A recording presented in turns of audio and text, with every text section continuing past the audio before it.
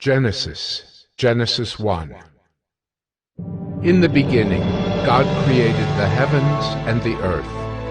The earth was without form and void, and darkness was over the face of the deep.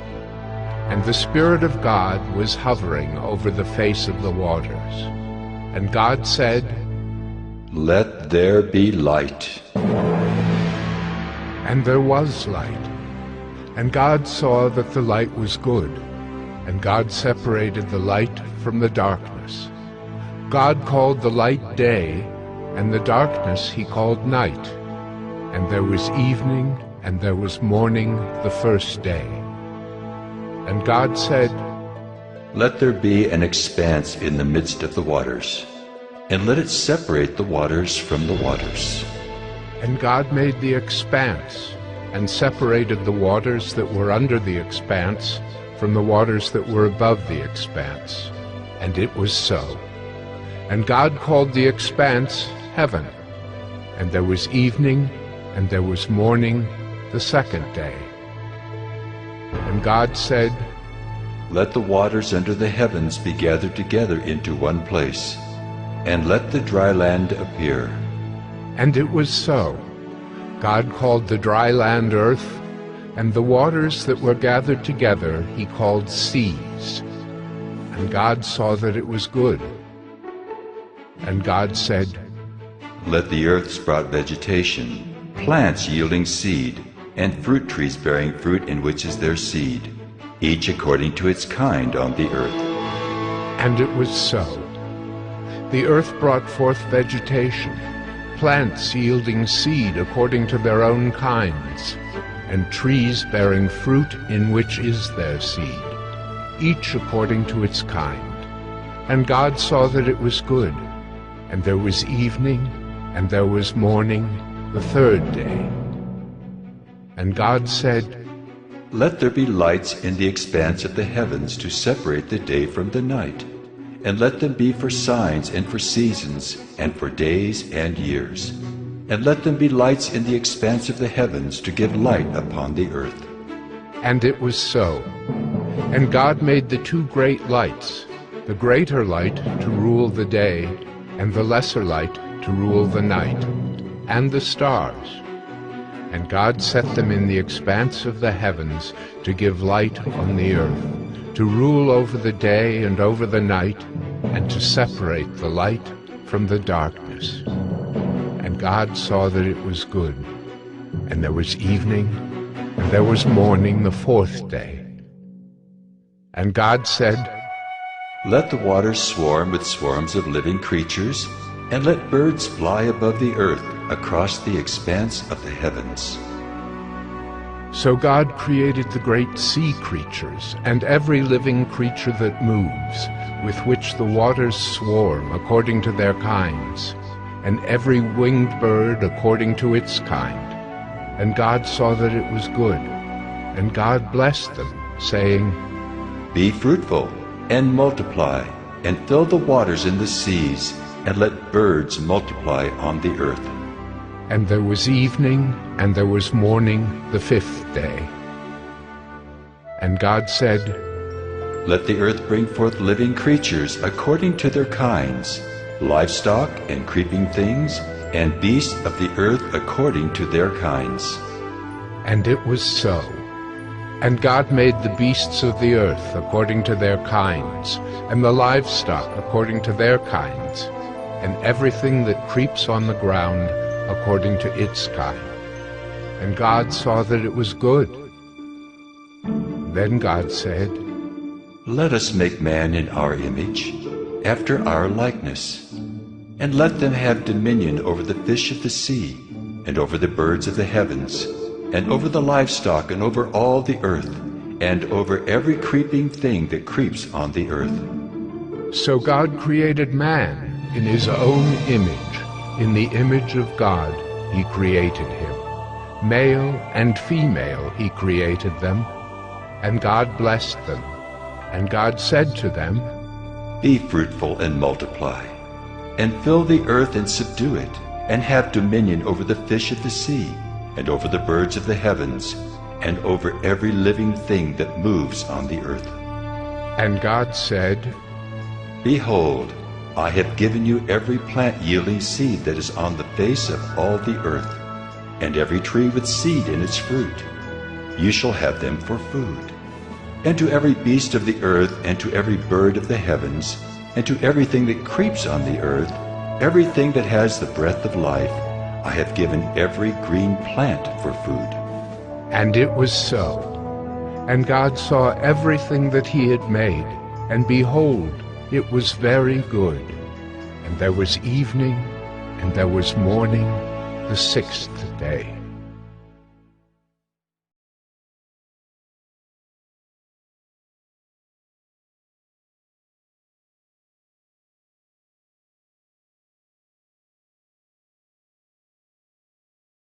Genesis 2. Thus the heavens and the earth were finished, and all the host of them. And on the seventh day God finished his work that he had done, and he rested on the seventh day from all his work that he had done.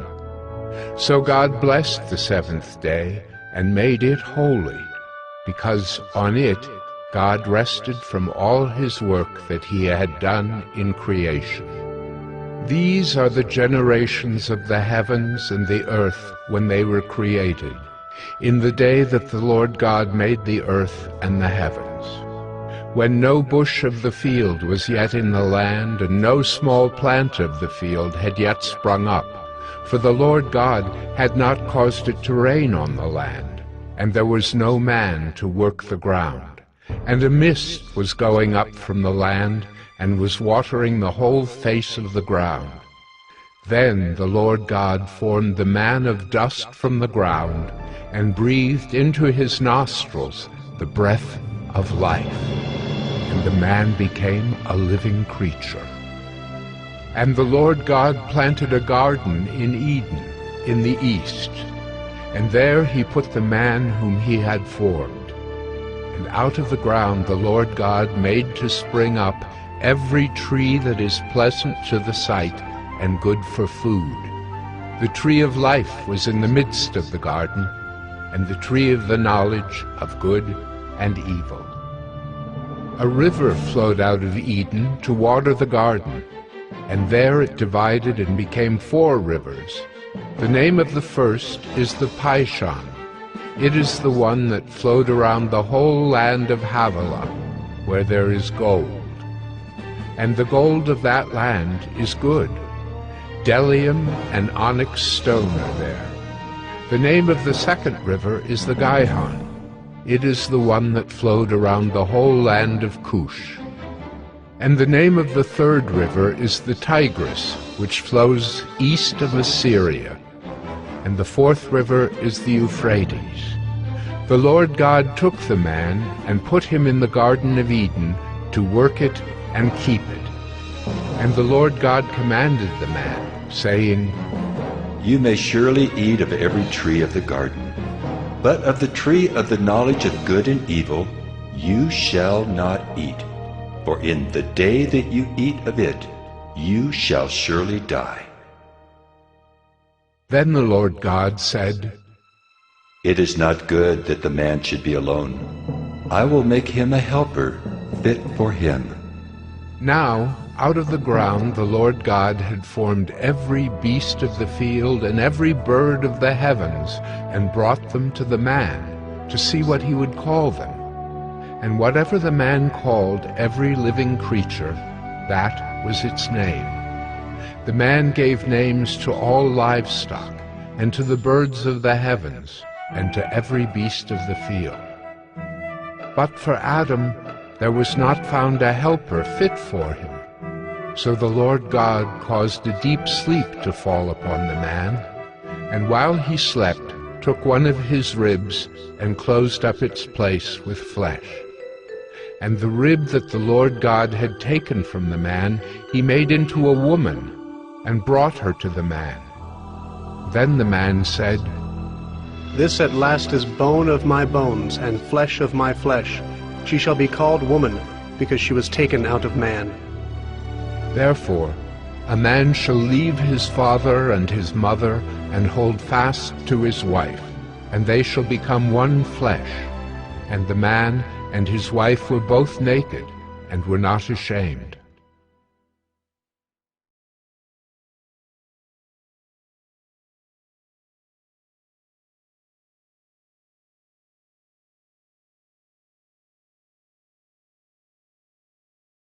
Genesis 3.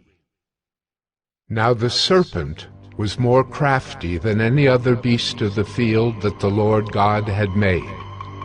He said to the woman, Did God actually say, "You shall not eat of any tree in the garden"?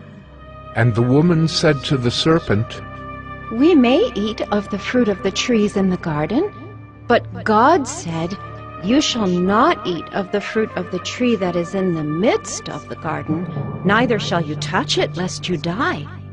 But the serpent said to the woman, You will not surely die, for God knows that when you eat of it, your eyes will be opened, and you will be like God, knowing good and evil.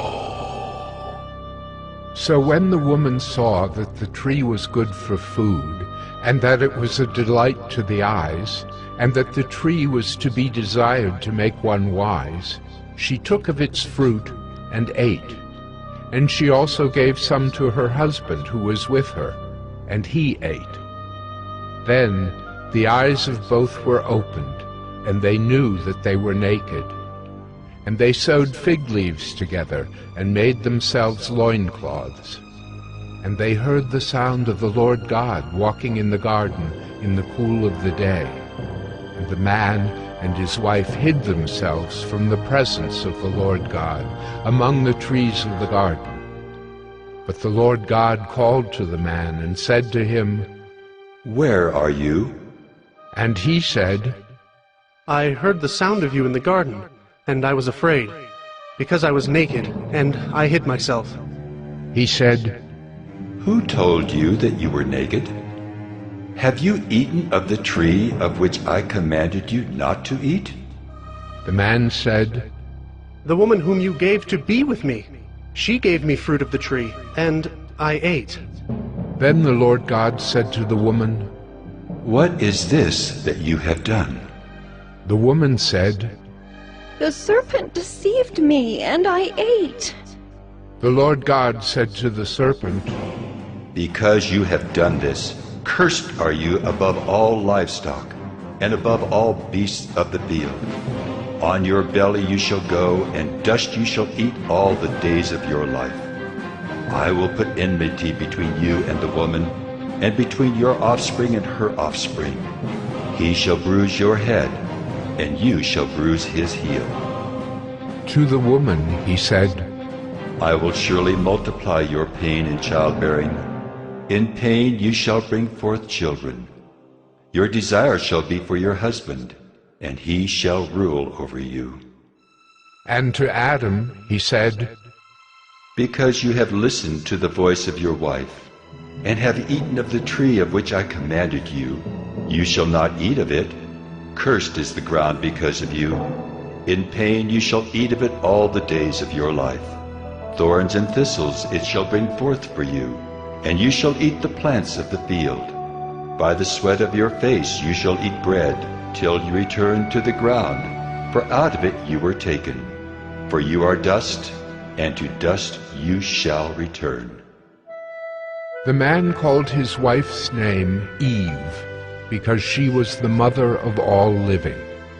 And the Lord God made for Adam and for his wife garments of skins, and clothed them. Then the Lord God said, Behold, the man has become like one of us in knowing good and evil. Now, lest he reach out his hand and take also of the tree of life and eat, and live forever. Therefore the Lord God sent him out from the Garden of Eden to work the ground from which he was taken. He drove out the man, and at the east of the Garden of Eden he placed the cherubim and a flaming sword that turned every way to guard the way to the tree of life.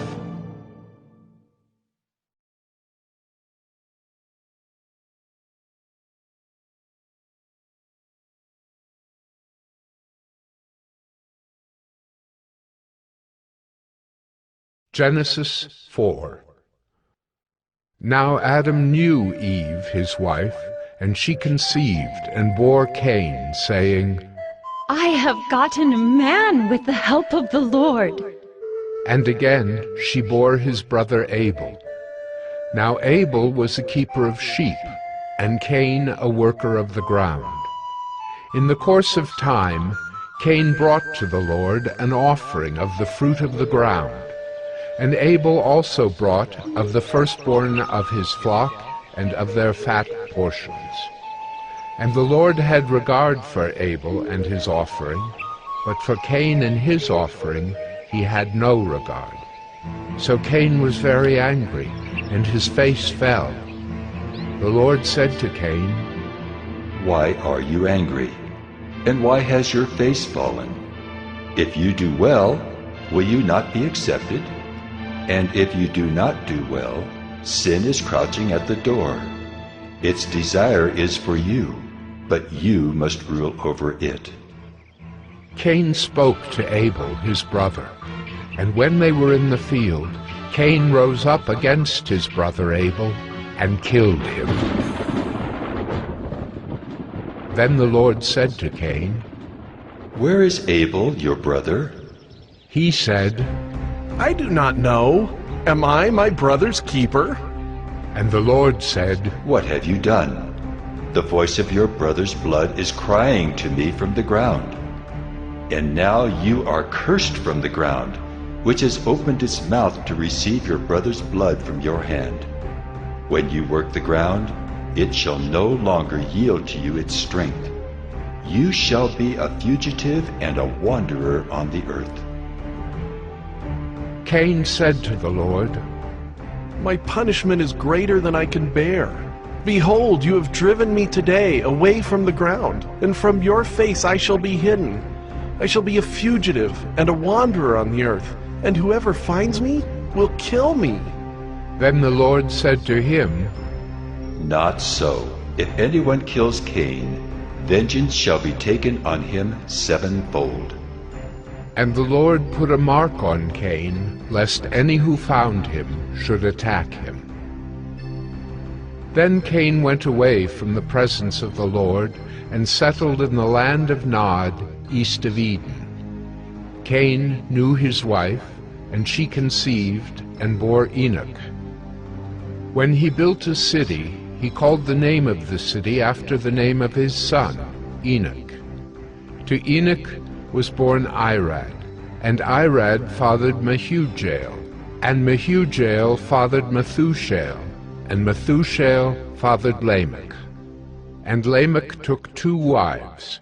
The name of the one was Ada, and the name of the other Zillah. Ada bore Jabal. He was the father of those who dwell in tents and have livestock. His brother's name was Jubal. He was the father of all those who play the lyre and pipe.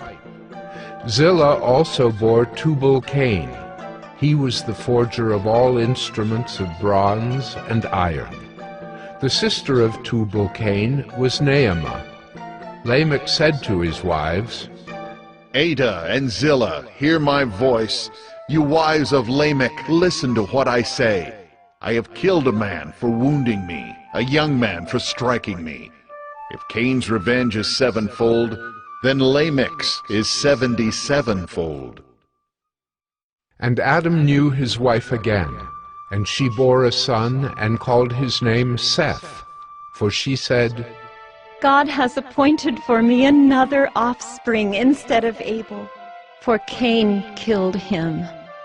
To Seth also a son was born, and he called his name Enosh.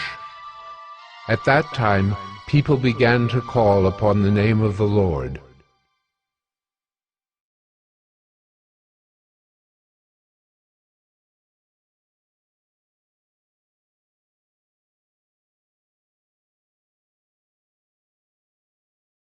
Genesis 5. This is the book of the generations of Adam. When God created man, he made him in the likeness of God. Male and female he created them, and he blessed them and named them man when they were created. When Adam had lived 130 years, he fathered a son in his own likeness, after his image, and named him Seth. The days of Adam after he fathered Seth were 800 years, and he had other sons and daughters. Thus all the days that Adam lived were 930 years, and he died. When Seth had lived 105 years, he fathered Enosh. Seth lived after he fathered Enosh 807 years, and had other sons and daughters. Thus all the days of Seth were 912 years, and he died. When Enosh had lived 90 years, he fathered Kenan. Enosh lived after he fathered Kenan 815 years, and had other sons and daughters. Thus all the days of Enosh were 905 years, and he died. When Kenan had lived 70 years, he fathered Mahalalel. Kenan lived after he fathered Mahalalel 840 years, and had other sons and daughters. Thus all the days of Kenan were 910 years, and he died. When Mahalalel had lived 65 years, he fathered Jared. Mahalalel lived after he fathered Jared 830 years, and had other sons and daughters. Thus all the days of Mahalalel were 895 years, and he died. When Jared had lived 162 years, he fathered Enoch. Jared lived after he fathered Enoch 800 years, and had other sons and daughters. Thus all the days of Jared were 962 years, and he died. When Enoch had lived 65 years, he fathered Methuselah. Enoch walked with God after he fathered Methuselah 300 years, and had other sons and daughters. Thus all the days of Enoch were 365 years. Enoch walked with God, and he was not, for God took him. When Methuselah had lived 187 years, he fathered Lamech. Methuselah lived after he fathered Lamech 782 years, and had other sons and daughters. Thus all the days of Methuselah were 969 years, and he died. When Lamech had lived 182 years, he fathered a son, and called his name Noah, saying, Out of the ground that the Lord has cursed, this one shall bring us relief from our work and from the painful toil of our hands. Lamech lived after he fathered Noah 595 years, and had other sons and daughters. Thus all the days of Lamech were 777 years, and he died. After Noah was 500 years old, Noah fathered Shem, Ham, and Japheth.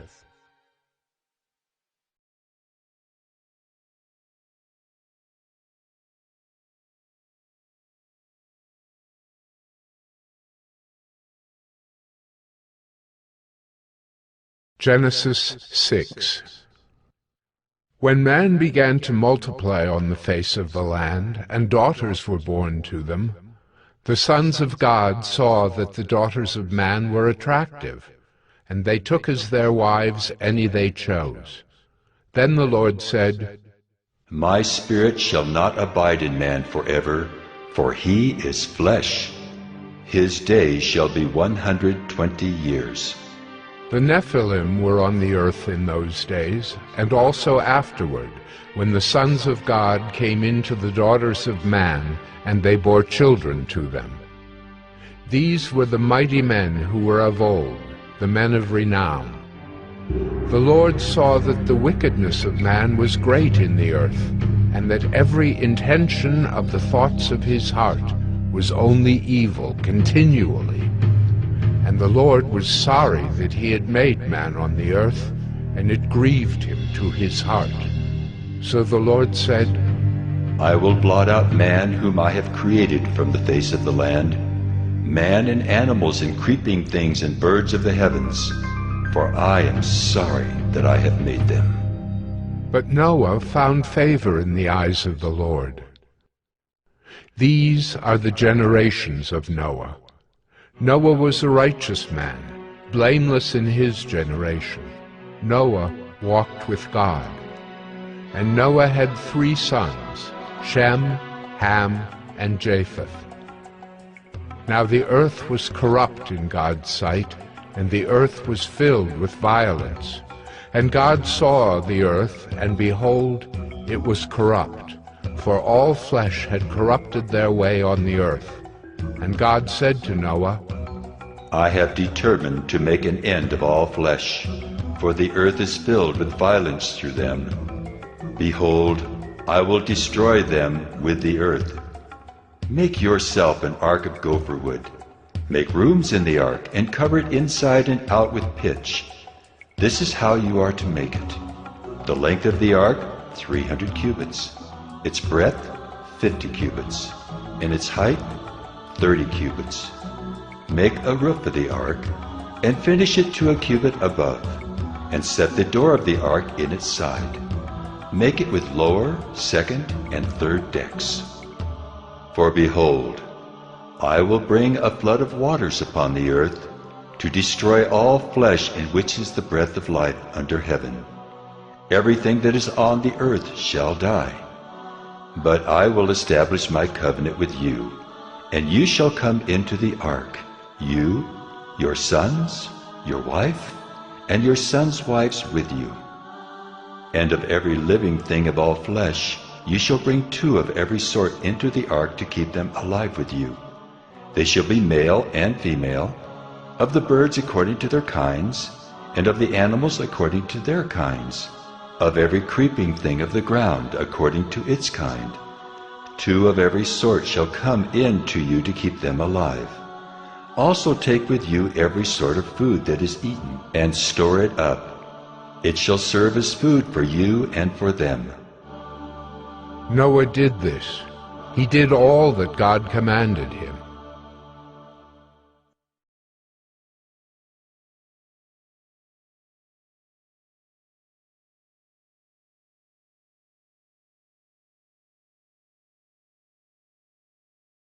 Genesis 7.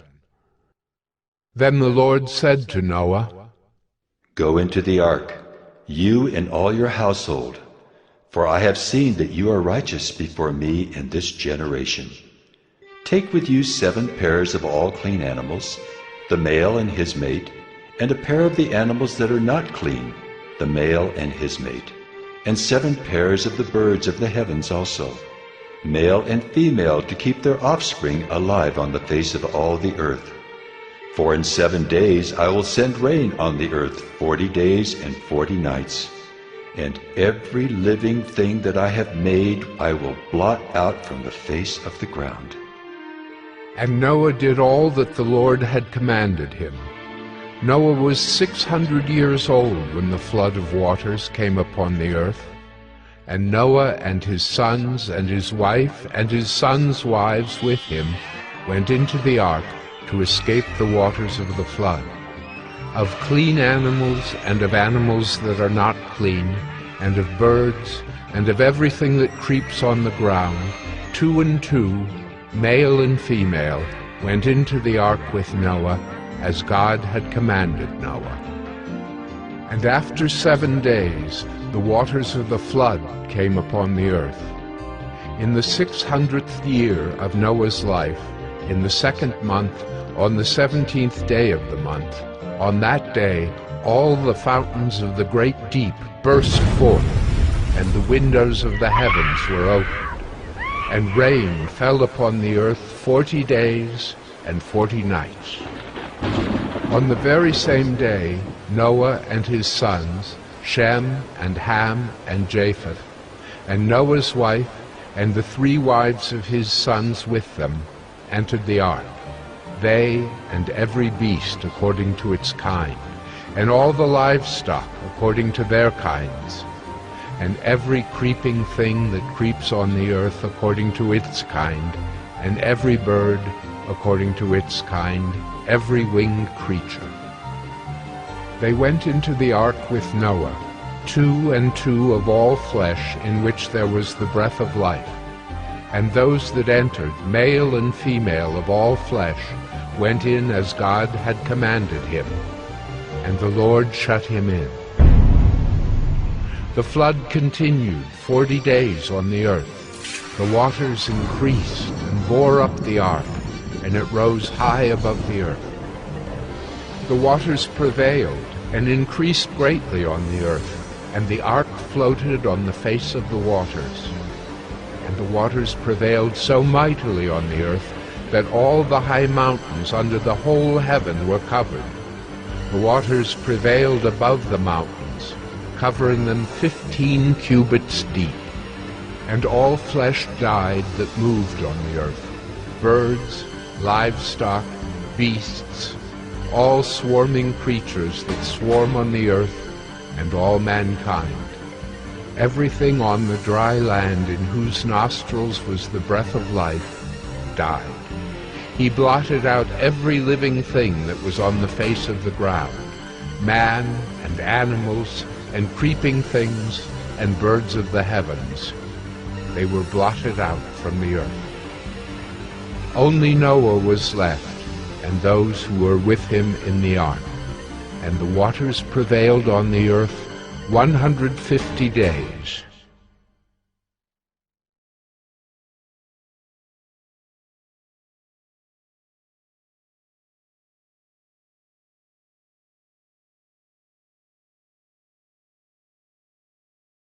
Genesis 8. But God remembered Noah, and all the beasts and all the livestock that were with him in the ark. And God made a wind blow over the earth, and the waters subsided. The fountains of the deep and the windows of the heavens were closed, the rain from the heavens was restrained, and the waters receded from the earth continually. At the end of 150 days the waters had abated, and in the 7th month, on the 17th day of the month, the ark came to rest on the mountains of Ararat. And the waters continued to abate until the 10th month. In the 10th month, on the 1st day of the month, the tops of the mountains were seen. At the end of 40 days, Noah opened the window of the ark that he had made, and sent forth a raven. It went to and fro until the waters were dried up from the earth. Then he sent forth a dove from him to see if the waters had subsided from the face of the ground. But the dove found no place to set her foot, and she returned to him to the ark, for the waters were still on the face of the whole earth. So he put out his hand and took her, and brought her into the ark with him. He waited another 7 days, and again he sent forth the dove out of the ark. And the dove came back to him in the evening, and behold, in her mouth was a freshly plucked olive leaf.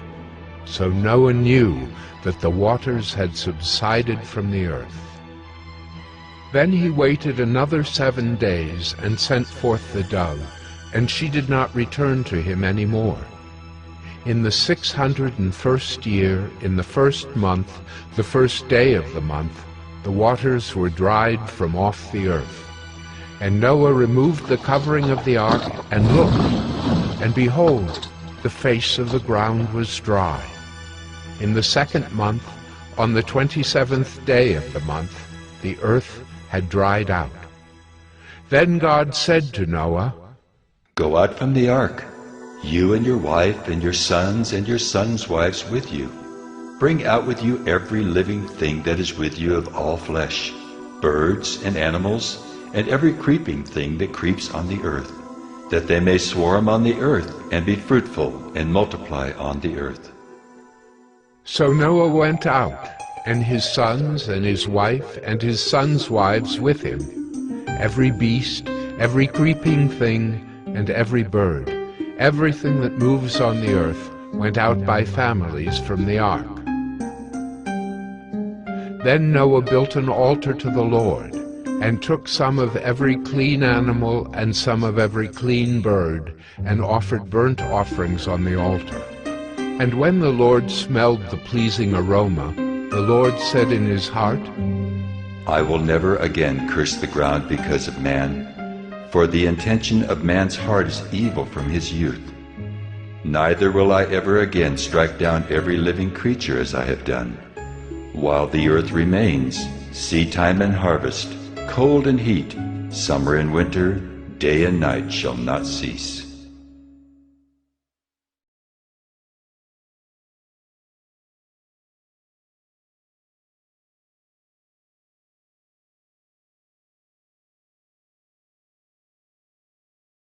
Genesis 9. And God blessed Noah and his sons, and said to them, Be fruitful and multiply and fill the earth.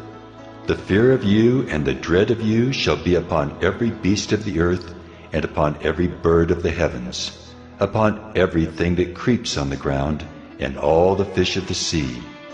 Into your hand they are delivered. Every moving thing that lives shall be food for you. And as I gave you the green plants, I give you everything. But you shall not eat flesh with its life, that is, its blood. And for your lifeblood I will require a reckoning. From every beast I will require it, and from man. From his fellow man I will require a reckoning for the life of man. Whoever sheds the blood of man, by man shall his blood be shed. For God made man in his own image. And you, be fruitful and multiply. Teem on the earth and multiply in it.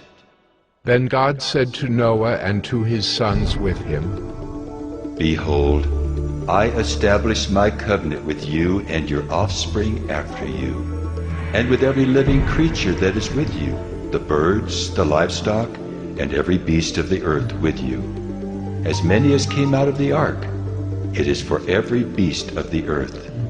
I establish my covenant with you, that never again shall all flesh be cut off by the waters of the flood, and never again shall there be a flood to destroy the earth. And God said, This is the sign of the covenant that I make between me and you and every living creature that is with you, for all future generations. I have set my bow in the cloud, and it shall be a sign of the covenant between me and the earth. When I bring clouds over the earth and the bow is seen in the clouds, I will remember my covenant that is between me and you and every living creature of all flesh. And the waters shall never again become a flood to destroy all flesh. When the bow is in the clouds, I will see it and remember the everlasting covenant between God and every living creature of all flesh that is on the earth. God said to Noah, This is the sign of the covenant that I have established between me and all flesh that is on the earth.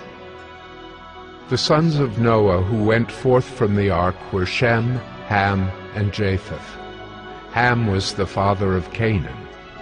These three were the sons of Noah, and from these the people of the whole earth were dispersed. Noah began to be a man of the soil, and he planted a vineyard. He drank of the wine, and became drunk, and lay uncovered in his tent. And Ham, the father of Canaan, saw the nakedness of his father, and told his two brothers outside. Then Shem and Japheth took a garment, laid it on both their shoulders, and walked backward, and covered the nakedness of their father. Their faces were turned backward, and they did not see their father's nakedness. When Noah awoke from his wine, and knew what his youngest son had done to him, he said, Cursed be Canaan, a servant of servants shall he be to his brothers. He also said, Blessed be the Lord, the God of Shem, and let Canaan be his servant. May God enlarge Japheth, and let him dwell in the tents of Shem, and let Canaan be his servant. After the flood, Noah lived 350 years. All the days of Noah were 950 years, and he died.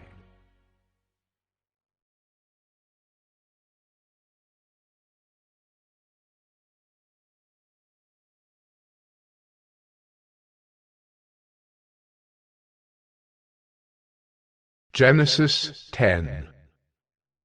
These are the generations of the sons of Noah: Shem, Ham, and Japheth. Sons were born to them after the flood. The sons of Japheth: Gomer, Magog, Madai, Javan, Tubal, Meshech, and Tyrus. The sons of Gomer: Ashkenaz, Riphath, and Togarmah. The sons of Javan: Elisha, Tarshish, Kittim, and Dodanim. From these the coastland peoples spread in their lands, each with his own language, by their clans, in their nations. The sons of Ham: Cush, Egypt, Put, and Canaan. The sons of Cush: Seba, Havilah, Sabta, Raamah, and Sabtucca. The sons of Raamah: Sheba and Dedan. Cush fathered Nimrod. He was the first on earth to be a mighty man.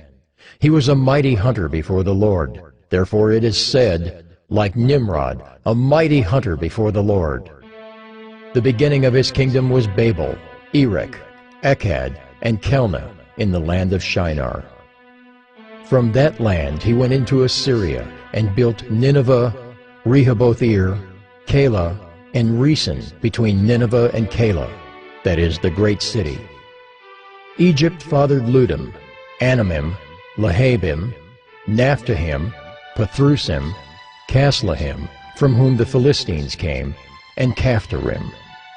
Canaan fathered Sidon his firstborn, and Heth, and the Jebusites, the Amorites, the Girgashites, the Hivites, the Archites, the Sinites, the Arvadites, the Zemarites, and the Hamathites.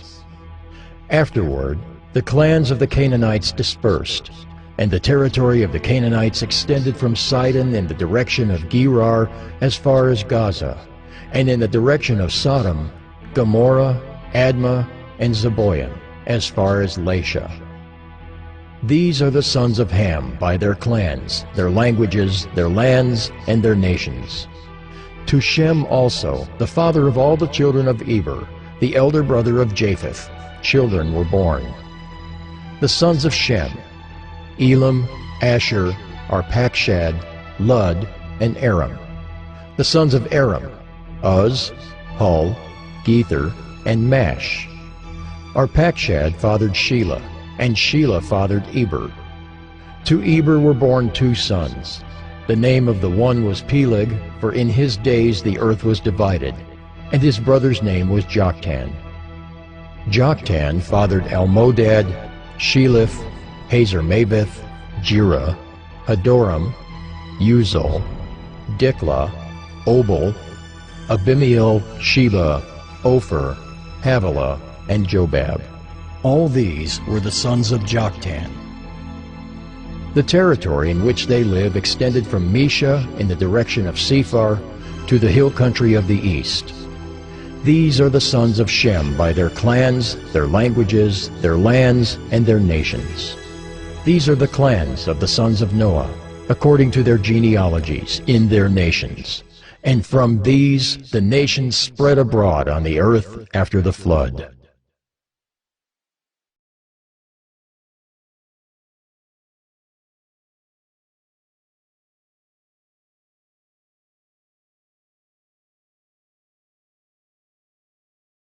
Genesis 11. Now the whole earth had one language and the same words, and as people migrated from the east, they found a plain in the land of Shinar and settled there. And they said to one another, "Come, let us make bricks and burn them thoroughly." And they had brick for stone and bitumen for mortar. Then they said, Come, let us build ourselves a city and a tower with its top in the heavens, and let us make a name for ourselves, lest we be dispersed over the face of the whole earth. And the Lord came down to see the city and the tower which the children of man had built. And the Lord said, Behold, they are one people, and they have all one language. And this is only the beginning of what they will do. And nothing that they propose to do will now be impossible for them. Come, let us go down and there confuse their language, so that they may not understand one another's speech. So the Lord dispersed them from there over the face of all the earth, and they left off building the city. Therefore its name was called Babel, because there the Lord confused the language of all the earth. And from there the Lord dispersed them over the face of all the earth. These are the generations of Shem. When Shem was 100 years old, he fathered Arpachshad 2 years after the flood. And Shem lived after he fathered Arpachshad 500 years, and had other sons and daughters. When Arpachshad had lived 35 years, he fathered Shelah. And Arpachshad lived after he fathered Shelah 403 years, and had other sons and daughters. When Shelah had lived 30 years, he fathered Eber. And Shelah lived after he fathered Eber 403 years, and had other sons and daughters. When Eber had lived 34 years, he fathered Peleg. And Eber lived after he fathered Peleg 430 years, and had other sons and daughters. When Peleg had lived 30 years, he fathered Reu. And Peleg lived after he fathered Reu 209 years, and had other sons and daughters. When Reu had lived 32 years, he fathered Serug. And Reu lived after he fathered Serug 207 years, and had other sons and daughters. When Serug had lived 30 years, he fathered Nahor. And Serug lived after he fathered Nahor 200 years, and had other sons and daughters. When Nahor had lived 29 years, he fathered Terah. And Nahor lived after he fathered Terah 119 years, and had other sons and daughters. When Terah had lived 70 years, he fathered Abram, Nahor, and Haran. Now these are the generations of Terah. Terah fathered Abram, Nahor, and Haran. And Haran fathered Lot. Haran died in the presence of his father Terah in the land of his kindred, in Ur of the Chaldeans. And Abram and Nahor took wives. The name of Abram's wife was Sarai, and the name of Nahor's wife Milcah, the daughter of Haran, the father of Milcah and Iscah. Now Sarai was barren, she had no child. Terah took Abram his son, and Lot the son of Haran, his grandson, and Sarai his daughter-in-law, his son Abram's wife, and they went forth together from Ur of the Chaldeans to go into the land of Canaan. But when they came to Haran, they settled there. The days of Terah were 205 years, and Terah died in Haran.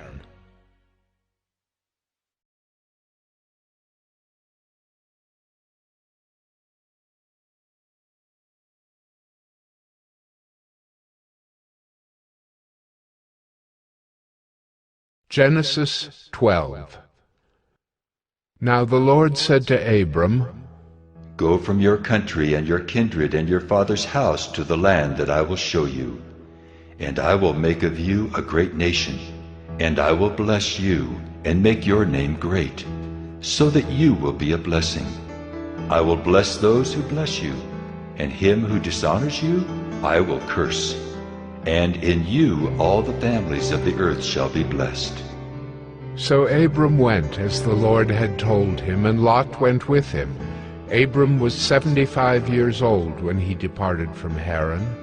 And Abram took Sarai his wife, and Lot his brother's son, and all their possessions that they had gathered, and the people that they had acquired in Haran, and they set out to go to the land of Canaan. When they came to the land of Canaan, Abram passed through the land to the place at Shechem, to the oak of Moreh. At that time the Canaanites were in the land. Then the Lord appeared to Abram and said, To your offspring I will give this land. So he built there an altar to the Lord, who had appeared to him. From there he moved to the hill country on the east of Bethel, and pitched his tent, with Bethel on the west and Ai on the east. And there he built an altar to the Lord, and called upon the name of the Lord. And Abram journeyed on, still going toward the Negeb. Now there was a famine in the land, so Abram went down to Egypt to sojourn there, for the famine was severe in the land. When he was about to enter Egypt, he said to Sarai his wife, I know that you are a woman beautiful in appearance, and when the Egyptians see you, they will say, This is his wife. Then they will kill me, but they will let you live. Say you are my sister, that it may go well with me because of you, and that my life may be spared for your sake. When Abram entered Egypt, the Egyptians saw that the woman was very beautiful. And when the princes of Pharaoh saw her, they praised her to Pharaoh. And the woman was taken into Pharaoh's house. And for her sake he dealt well with Abram. And he had sheep, oxen, male donkeys, male servants, female donkeys, and camels. But the Lord afflicted Pharaoh and his house with great plagues because of Sarai, Abram's wife. So Pharaoh called Abram and said, What is this you have done to me? Why did you not tell me that she was your wife? Why did you say, She is my sister, so that I took her for my wife? Now then, here is your wife. Take her and go. And Pharaoh gave men orders concerning him, and they sent him away with his wife and all that he had.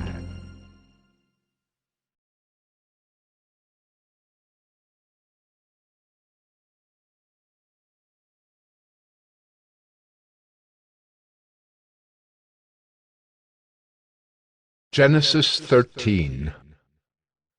So Abram went up from Egypt, he and his wife and all that he had, and Lot with him, into the Negeb. Now Abram was very rich in livestock, in silver, and in gold. And he journeyed on from the Negeb as far as Bethel, to the place where his tent had been at the beginning, between Bethel and Ai, to the place where he had made an altar at the first. And there Abram called upon the name of the Lord.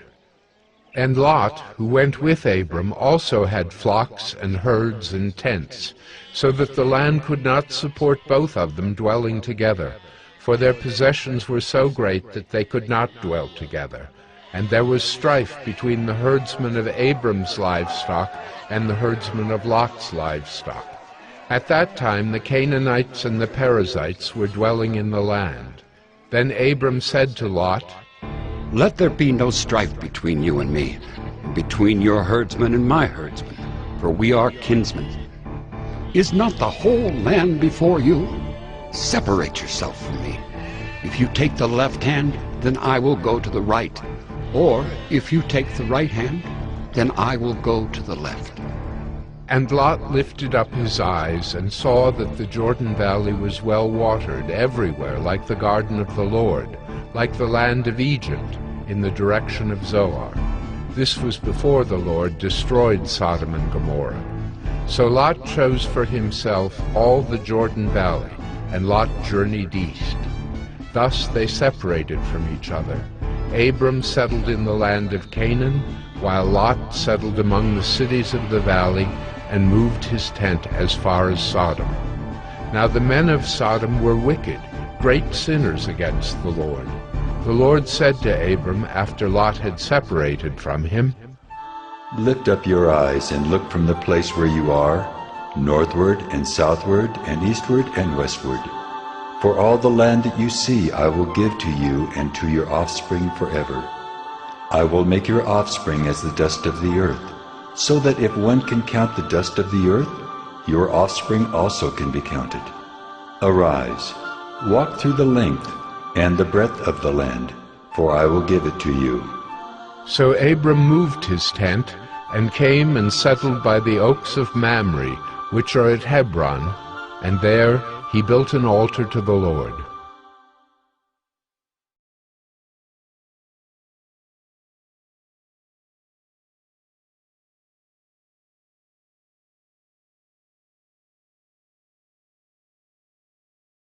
Genesis 14. In the days of Amraphel, king of Shinar, Arioch, king of Elasar, Chedorlaomer, king of Elam, and Tidal, king of Goyim. These kings made war with Bera, king of Sodom, Bersha, king of Gomorrah, Shinab, king of Admah, Shemeber, king of Zeboim, and the king of Bela, that is Zoar. And all these joined forces in the valley of Siddim, that is the Salt Sea. 12 years they had served Chedorlaomer, but in the 13th year they rebelled. In the 14th year Chedorlaomer and the kings who were with him came and defeated the Rephaim in Ashtaroth-Karnaim, the Zuzim in Ham, the Emim in Sheva Kiriathaim, and the Horites in their hill country of Seir as far as El-Paran on the border of the wilderness. Then they turned back and came to En-Mishpat, that is Kadesh, and defeated all the country of the Amalekites and also the Amorites, who were dwelling in Hazazon Tamar. Then the king of Sodom, the king of Gomorrah, the king of Admah, the king of Zeboim, and the king of Bela, that is Zoar, went out, and they joined battle in the valley of Siddim with Chedorlaomer, king of Elam, Tidal, king of Goyim, Amraphel, king of Shinar, and Arioch, king of Elasar, 4 kings against 5.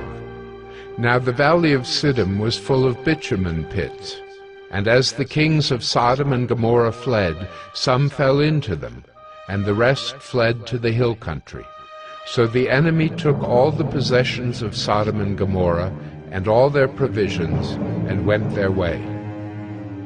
They also took Lot, the son of Abram's brother, who was dwelling in Sodom, and his possessions, and went their way. Then one who had escaped came and told Abram the Hebrew, who was living by the oaks of Mamre the Amorite, brother of Eshcol and of Aner. These were allies of Abram. When Abram heard that his kinsman had been taken captive, he led forth his trained men, born in his house, 318 of them, and went in pursuit as far as Dan. And he divided his forces against them by night, he and his servants, and defeated them and pursued them to Hobah, north of Damascus. Then he brought back all the possessions, and also brought back his kinsman Lot with his possessions, and the women and the people. After his return from the defeat of Chedorlaomer and the kings who were with him, the king of Sodom went out to meet him at the valley of Sheva, that is, the king's valley. And Melchizedek, king of Salem, brought out bread and wine. He was priest of God Most High, and he blessed him, and said, Blessed be Abram by God Most High, possessor of heaven and earth. And blessed be God Most High, who has delivered your enemies into your hand. And Abram gave him 1/10 of everything. And the king of Sodom said to Abram, Give me the persons, but take the goods for yourself. But Abram said to the king of Sodom, I have lifted my hand to the Lord God Most High, possessor of heaven and earth, that I would not take a thread or a sandal strap or anything that is yours, lest you should say, I have made Abram rich. I will take nothing but what the young men have eaten, and the share of the men who went with me. Let Aner, Eshcol, and Mamre take their share.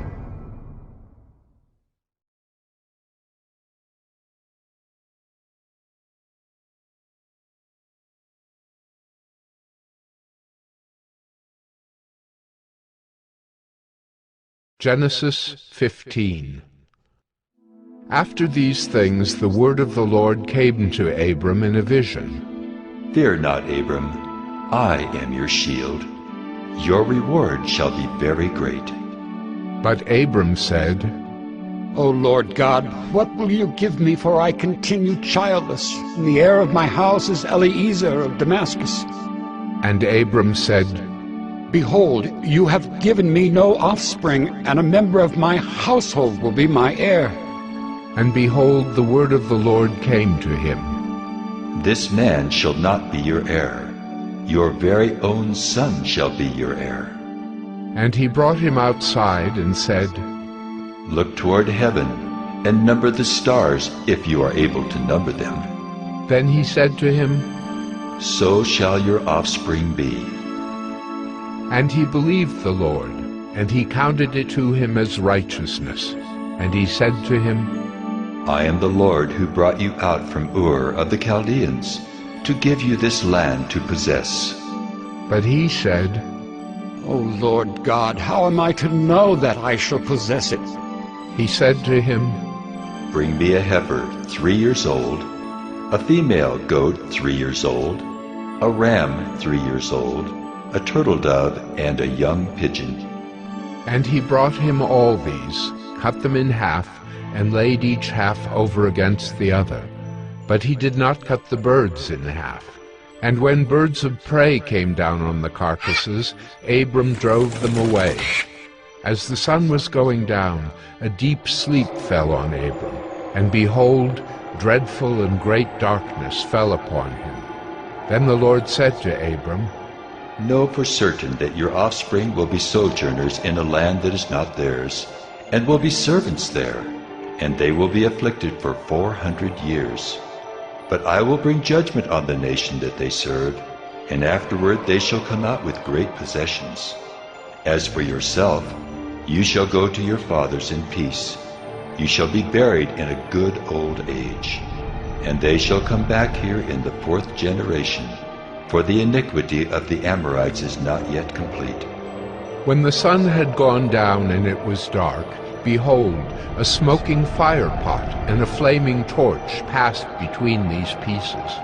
On that day the Lord made a covenant with Abram, saying, To your offspring I give this land, from the river of Egypt to the great river, the river Euphrates, the land of the Kenites, the Kenizzites, the Cadmonites, the Hittites, the Perizzites, the Rephaim, the Amorites, the Canaanites, the Girgashites, and the Jebusites.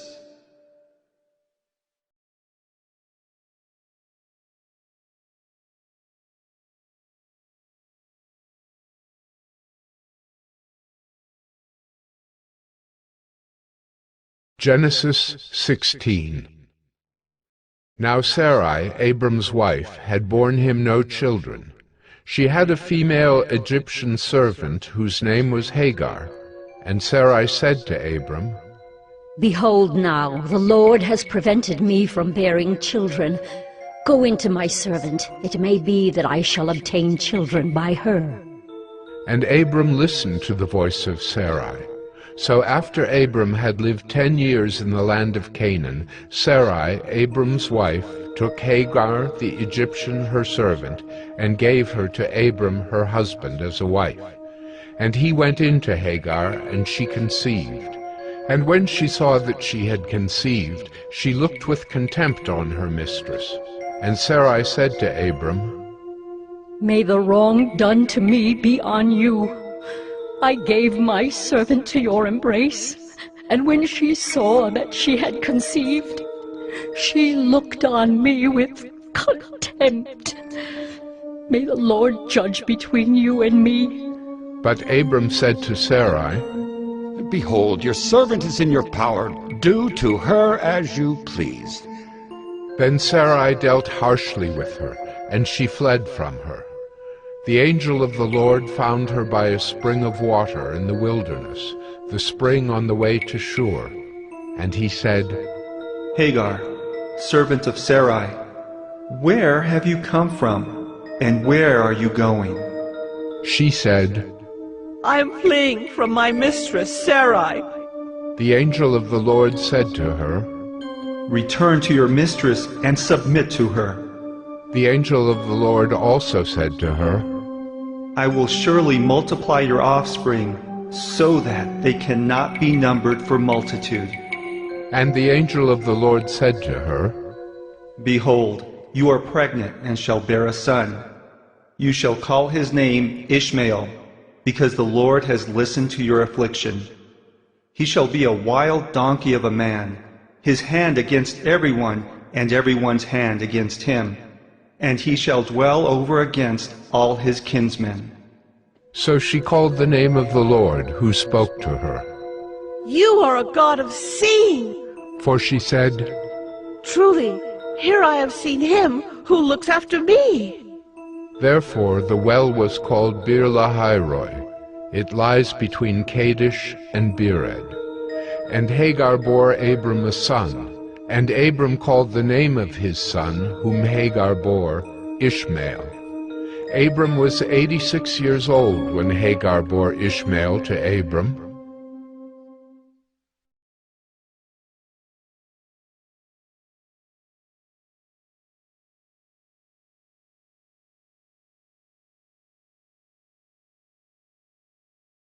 Genesis 17. When Abram was 99 years old, the Lord appeared to Abram and said to him, I am God Almighty. Walk before me and be blameless, that I may make my covenant between me and you, and may multiply you greatly. Then Abram fell on his face, and God said to him, Behold, my covenant is with you, and you shall be the father of a multitude of nations. No longer shall your name be called Abram, but your name shall be Abraham.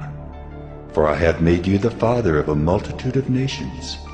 I will make you exceedingly fruitful, and I will make you into nations, and kings shall come from you.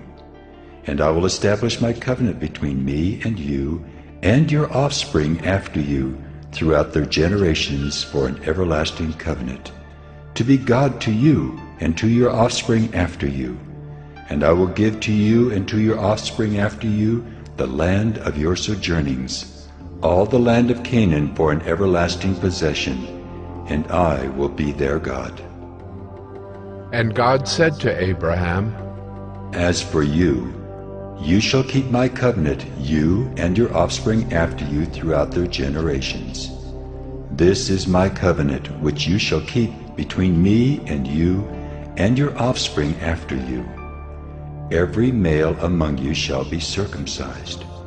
You shall be circumcised in the flesh of your foreskins, and it shall be a sign of the covenant between me and you.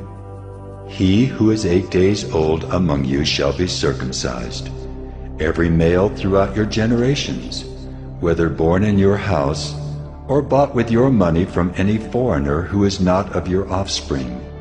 Both he who is born in your house and he who is bought with your money shall surely be circumcised.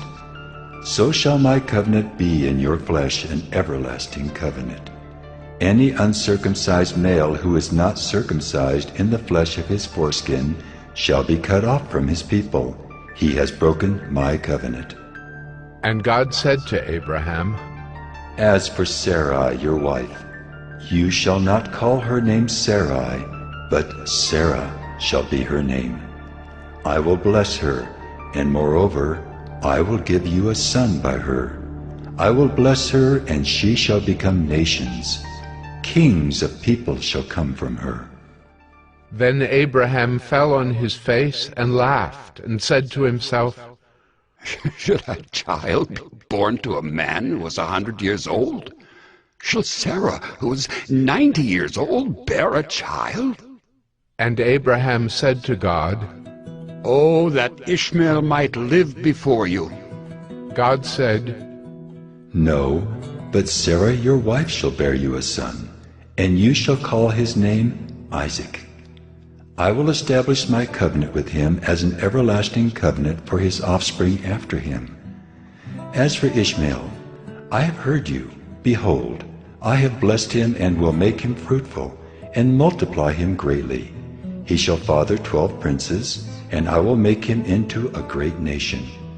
But I will establish my covenant with Isaac, whom Sarah shall bear to you at this time next year.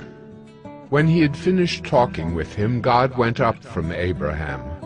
Then Abraham took Ishmael his son, and all those born in his house or bought with his money, every male among the men of Abraham's house, and he circumcised the flesh of their foreskins that very day, as God had said to him.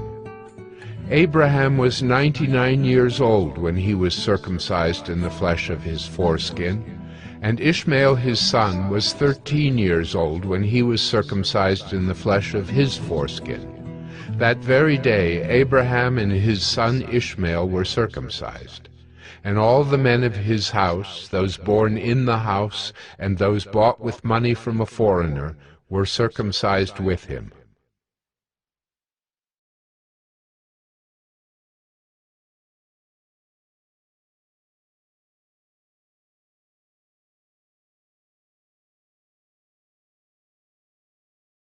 Genesis 18. And the Lord appeared to him by the oaks of Mamre, as he sat at the door of his tent in the heat of the day.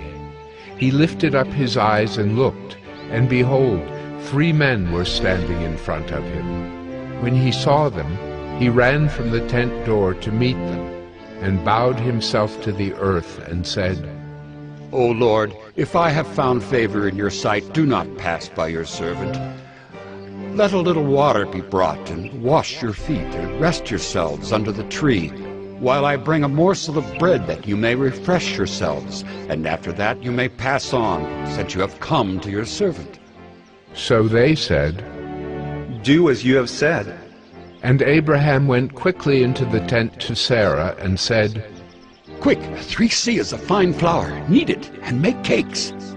And Abraham ran to the herd, and took a calf, tender and good, and gave it to a young man, who prepared it quickly. Then he took curds and milk and the calf that he had prepared, and set it before them. And he stood by them under the tree while they ate. They said to him, Where is Sarah, your wife? And he said, She is in the tent.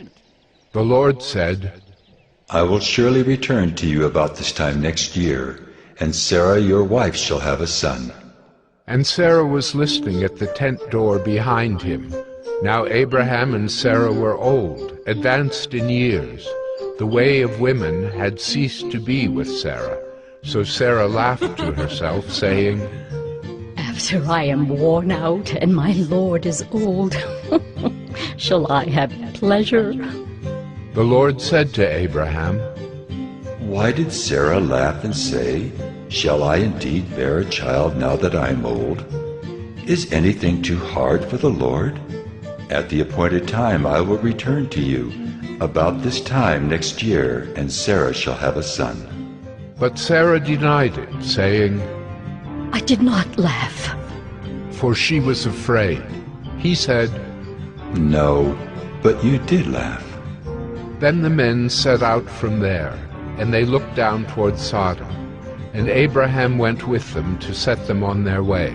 The Lord said, Shall I hide from Abraham what I am about to do, seeing that Abraham shall surely become a great and mighty nation, and all the nations of the earth shall be blessed in him?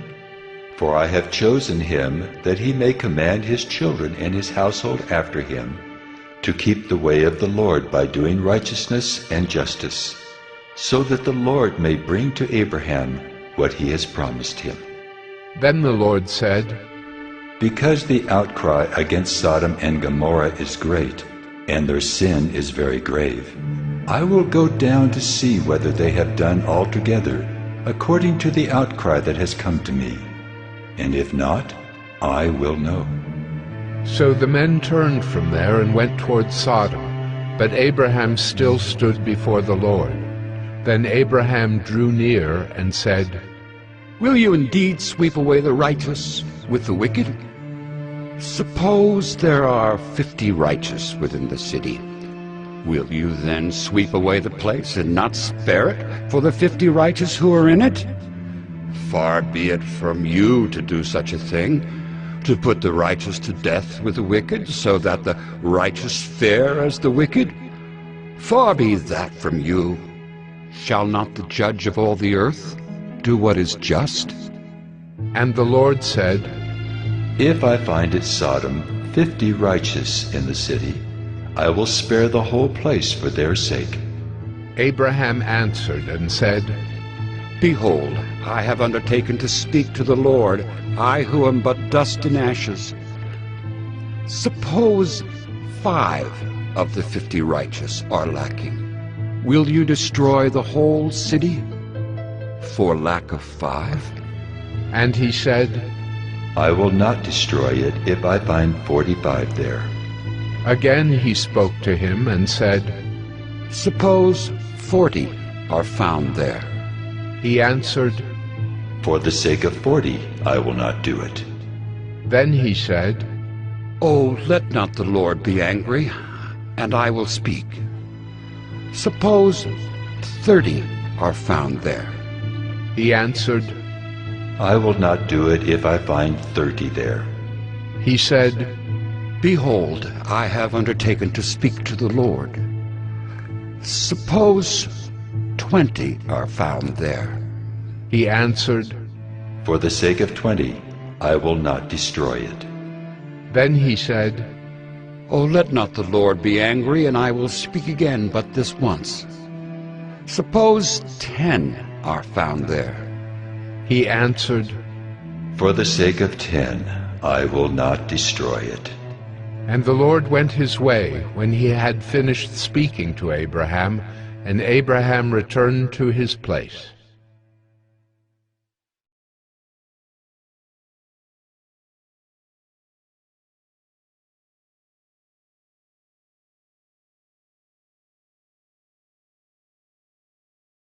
Genesis 19. The 2 angels came to Sodom in the evening, and Lot was sitting in the gate of Sodom. When Lot saw them, he rose to meet them and bowed himself with his face to the earth, and said, My lords, please turn aside to your servant's house and spend the night and wash your feet. Then you may rise up early and go on your way. They said, No, we will spend the night in the town square. But he pressed them strongly, so they turned aside to him and entered his house. And he made them a feast, and baked unleavened bread, and they ate. But before they lay down, the men of the city, the men of Sodom, both young and old, all the people to the last man, surrounded the house. And they called to Lot, Where are the men who came to you tonight? Bring them out to us, that we may know them. Lot went out to the men at the entrance, shut the door after him, and said, I beg you, my brothers, do not act so wickedly. Behold, I have 2 daughters who have not known any man. Let me bring them out to you, and do to them as you please. Only do nothing to these men, for they have come under the shelter of my roof. But they said, Stand back! And they said, This fellow came to sojourn, and he has become the judge? Now we will deal worse with you than with them. Then they pressed hard against the man Lot, and drew near to break the door down.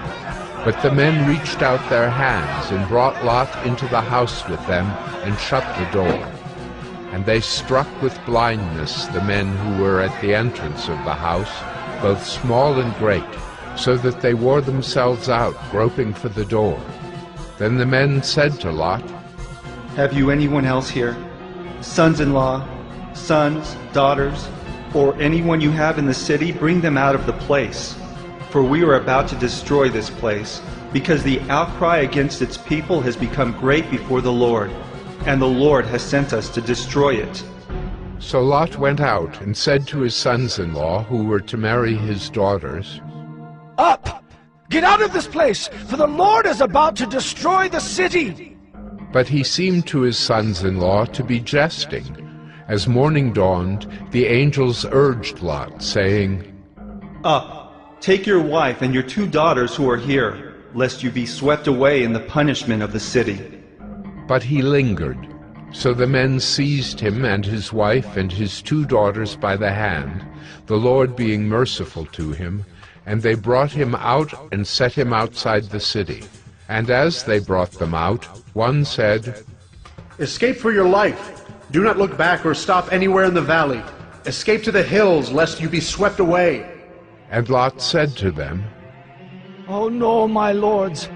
Behold, your servant has found favor in your sight, and you have shown me great kindness in saving my life. but I cannot escape to the hills, lest the disaster overtake me and I die. Behold, this city is near enough to flee to, and it is a little one. Let me escape there. Is it not a little one? And my life will be saved. He said to him, Behold, I grant you this favor also, that I will not overthrow the city of which you have spoken. Escape there quickly, for I can do nothing till you arrive there. Therefore the name of the city was called Zoar. The sun had risen on the earth when Lot came to Zoar. Then the Lord rained on Sodom and Gomorrah sulfur and fire from the Lord out of heaven.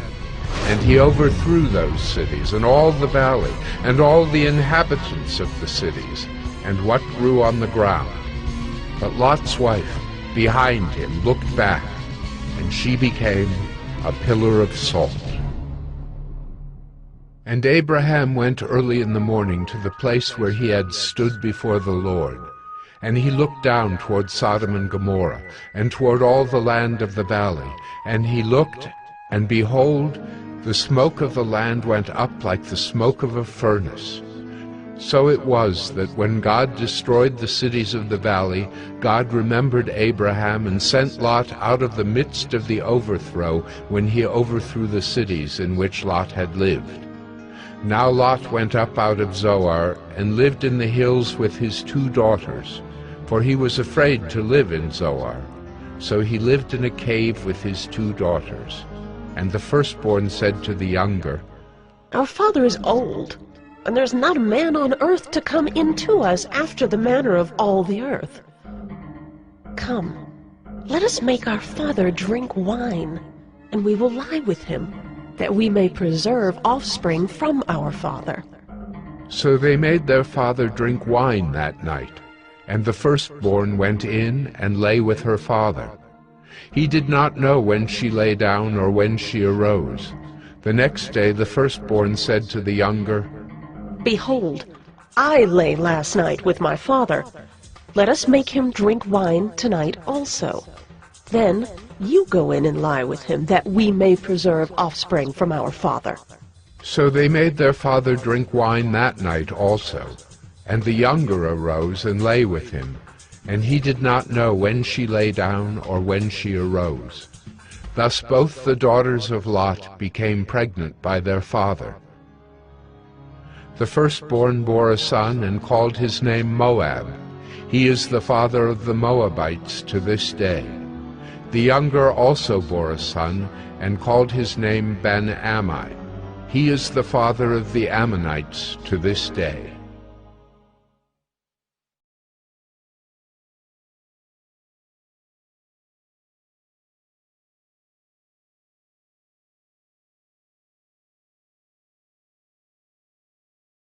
Genesis 20. From there, Abraham journeyed toward the territory of the Negeb and lived between Kadesh and Shur. And he sojourned in Gerar. And Abraham said of Sarah, his wife, She is my sister. And Abimelech, king of Gerar, sent and took Sarah. But God came to Abimelech in a dream by night and said to him, Behold, you are a dead man because of the woman whom you have taken, for she is a man's wife. Now Abimelech had not approached her, so he said, Lord, will you kill an innocent people? Did he not himself say to me, She is my sister? And she herself said, He is my brother. In the integrity of my heart and the innocence of my hands I have done this. Then God said to him in the dream, Yes, I know that you have done this in the integrity of your heart, and it was I who kept you from sinning against me. Therefore, I did not let you touch her. Now then, return the man's wife, for he is a prophet, so that he will pray for you, and you shall live.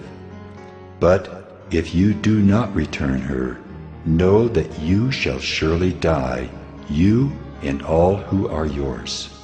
So Abimelech rose early in the morning and called all his servants and told them all these things. And the men were very much afraid. Then Abimelech called Abraham and said to him, What have you done to us? And how have I sinned against you, that you have brought on me and my kingdom a great sin? You have done to me things that ought not to be done. And Abimelech said to Abraham, What did you see that you did this thing? Abraham said, I did it because I thought there is no fear of God at all in this place, and they will kill me because of my wife. Besides, she is indeed my sister, the daughter of my father, though not the daughter of my mother, and she became my wife. And when God caused me to wander from my father's house, I said to her, This is the kindness you must do me. At every place to which we come, say of me, He is my brother. Then Abimelech took sheep and oxen and male servants and female servants and gave them to Abraham and returned Sarah his wife to him. And Abimelech said, Behold, my land is before you. Dwell where it pleases you. To Sarah he said, Behold, I have given your brother 1,000 pieces of silver. It is a sign of your innocence in the eyes of all who are with you, and before everyone you are vindicated. Then Abraham prayed to God, and God healed Abimelech, and also healed his wife and female slaves, so that they bore children. For the Lord had closed all the wombs of the house of Abimelech because of Sarah, Abraham's wife.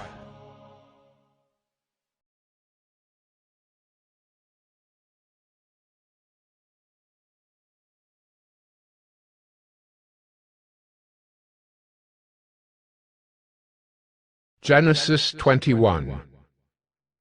The Lord visited Sarah as he had said, and the Lord did to Sarah as he had promised. And Sarah conceived and bore Abraham a son in his old age at the time of which God had spoken to him. Abraham called the name of his son who was born to him, whom Sarah bore him, Isaac.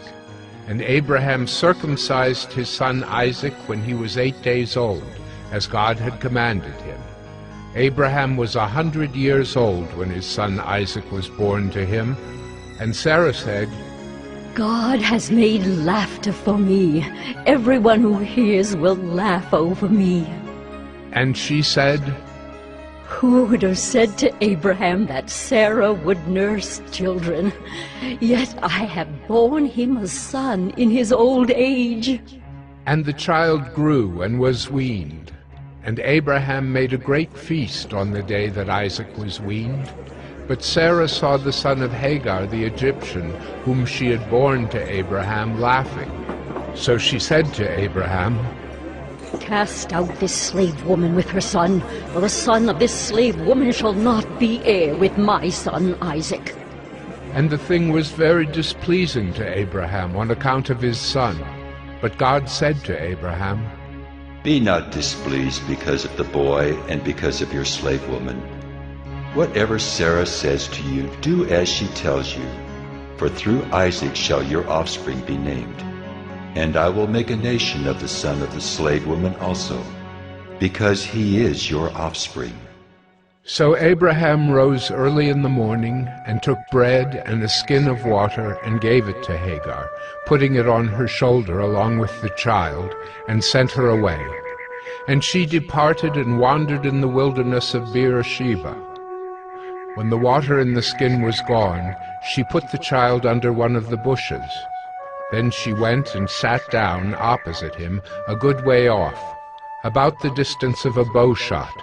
For she said, Let me not look on the death of the child.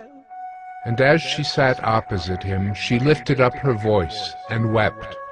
And God heard the voice of the boy, and the angel of God called to Hagar from heaven, and said to her, What troubles you, Hagar? Fear not, for God has heard the voice of the boy where he is. Up, lift up the boy, and hold him fast with your hand, for I will make him into a great nation. Then God opened her eyes, and she saw a well of water. And she went and filled the skin with water, and gave the boy a drink. And God was with the boy, and he grew up. He lived in the wilderness, and became an expert with the bow. He lived in the wilderness of Paran, and his mother took a wife for him from the land of Egypt.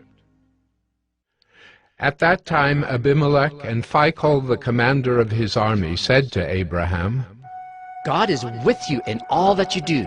Now therefore, swear to me here by God that you will not deal falsely with me or with my descendants or with my posterity. But as I have dealt kindly with you, so you will deal with me and with the land where you have sojourned. And Abraham said, I will swear. When Abraham reproved Abimelech about a well of water that Abimelech's servants had seized, Abimelech said, I do not know who has done this thing. You did not tell me, and I have not heard of it until today. So Abraham took sheep and oxen and gave them to Abimelech, and the two men made a covenant. Abraham set 7 ewe lambs of the flock apart, and Abimelech said to Abraham, What is the meaning of these 7 ewe lambs that you have set apart? He said, These 7 ewe lambs you will take from my hand, that this may be a witness for me that I dug this well. Therefore that place was called Beersheba, because there both of them swore an oath. So they made a covenant at Beersheba. Then Abimelech and Phicol, the commander of his army, rose up and returned to the land of the Philistines. Abraham planted a tamarisk tree in Beersheba, and called there on the name of the Lord, the everlasting God. And Abraham sojourned many days in the land of the Philistines.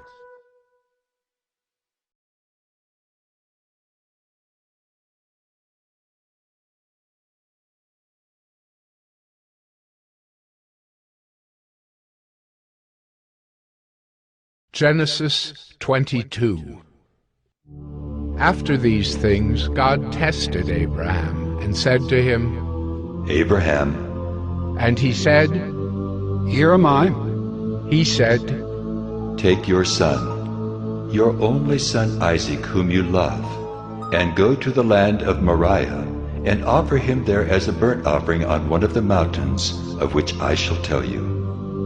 So Abraham rose early in the morning, saddled his donkey, and took 2 of his young men with him and his son Isaac.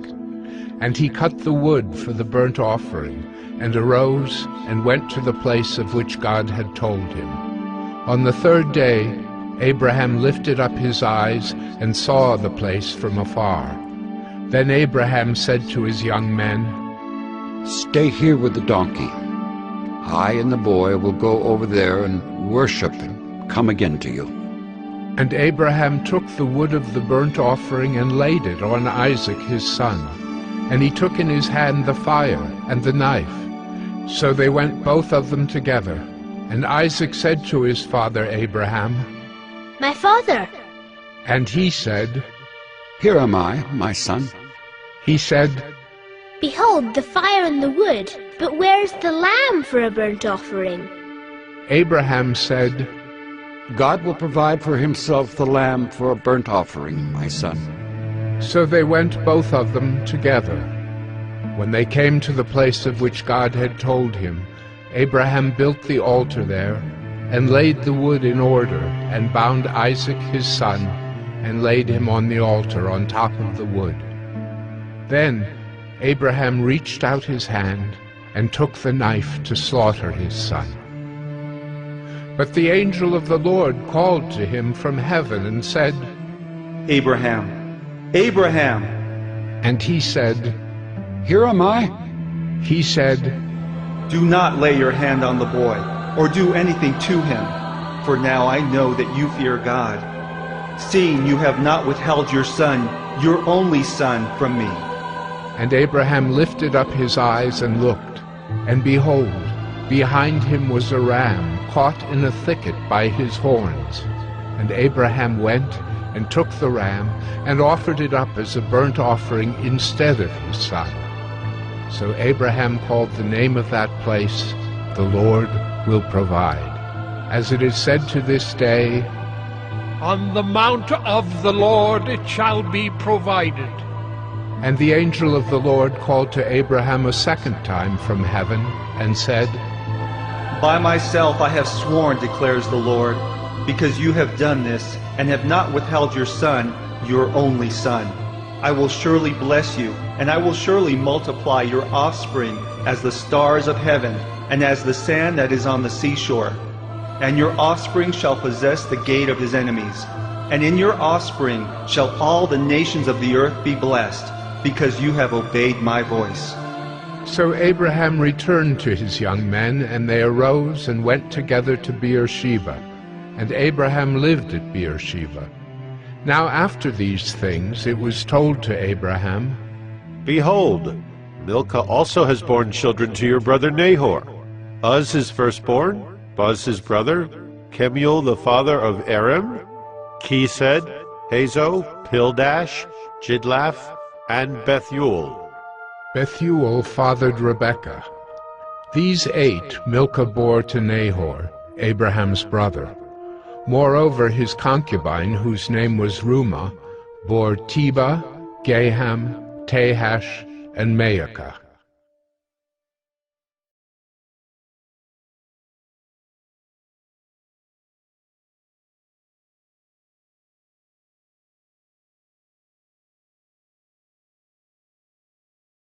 Genesis 23. Sarah lived 127 years. These were the years of the life of Sarah. And Sarah died at Kiriath Arba, that is Hebron, in the land of Canaan. And Abraham went in to mourn for Sarah and to weep for her. And Abraham rose up from before his dead and said to the Hittites, I am a sojourner and foreigner among you. Give me property among you for a burying place, that I may bury my dead out of my sight. The Hittites answered Abraham, Hear us, my lord. You are a prince of God among us. Bury your dead in the choicest of our tombs. None of us will withhold from you his tomb, to hinder you from burying your dead. Abraham rose and bowed to the Hittites, the people of the land. And he said to them, If you are willing that I should bury my dead out of my sight, hear me and entreat for me Ephron, the son of Zohar, that he may give me the cave of Machpelah which he owns. It is at the end of his field.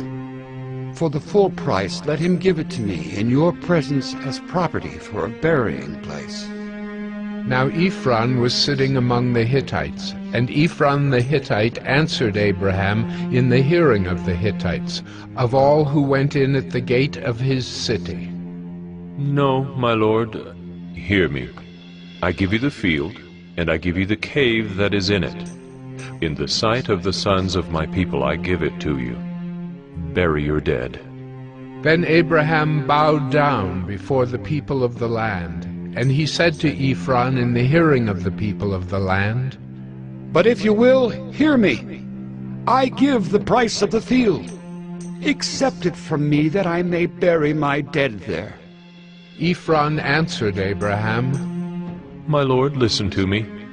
A piece of land worth 400 shekels of silver. What is that between you and me? Bury your dead. Abraham listened to Ephron. And Abraham weighed out for Ephron the silver that he had named in the hearing of the Hittites, 400 shekels of silver, according to the weights current among the merchants. So the field of Ephron in Machpelah, which was to the east of Mamre, the field with the cave that was in it, and all the trees that were in the field, throughout its whole area, was made over to Abraham as a possession in the presence of the Hittites, before all who went in at the gate of his city. After this, Abraham buried Sarah his wife in the cave of the field of Machpelah east of Mamre, that is Hebron, in the land of Canaan. The field and the cave that is in it were made over to Abraham as property for a burying place by the Hittites.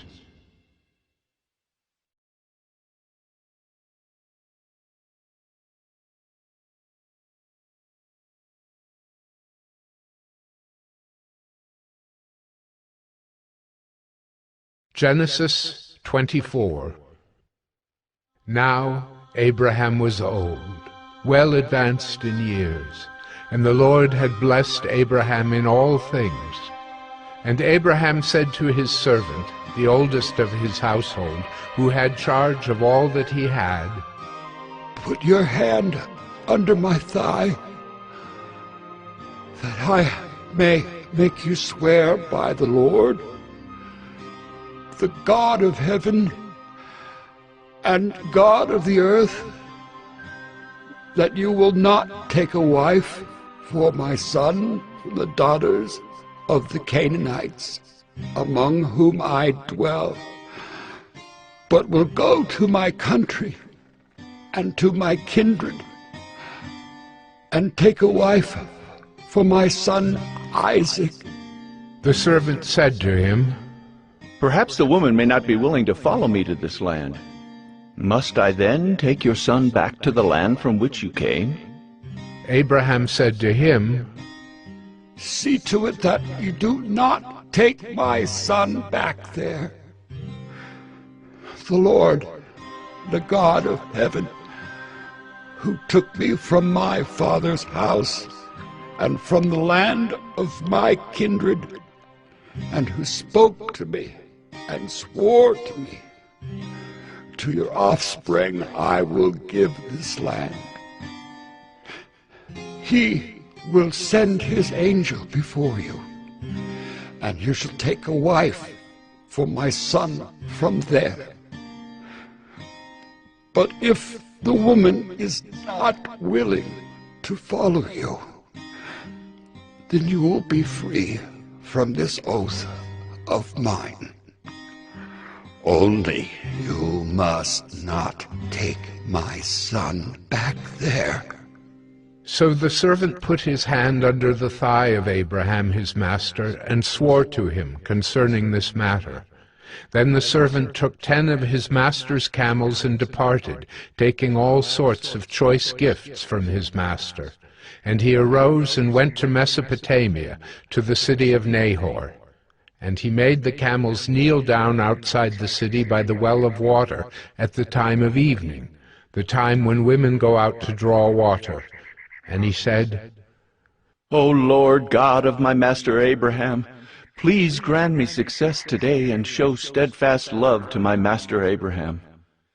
Behold, I am standing by the spring of water, and the daughters of the men of the city are coming out to draw water.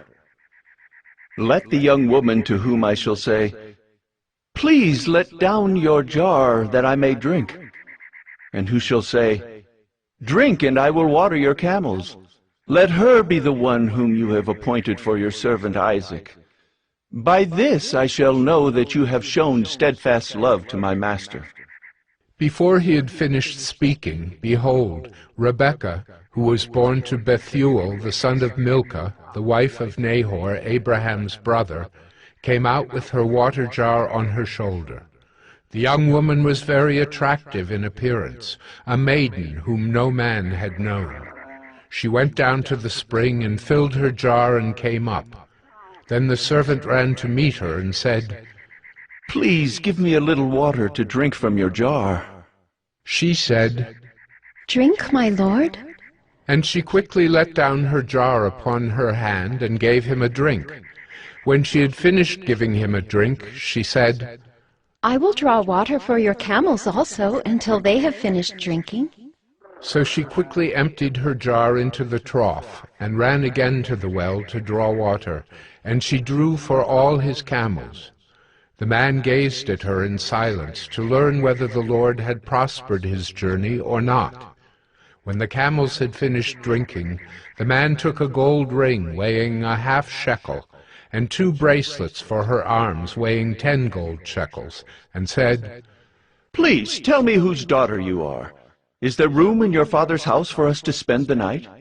She said to him, "I am the daughter of Bethuel, the son of Milcah, whom she bore to Nahor." She added, "We have plenty of both straw and fodder, and room to spend the night." The man bowed his head and worshipped the Lord and said, "Blessed be the Lord, the God of my master Abraham, who has not forsaken his steadfast love and his faithfulness toward my master. As for me, the Lord has led me in the way to the house of my master's kinsman. Then the young woman ran and told her mother's household about these things. Rebekah had a brother whose name was Laban. Laban ran out toward the man to the spring.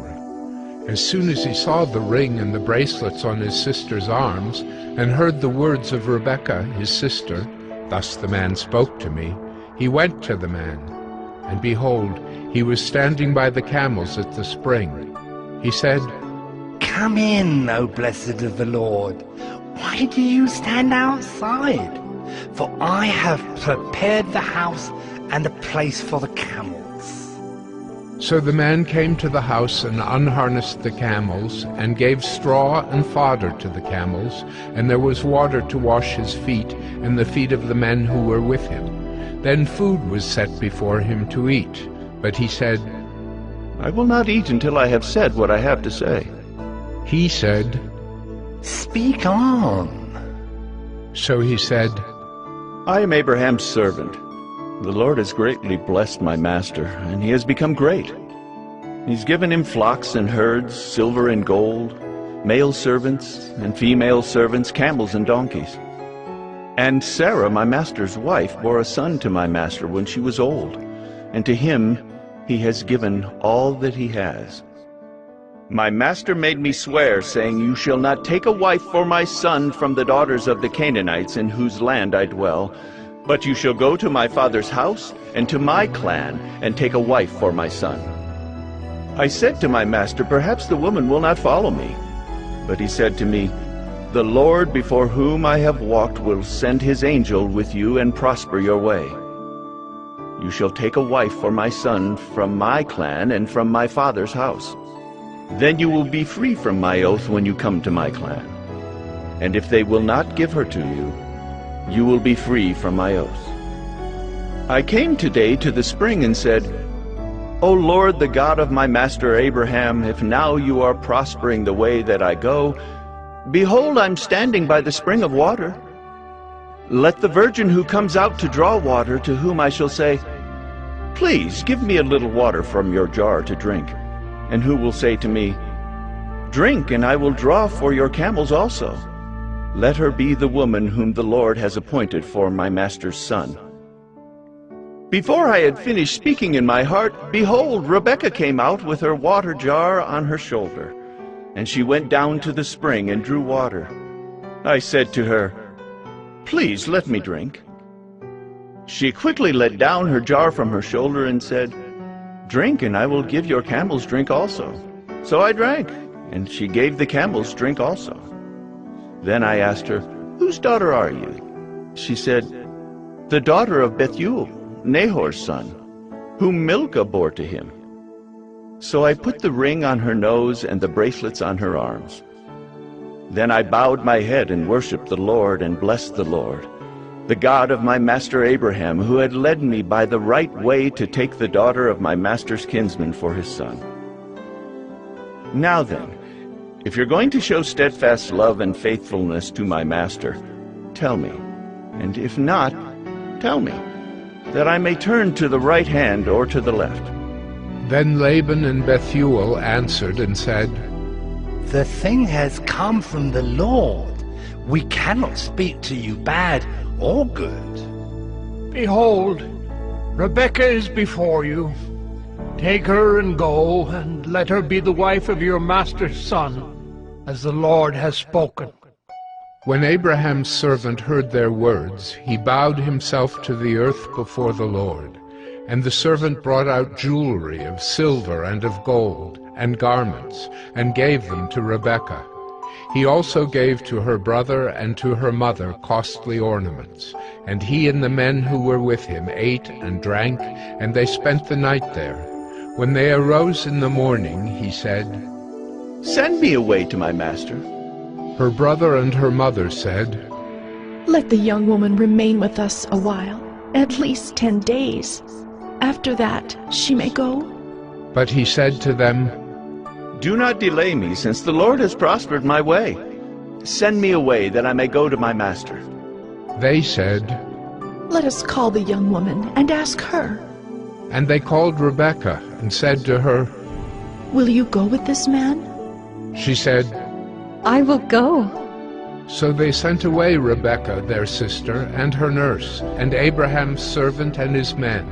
And they blessed Rebekah and said to her, Our sister, may you become thousands of 10,000s, and may your offspring possess the gate of those who hate him.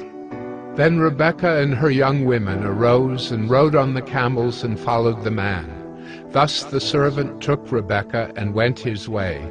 Now Isaac had returned from Beer-lahai-roi and was dwelling in the Negeb. And Isaac went out to meditate in the field toward evening. And he lifted up his eyes and saw, and behold, there were camels coming. And Rebekah lifted up her eyes, and when she saw Isaac, she dismounted from the camel and said to the servant, Who is that man walking in the field to meet us? The servant said, It is my master. So she took her veil and covered herself. And the servant told Isaac all the things that he had done. Then Isaac brought her into the tent of Sarah, his mother, and took Rebekah, and she became his wife, and he loved her. So Isaac was comforted after his mother's death.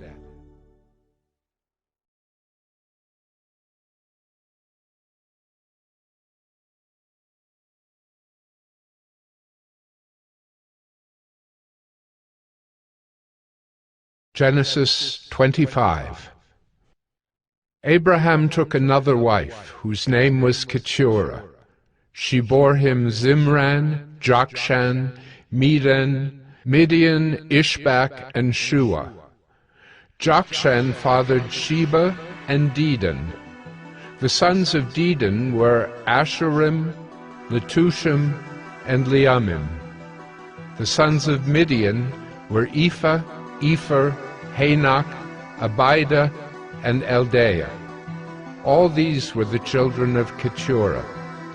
Abraham gave all he had to Isaac.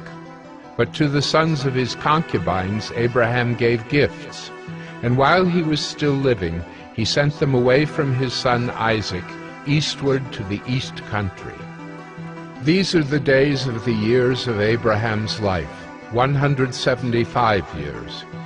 Abraham breathed his last and died in a good old age, an old man and full of years, and was gathered to his people. Isaac and Ishmael his sons buried him in the cave of Machpelah, in the field of Ephron, the son of Zohar the Hittite, east of Mamre, the field that Abraham purchased from the Hittites. There Abraham was buried with Sarah his wife. After the death of Abraham, God blessed Isaac his son, and Isaac settled at Beer-lahai-roi. These are the generations of Ishmael, Abraham's son, whom Hagar the Egyptian, Sarah's servant, bore to Abraham. These are the names of the sons of Ishmael, named in the order of their birth: Nebaioth, the firstborn of Ishmael, and Kedar, Adbeel, Mibsam, Mishma, Duma, Massa, Hadad, Tema, Jeter, Naphish, and Kedemah. These are the sons of Ishmael, and these are their names, by their villages and by their encampments, 12 princes according to their tribes. These are the years of the life of Ishmael, 137 years. He breathed his last and died, and was gathered to his people. They settled from Havilah to Shur, which is opposite Egypt in the direction of Assyria. He settled over against all his kinsmen. These are the generations of Isaac, Abraham's son. Abraham fathered Isaac, and Isaac was 40 years old when he took Rebekah, the daughter of Bethuel the Aramean of Padan Aram, the sister of Laban the Aramean, to be his wife. And Isaac prayed to the Lord for his wife because she was barren. And the Lord granted his prayer, and Rebekah his wife conceived. The children struggled together within her, and she said, If it is thus, why is this happening to me? So she went to inquire of the Lord, and the Lord said to her, 2 nations are in your womb, and 2 peoples from within you shall be divided. The one shall be stronger than the other, The older shall serve the younger. When her days to give birth were completed, behold, there were twins in her womb. The first came out red, all his body like a hairy cloak, so they called his name Esau. Afterward his brother came out with his hand holding Esau's heel, so his name was called Jacob. Isaac was 60 years old when she bore them. When the boys grew up, Esau was a skillful hunter, a man of the field, while Jacob was a quiet man, dwelling in tents. Isaac loved Esau because he ate of his game, but Rebekah loved Jacob. Once, when Jacob was cooking stew, Esau came in from the field and he was exhausted. And Esau said to Jacob, "Let me eat some of that red stew, for I am exhausted." Therefore his name was called Edom. Jacob said, "Sell me your birthright now." Esau said, "I am about to die. Of what use is a birthright to me?" Jacob said, "Swear to me now." So he swore to him and sold his birthright to Jacob. Then Jacob gave Esau bread and lentil stew, and he ate and drank, and rose and went his way. Thus Esau despised his birthright.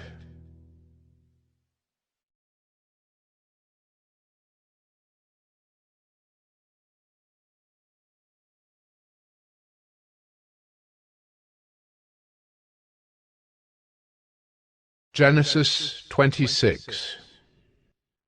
Now there was a famine in the land, besides the former famine that was in the days of Abraham. And Isaac went to Gerar, to Abimelech, king of the Philistines. And the Lord appeared to him and said, Do not go down to Egypt. Dwell in the land of which I shall tell you. Sojourn in this land, and I will be with you and will bless you. For to you and to your offspring I will give all these lands, and I will establish the oath that I swore to Abraham your father. I will multiply your offspring as the stars of heaven, and will give to your offspring all these lands. And in your offspring all the nations of the earth shall be blessed, because Abraham obeyed my voice and kept my charge, my commandments, my statutes, and my laws. So Isaac settled in Gerar. When the men of the place asked him about his wife, he said, She's my sister. For he feared to say, my wife, thinking, lest the men of the place should kill me because of Rebekah. Because she was attractive in appearance. When he had been there a long time, Abimelech, king of the Philistines, looked out of a window and saw Isaac laughing with Rebekah, his wife. So Abimelech called Isaac and said, Behold, she is your wife. How then could you say, she is my sister? Isaac said to him, Because I thought, lest I die because of her. Abimelech said, What is this you have done to us?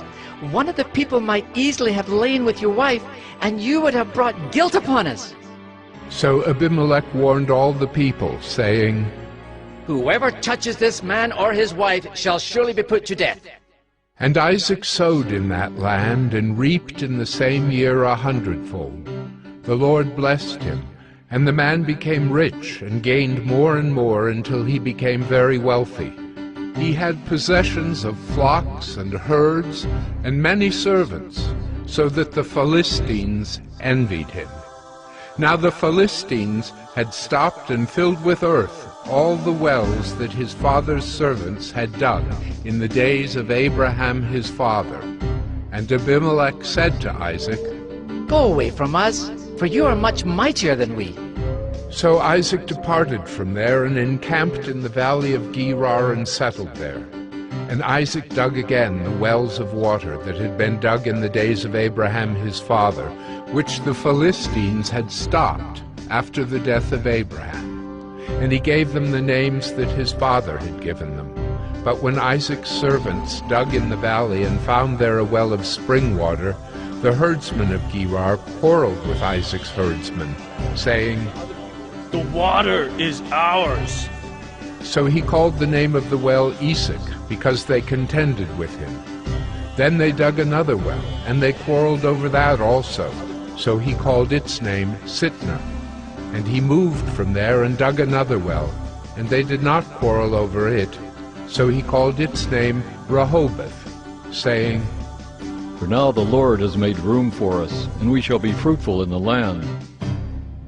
From there he went up to Beersheba, and the Lord appeared to him the same night and said, I am the God of Abraham your father. Fear not, for I am with you and will bless you, and multiply your offspring for my servant Abraham's sake. So he built an altar there, and called upon the name of the Lord, and pitched his tent there. And there Isaac's servants dug a well.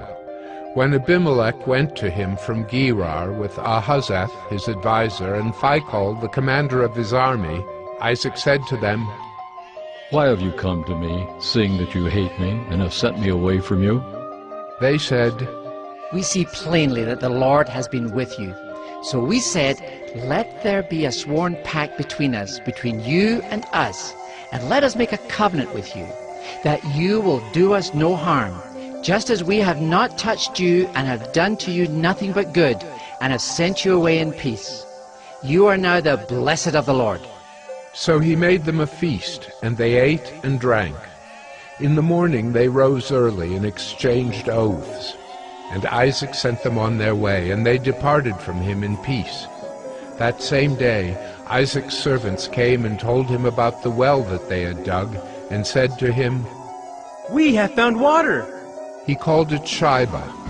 Therefore the name of the city is Beersheba to this day. When Esau was 40 years old, he took Judith, the daughter of Beeri the Hittite, to be his wife, and Basemath, the daughter of Elon the Hittite, and they made life bitter for Isaac and Rebekah.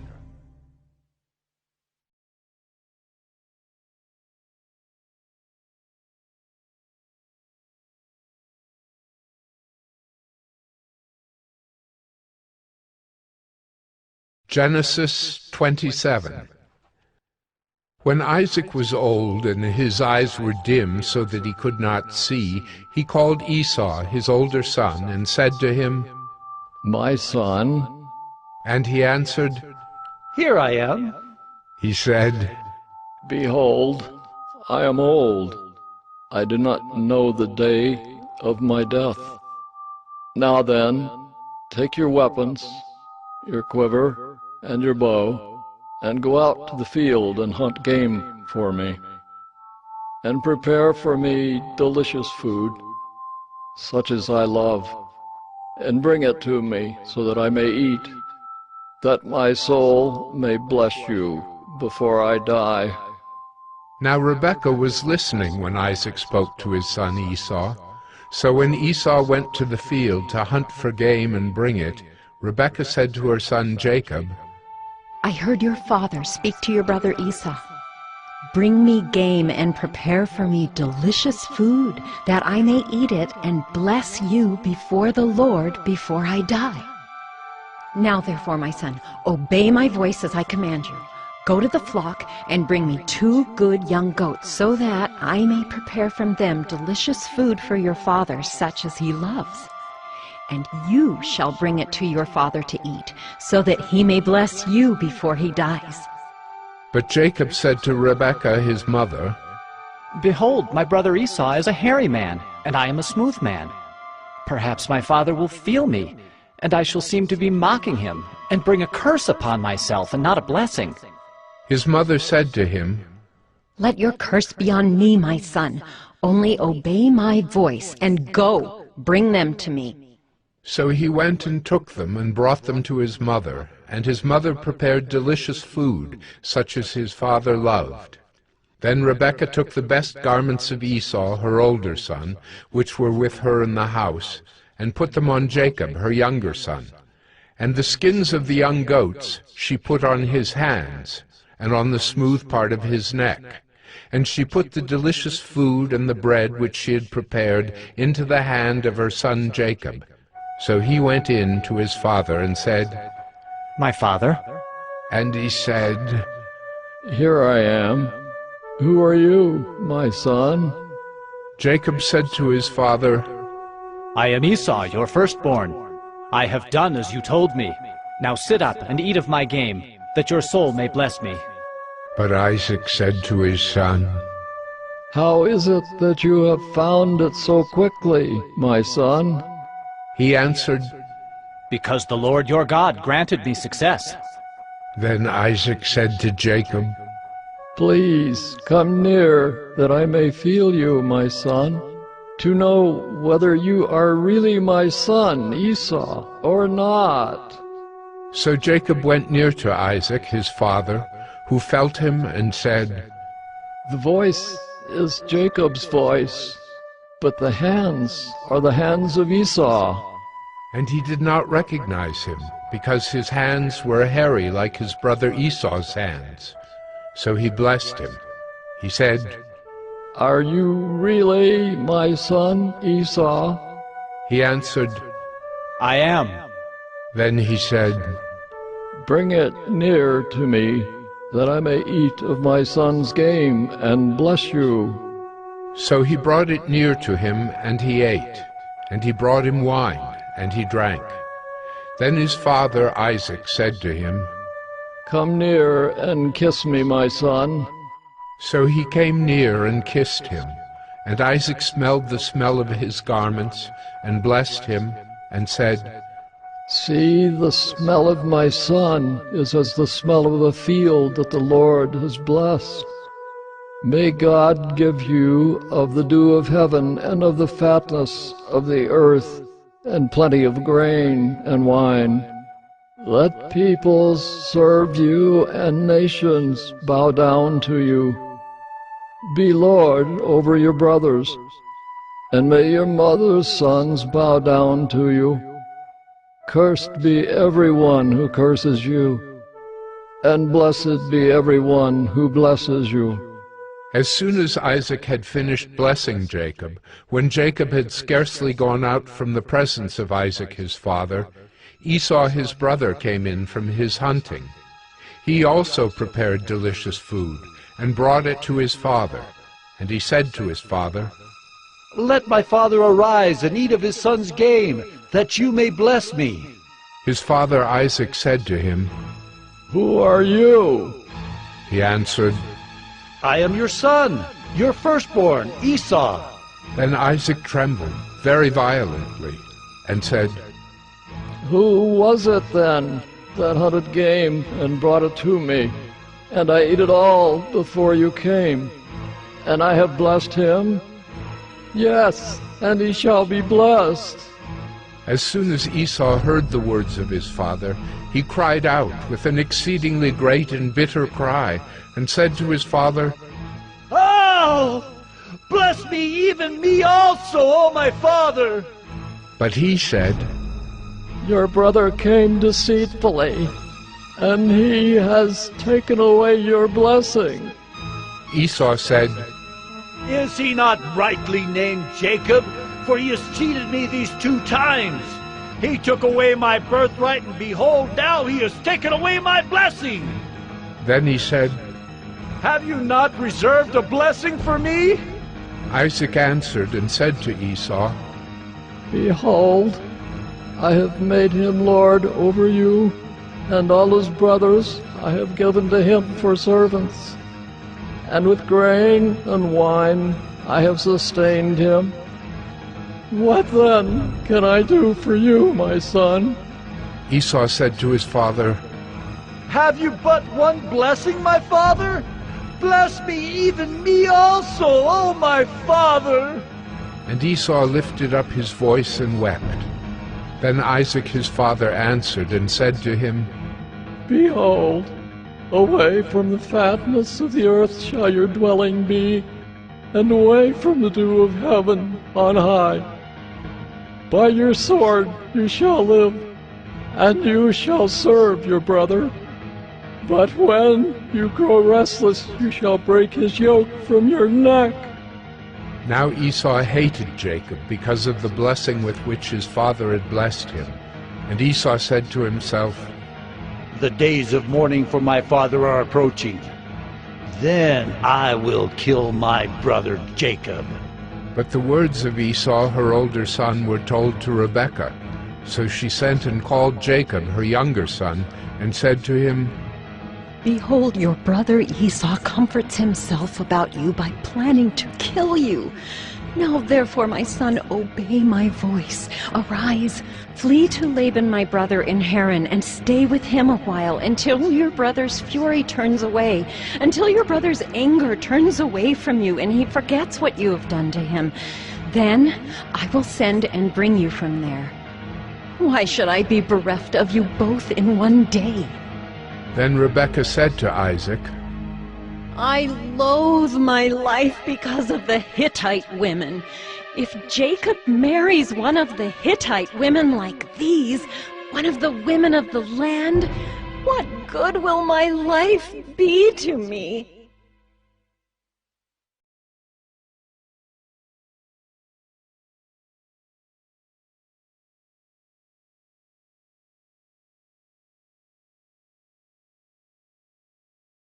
Genesis 28. Then Isaac called Jacob, and blessed him, and directed him, You must not take a wife from the Canaanite women.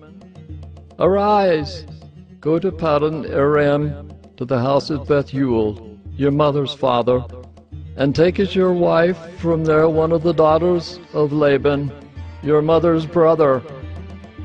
God Almighty bless you and make you fruitful, and multiply you, that you may become a company of peoples.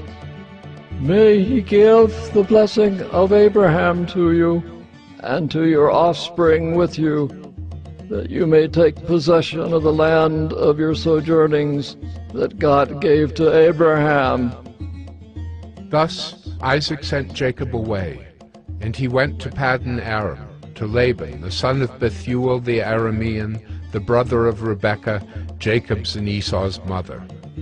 Now Esau saw that Isaac had blessed Jacob and sent him away to Paddan Aram to take a wife from there, and that as he blessed him, he directed him, You must not take a wife from the Canaanite women, and that Jacob had obeyed his father and his mother and gone to Paddan Aram. So when Esau saw that the Canaanite women did not please Isaac his father, Esau went to Ishmael, and took as his wife, besides the wives he had, Mahalath, the daughter of Ishmael, Abraham's son, the sister of Nebaioth. Jacob left Beersheba and went toward Haran. And he came to a certain place and stayed there that night, because the sun had set. Taking one of the stones of the place, he put it under his head, and lay down in that place to sleep. And he dreamed, and behold, there was a ladder set up on the earth, and the top of it reached to heaven. And behold, the angels of God were ascending and descending on it. And behold, the Lord stood above it and said, I am the Lord, the God of Abraham your father, and the God of Isaac. The land on which you lie I will give to you and to your offspring. Your offspring shall be like the dust of the earth, and you shall spread abroad to the west, and to the east, and to the north, and to the south. And in you and your offspring shall all the families of the earth be blessed. Behold, I am with you, and will keep you wherever you go, and will bring you back to this land. For I will not leave you until I have done what I have promised you. Then Jacob awoke from his sleep and said, Surely the Lord is in this place, and I did not know it. And he was afraid and said, How awesome is this place! This is none other than the house of God, and this is the gate of heaven. So early in the morning Jacob took the stone that he had put under his head, and set it up for a pillar, and poured oil on the top of it. He called the name of that place Bethel, but the name of the city was Luz at the first. Then Jacob made a vow, saying, If God will be with me, and will keep me in this way that I go, and will give me bread to eat and clothing to wear, so that I come again to my father's house in peace, then the Lord shall be my God, and this stone which I have set up for a pillar shall be God's house. And of all that you give me, I will give a full tenth to you.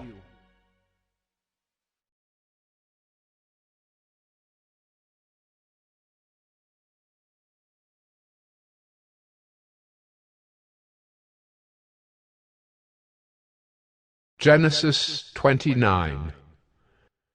Then Jacob went on his journey, and came to the land of the people of the east. As he looked, he saw a well in the field, and behold, 3 flocks of sheep lying beside it, for out of that well the flocks were watered. The stone on the well's mouth was large, and when all the flocks were gathered there, the shepherds would roll the stone from the mouth of the well and water the sheep, and put the stone back in its place over the mouth of the well. Jacob said to them, My brothers, where do you come from? They said, We are from Haran. He said to them, Do you know Laban, the son of Nahor? They said, We know him. He said to them, Is it well with him? They said, It is well, and see, Rachel his daughter is coming with the sheep. He said, Behold, it is still high day. It is not time for the livestock to be gathered together. Water the sheep and go, pasture them. But they said, We cannot until all the flocks are gathered together, and the stone is rolled from the mouth of the well. Then we water the sheep. While he was still speaking with them, Rachel came with her father's sheep, for she was a shepherdess. Now as soon as Jacob saw Rachel, the daughter of Laban, his mother's brother, and the sheep of Laban, his mother's brother, Jacob came near and rolled the stone from the well's mouth and watered the flock of Laban, his mother's brother. Then Jacob kissed Rachel and wept aloud. And Jacob told Rachel that he was her father's kinsman, and that he was Rebekah's son. And she ran and told her father. As soon as Laban heard the news about Jacob, his sister's son, he ran to meet him and embraced him and kissed him and brought him to his house. Jacob told Laban all these things, and Laban said to him, Surely you are my bone and my flesh. And he stayed with him a month. Then Laban said to Jacob, Because you are my kinsman, should you therefore serve me for nothing? Tell me, what shall your wages be? Now Laban had 2 daughters. The name of the older was Leah, and the name of the younger was Rachel. Leah's eyes were weak, but Rachel was beautiful in form and appearance. Jacob loved Rachel, and he said, I will serve you 7 years for your younger daughter Rachel. Laban said, It is better that I give her to you than that I should give her to any other man. Stay with me. So Jacob served 7 years for Rachel, and they seemed to him but a few days, because of the love he had for her. Then Jacob said to Laban, Give me my wife, that I may go in to her, for my time is completed. So Laban gathered together all the people of the place and made a feast. But in the evening he took his daughter Leah and brought her to Jacob, and he went in to her. Laban gave his female servant Zilpah to his daughter Leah to be her servant. And in the morning, behold, it was Leah. And Jacob said to Laban, What is this you have done to me? Did I not serve with you for Rachel? Why then have you deceived me? Laban said, It is not so done in our country to give the younger before the firstborn. Complete the week of this one, and we will give you the other also in return for serving me another 7 years. Jacob did so, and completed her week. Then Laban gave him his daughter Rachel to be his wife. Laban gave his female servant Bilhah to his daughter Rachel to be her servant. So Jacob went in to Rachel also, and he loved Rachel more than Leah, and served Laban for another 7 years. When the Lord saw that Leah was hated, he opened her womb, but Rachel was barren. And Leah conceived and bore a son, and she called his name Reuben, for she said, Because the Lord has looked upon my affliction, for now my husband will love me. She conceived again and bore a son, and said, Because the Lord has heard that I am hated, he has given me this son also. And she called his name Simeon. Again she conceived and bore a son, and said, Now this time my husband will be attached to me, because I have borne him 3 sons. Therefore his name was called Levi. And she conceived again and bore a son, and said, This time I will praise the Lord. Therefore she called his name Judah. Then she ceased bearing.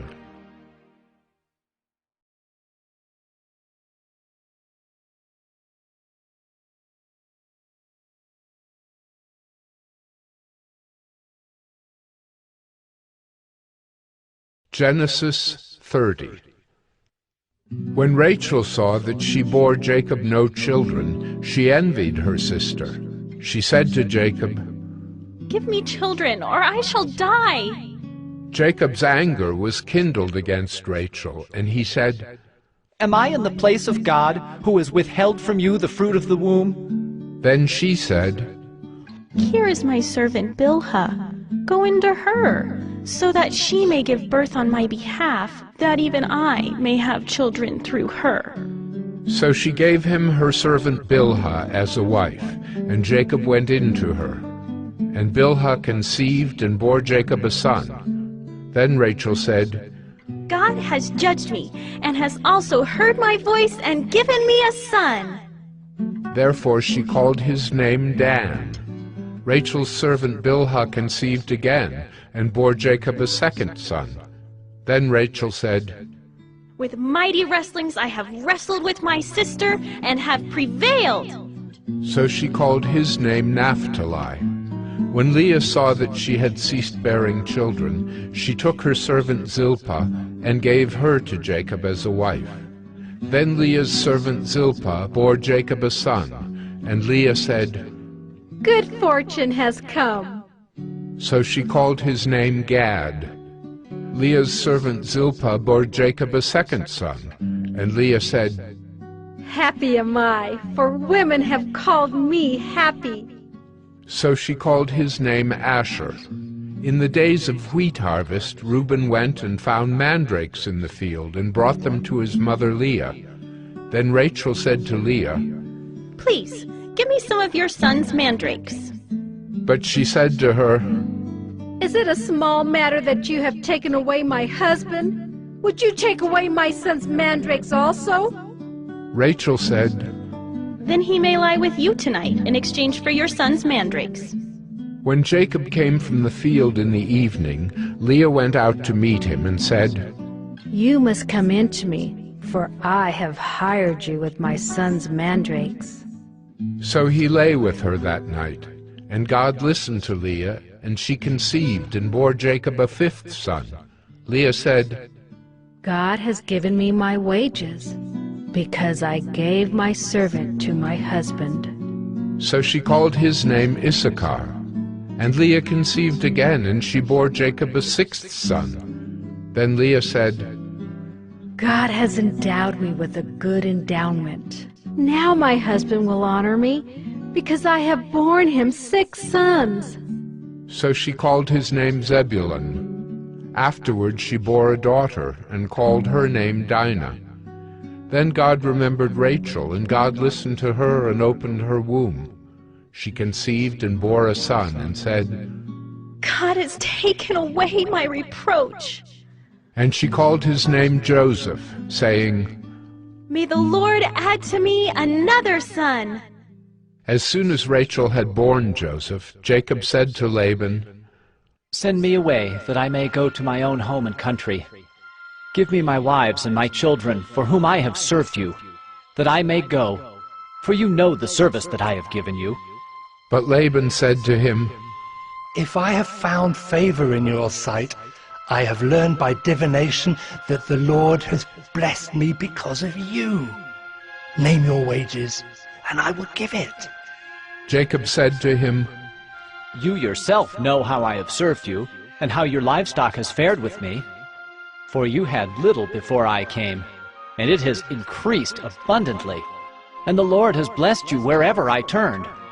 But now, when shall I provide for my own household also?" He said, "What shall I give you?" Jacob said, "You shall not give me anything. If you will do this for me, I will again pasture your flock and keep it. Let me pass through all your flock today, removing from it every speckled and spotted sheep, and every black lamb, and the spotted and speckled among the goats, and they shall be my wages. So my honesty will answer for me later, when you come to look into my wages with you. Every one that is not speckled and spotted among the goats, and black among the lambs, if found with me, shall be counted stolen." Laban said, "Good, let it be as you have said." But that day Laban removed the male goats that were striped and spotted, and all the female goats that were speckled and spotted, every one that had white on it, and every lamb that was black, and put them in the charge of his sons. And he set a distance of 3 days' journey between himself and Jacob pastured the rest of Laban's flock. Then Jacob took fresh sticks of poplar and almond and plane trees, and peeled white streaks in them, exposing the white of the sticks. He set the sticks that he had peeled in front of the flocks in the troughs, that is, the watering places where the flocks came to drink. And since they bred when they came to drink, the flocks bred in front of the sticks, and so the flocks brought forth striped, speckled, and spotted. And Jacob separated the lambs, and set the faces of the flocks toward the striped and all the black in the flock of Laban. He put his own droves apart, and did not put them with Laban's flock. Whenever the stronger of the flock were breeding, Jacob would lay the sticks in the troughs before the eyes of the flock, that they might breed among the sticks. But for the feebler of the flock he would not lay them there. So the feebler would be Laban's, and the stronger Jacob's. Thus the man increased greatly, and had large flocks, female servants and male servants, and camels and donkeys.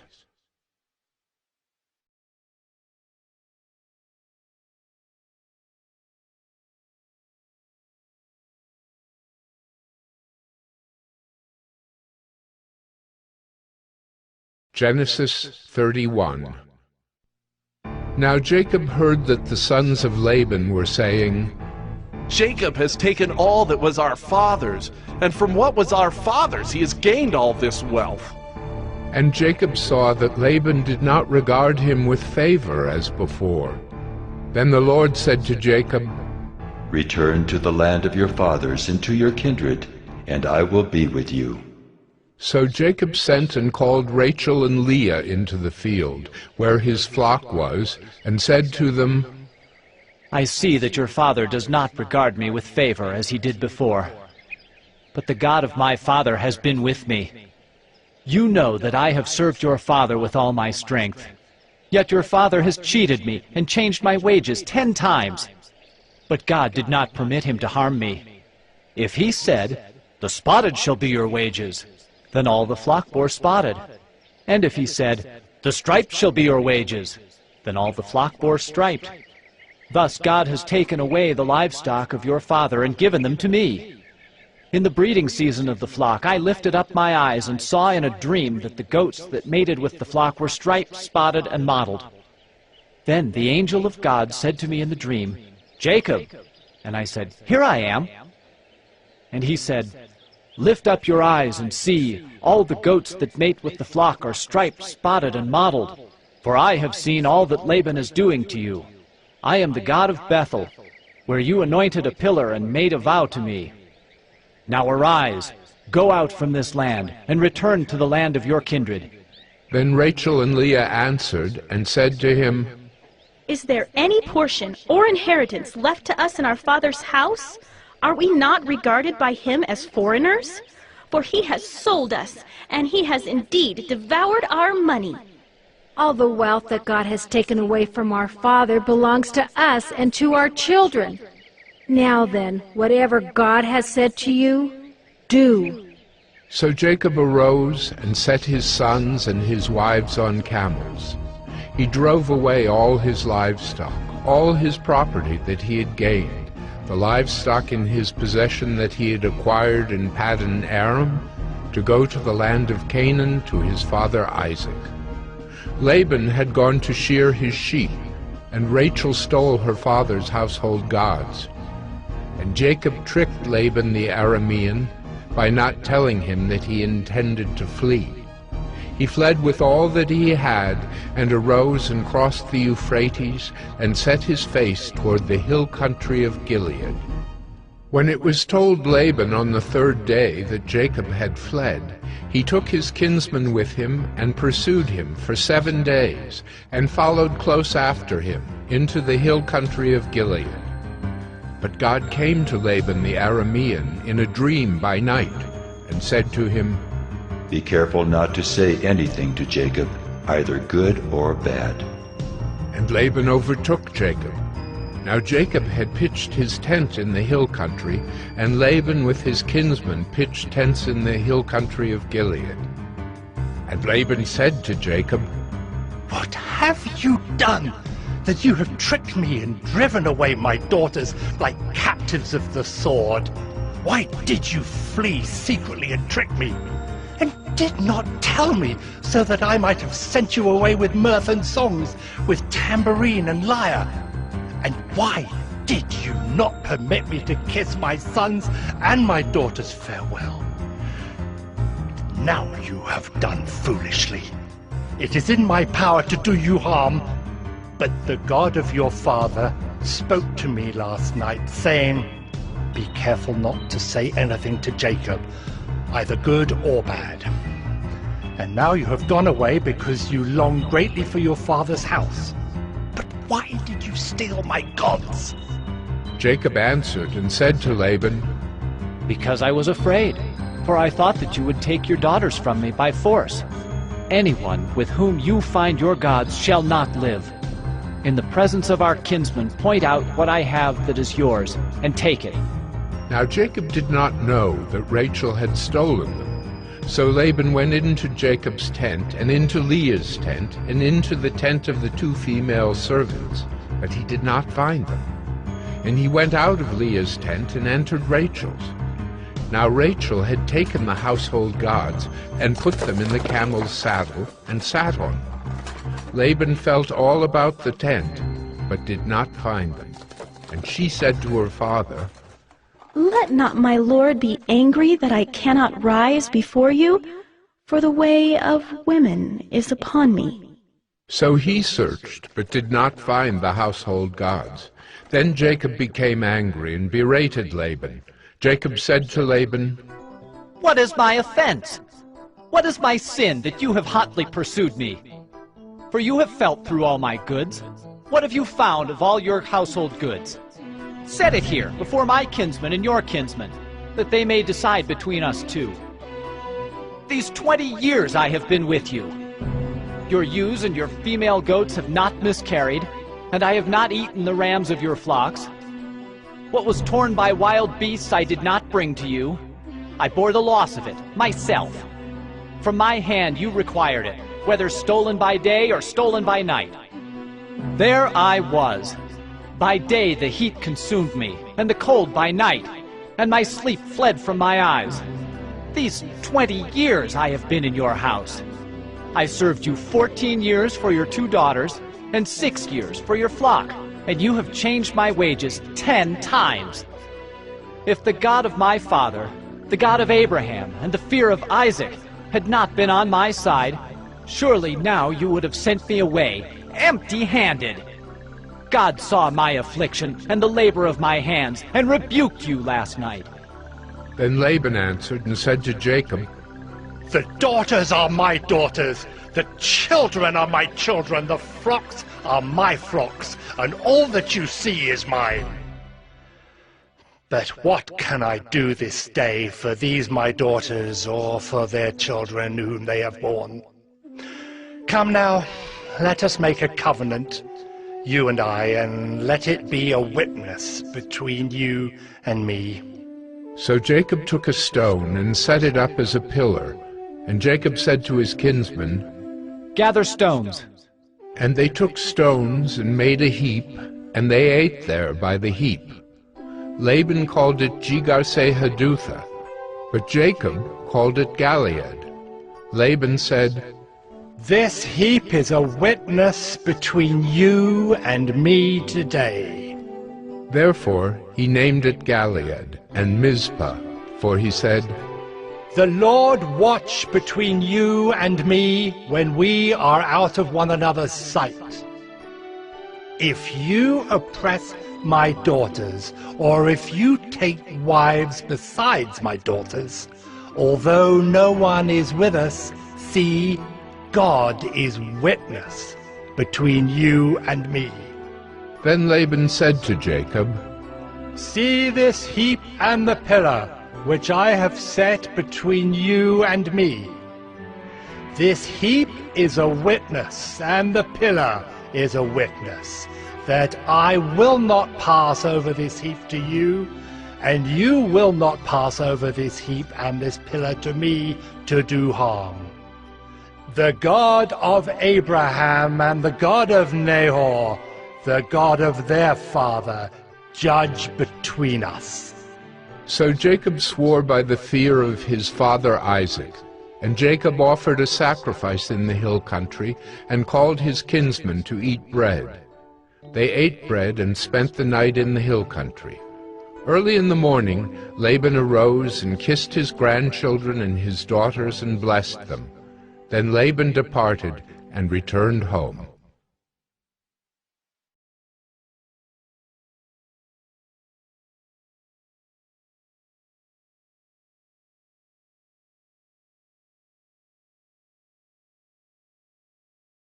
Genesis 32. Jacob went on his way, and the angels of God met him. And when Jacob saw them, he said, "This is God's camp." So he called the name of that place Mahanaim. And Jacob sent messengers before him to Esau his brother in the land of Seir, the country of Edom, instructing them, "Thus you shall say to my lord Esau, Thus says your servant Jacob, I have sojourned with Laban and stayed until now. I have oxen, donkeys, flocks, male servants and female servants. I have sent to tell my lord, in order that I may find favor in your sight."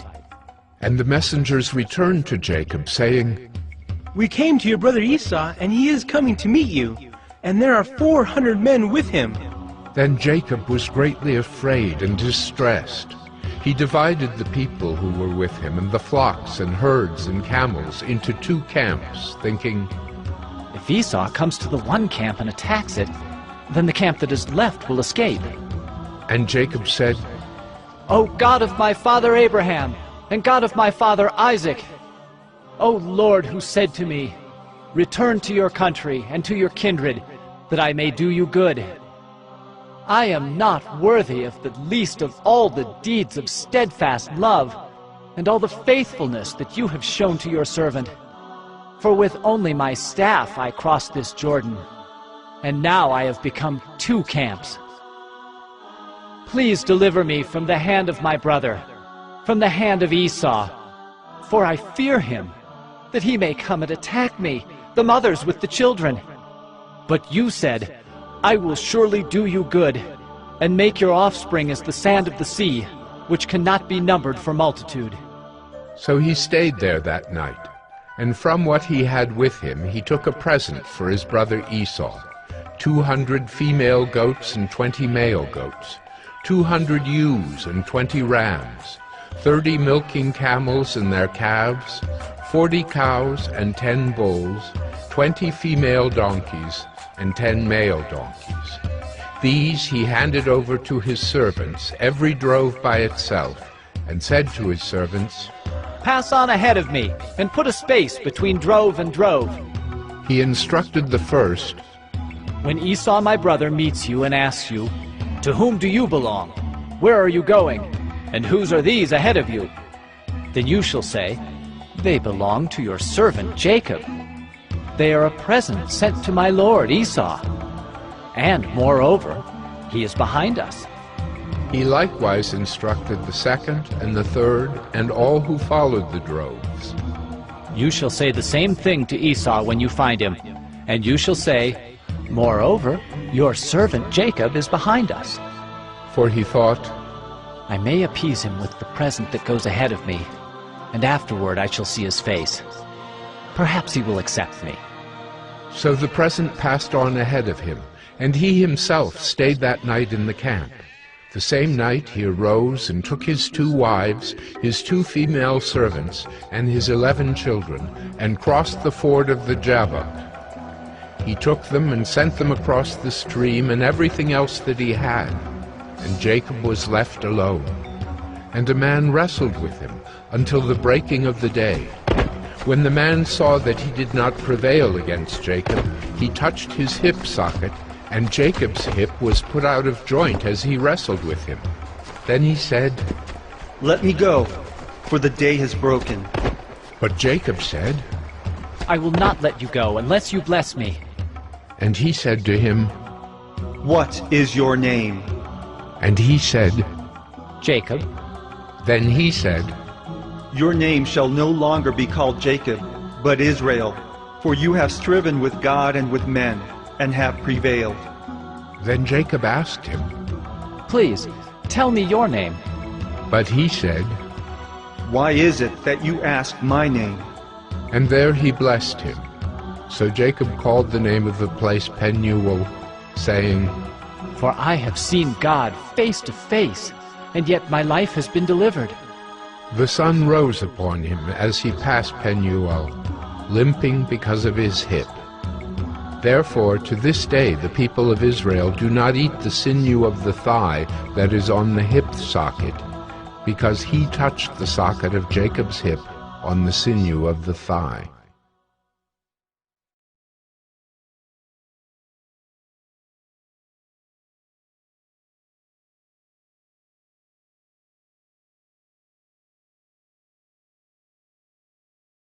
Genesis 33.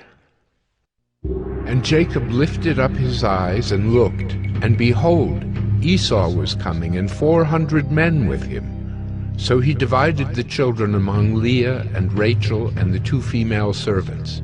And he put the servants with their children in front, then Leah with her children, and Rachel and Joseph last of all. He himself went on before them, bowing himself to the ground 7 times, until he came near to his brother. But Esau ran to meet him, and embraced him, and fell on his neck, and kissed him, and they wept. And when Esau lifted up his eyes, and saw the women and children, he said, Who are these with you? Jacob said, The children whom God has graciously given your servant.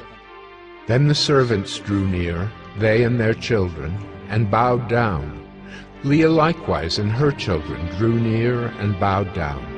And last, Joseph and Rachel drew near, and they bowed down. Esau said, What do you mean by all this company that I met? Jacob answered, To find favor in the sight of my Lord. But Esau said, I have enough, my brother. Keep what you have for yourself. Jacob said, No, please.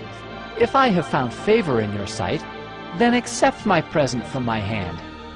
For I have seen your face, which is like seeing the face of God, and you have accepted me.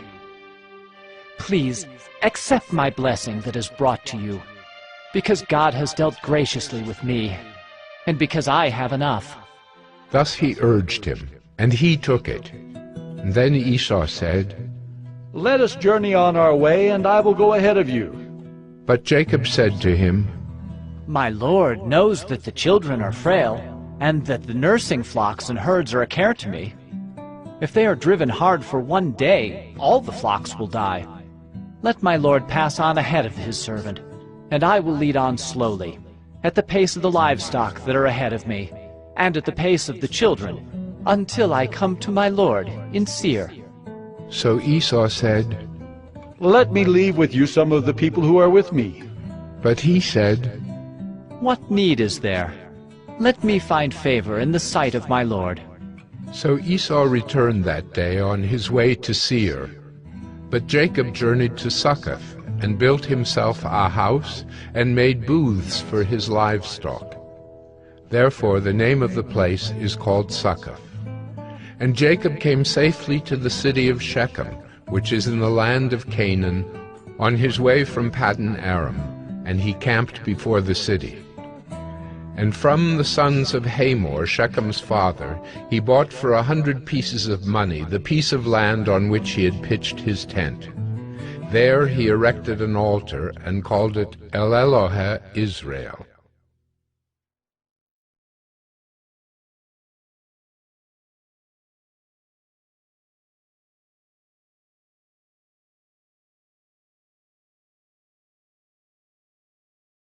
Genesis 34. Now Dinah, the daughter of Leah, whom she had borne to Jacob, went out to see the women of the land. And when Shechem, the son of Hamor the Hivite, the prince of the land, saw her, he seized her, and lay with her, and humiliated her. And his soul was drawn to Dinah, the daughter of Jacob. He loved the young woman, and spoke tenderly to her. So Shechem spoke to his father Hamor, saying, "Get me this girl for my wife." Now Jacob heard that he had defiled his daughter Dinah, but his sons were with his livestock in the field, so Jacob held his peace until they came. And Hamor, the father of Shechem, went out to Jacob to speak with him. The sons of Jacob had come in from the field as soon as they heard of it, and the men were indignant and very angry, because he had done an outrageous thing in Israel by lying with Jacob's daughter, for such a thing must not be done. But Hamor spoke with them, saying, "The soul of my son Shechem longs for your daughter. Please give her to him to be his wife. Make marriages with us, give your daughters to us, and take our daughters for yourselves. You shall dwell with us, and the land shall be open to you. Dwell and trade in it, and get property in it." Shechem also said to her father and to her brothers, "Let me find favor in your eyes, and whatever you say to me I will give. Ask me for as great a bride price and gift as you will, and I will give whatever you say to me. Only give me the young woman to be my wife." The sons of Jacob answered Shechem and his father Hamor deceitfully, because he had defiled their sister Dinah. They said to them, "We cannot do this thing to give our sister to one who is uncircumcised, for that would be a disgrace to us. Only on this condition will we agree with you, that you will become as we are by every male among you being circumcised." Then we will give our daughters to you, and we will take your daughters to ourselves, and we will dwell with you and become one people. But if you will not listen to us and be circumcised, then we will take our daughter, and we will be gone. Their words pleased Hamor and Hamor's son Shechem, and the young man did not delay to do the thing, because he delighted in Jacob's daughter. Now he was the most honored of all his father's house. So Hamor and his son Shechem came to the gate of their city, and spoke to the men of their city, saying, "These men are at peace with us.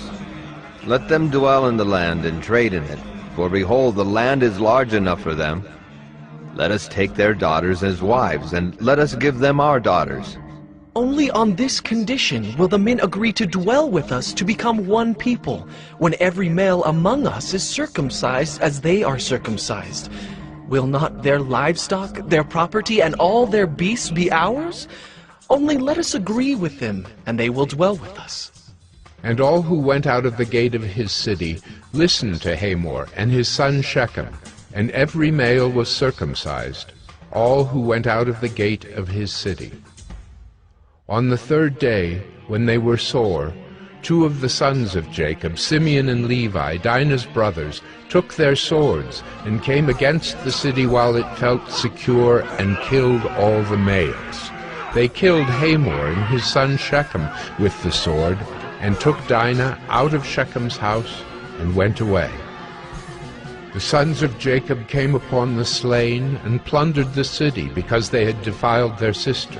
They took their flocks and their herds, their donkeys, and whatever was in the city and in the field, all their wealth, all their little ones and their wives, all that was in the houses, they captured and plundered. Then Jacob said to Simeon and Levi, "You have brought trouble on me by making me stink to the inhabitants of the land, the Canaanites and the Perizzites. My numbers are few, and if they gather themselves against me and attack me, I shall be destroyed, both I and my household." But they said, "Should he treat our sister like a prostitute?"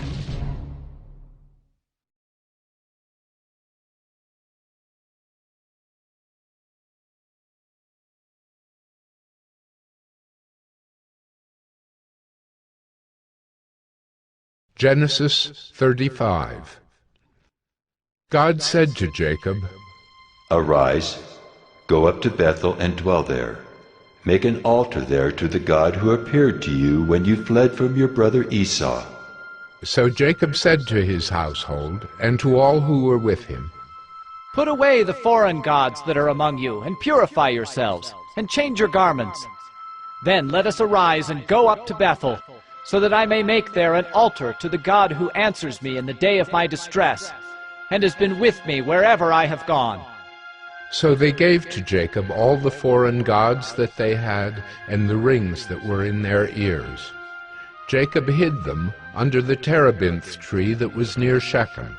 And as they journeyed, a terror from God fell upon the cities that were around them, so that they did not pursue the sons of Jacob.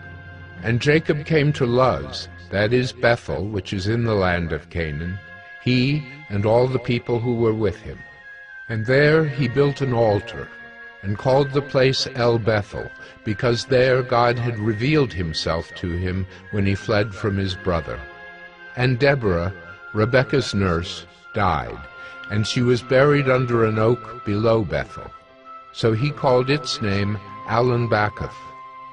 God appeared to Jacob again when he came from Paddan Aram, and blessed him.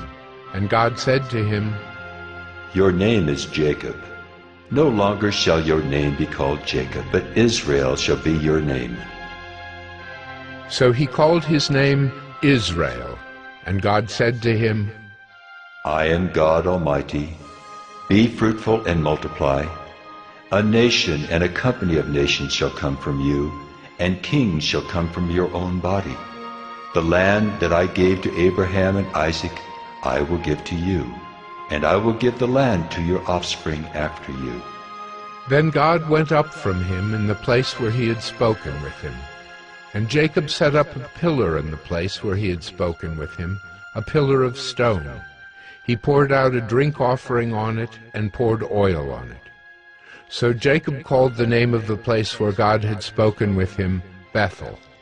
Then they journeyed from Bethel. When they were still some distance from Ephrath, Rachel went into labor, and she had hard labor. And when her labor was at its hardest, the midwife said to her, "Do not fear, for you have another son." And as her soul was departing, for she was dying, she called his name Ben-Oni. But his father called him Benjamin. So Rachel died, and she was buried on the way to Ephrath, that is, Bethlehem. And Jacob set up a pillar over her tomb. It is the pillar of Rachel's tomb, which is there to this day. Israel journeyed on, and pitched his tent beyond the Tower of Eder.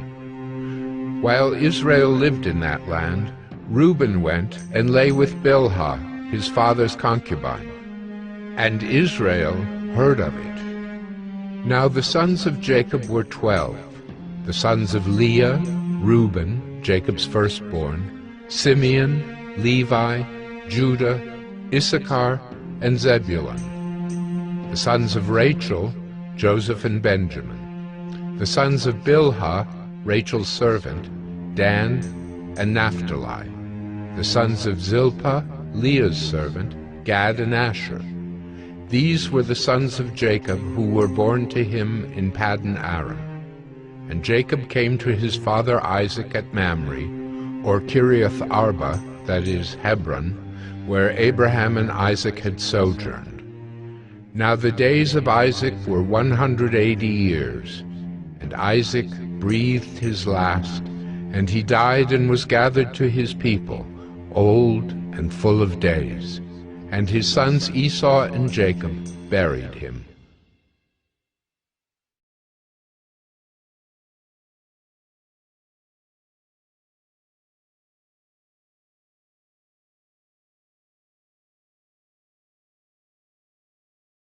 Genesis 36. These are the generations of Esau, that is, Edom. Esau took his wives from the Canaanites, Adah, the daughter of Elon the Hittite, Aholibamah, the daughter of Anah, the daughter of Zibeon the Hivite, and Basemath, Ishmael's daughter, the sister of Nebaioth. And Adah bore to Esau Eliphaz. Basemath bore Reuel, and Aholibamah bore Jeush, Jalem, and Korah. These are the sons of Esau who were born to him in the land of Canaan. Then Esau took his wives, his sons, his daughters, and all the members of his household, his livestock, all his beasts, and all his property that he had acquired in the land of Canaan. He went into a land away from his brother Jacob, for their possessions were too great for them to dwell together. The land of their sojournings could not support them because of their livestock. So Esau settled in the hill country of Seir. Esau is Edom. These are the generations of Esau, the father of the Edomites in the hill country of Seir.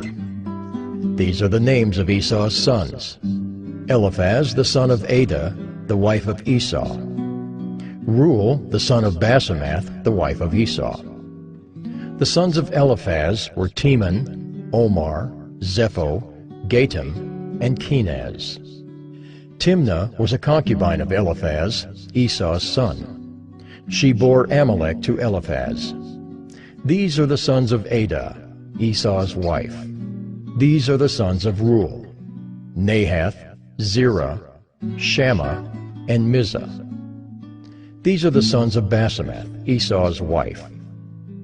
These are the sons of Aholibamah, the daughter of Anah, the daughter of Zibeon, Esau's wife.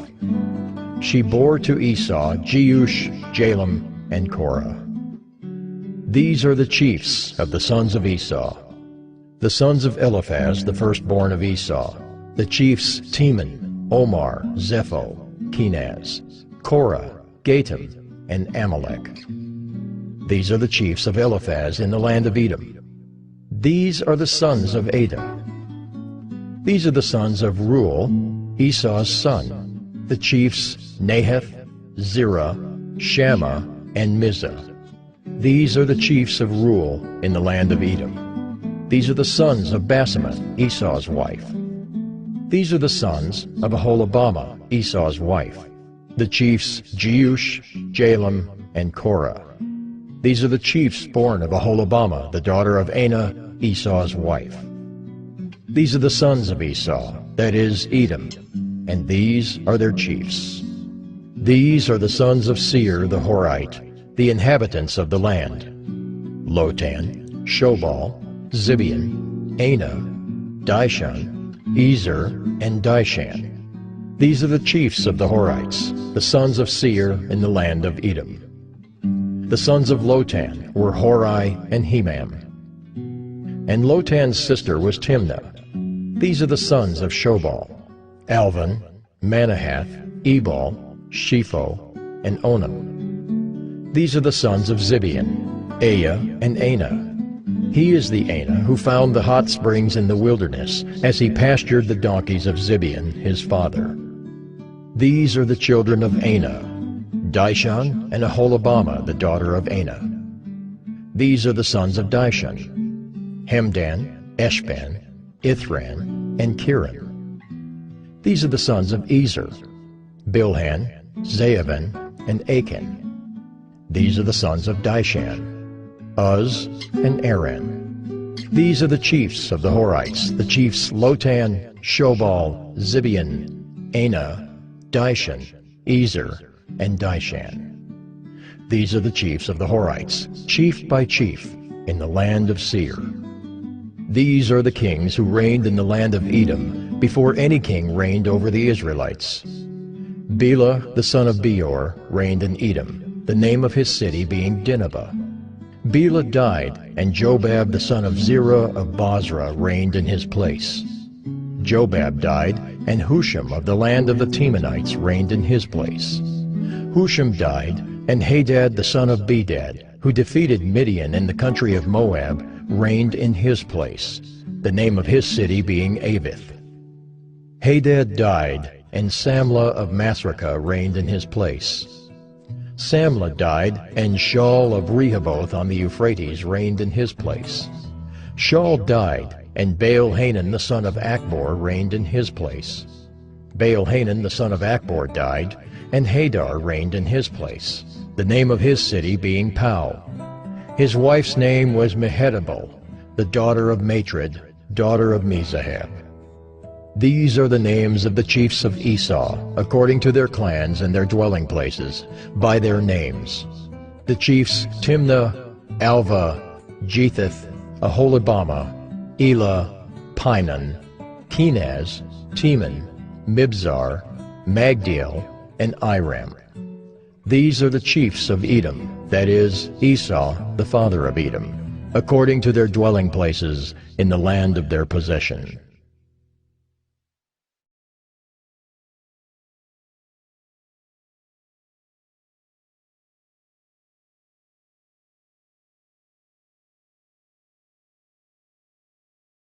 Genesis 37. Jacob lived in the land of his father's sojournings, in the land of Canaan. These are the generations of Jacob. Joseph, being 17 years old, was pasturing the flock with his brothers.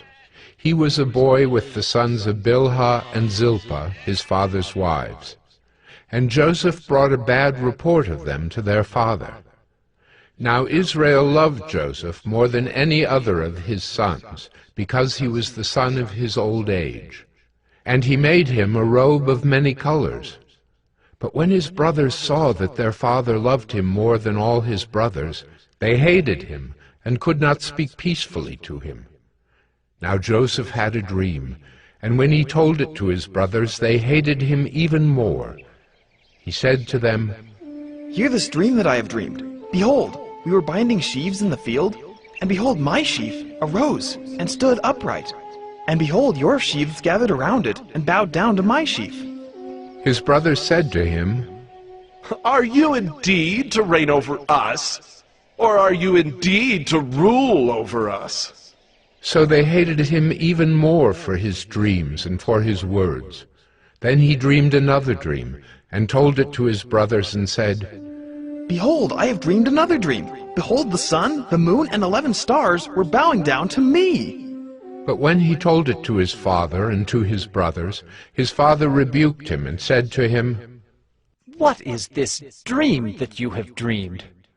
Shall I and your mother and your brothers indeed come to bow ourselves to the ground before you?" And his brothers were jealous of him, but his father kept the saying in mind.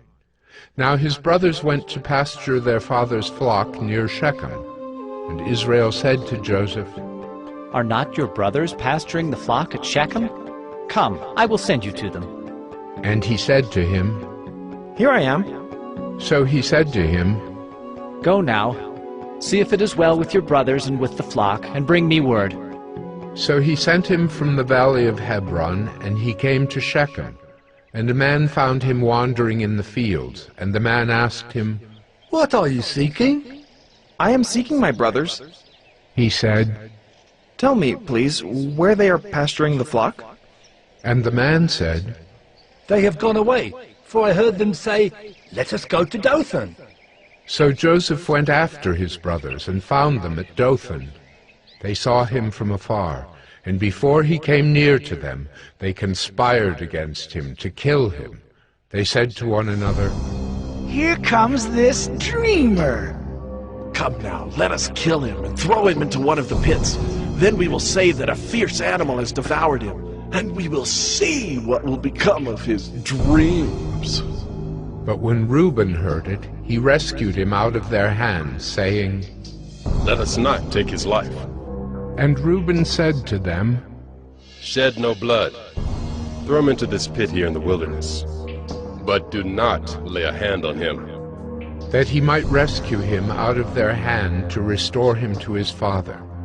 So when Joseph came to his brothers, they stripped him of his robe, the robe of many colors that he wore. And they took him and threw him into a pit. The pit was empty. There was no water in it. Then they sat down to eat. And looking up, they saw a caravan of Ishmaelites coming from Gilead, with their camels bearing gum, balm, and myrrh, on their way to carry it down to Egypt. Then Judah said to his brothers, What profit is it if we kill our brother and conceal his blood? Come, let us sell him to the Ishmaelites, and let not our hand be upon him, for he is our brother, our own flesh. And his brothers listened to him. Then Midianite traders passed by, and they drew Joseph up and lifted him out of the pit and sold him to the Ishmaelites for 20 shekels of silver. They took Joseph to Egypt. When Reuben returned to the pit and saw that Joseph was not in the pit, he tore his clothes and returned to his brothers and said, The boy is gone, and I, where shall I go? Then they took Joseph's robe and slaughtered a goat and dipped the robe in the blood. And they sent the robe of many colors and brought it to their father and said, This we have found. Please identify whether it is your son's robe or not. And he identified it and said, It is my son's robe. A fierce animal has devoured him. Joseph is without doubt torn to pieces. Then Jacob tore his garments and put sackcloth on his loins and mourned for his son many days. All his sons and all his daughters rose up to comfort him, but he refused to be comforted and said, No, I shall go down to Sheol to my son mourning. Thus his father wept for him. Meanwhile, the Midianites had sold him in Egypt to Potiphar, an officer of Pharaoh, the captain of the guard.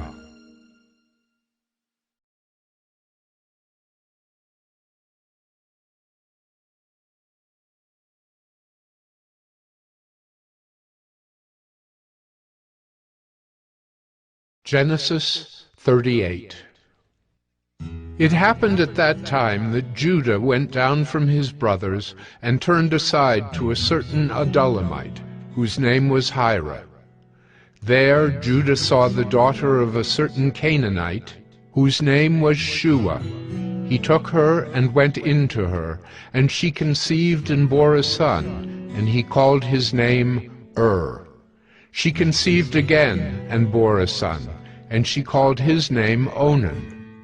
Yet again she bore a son, and she called his name Shelah.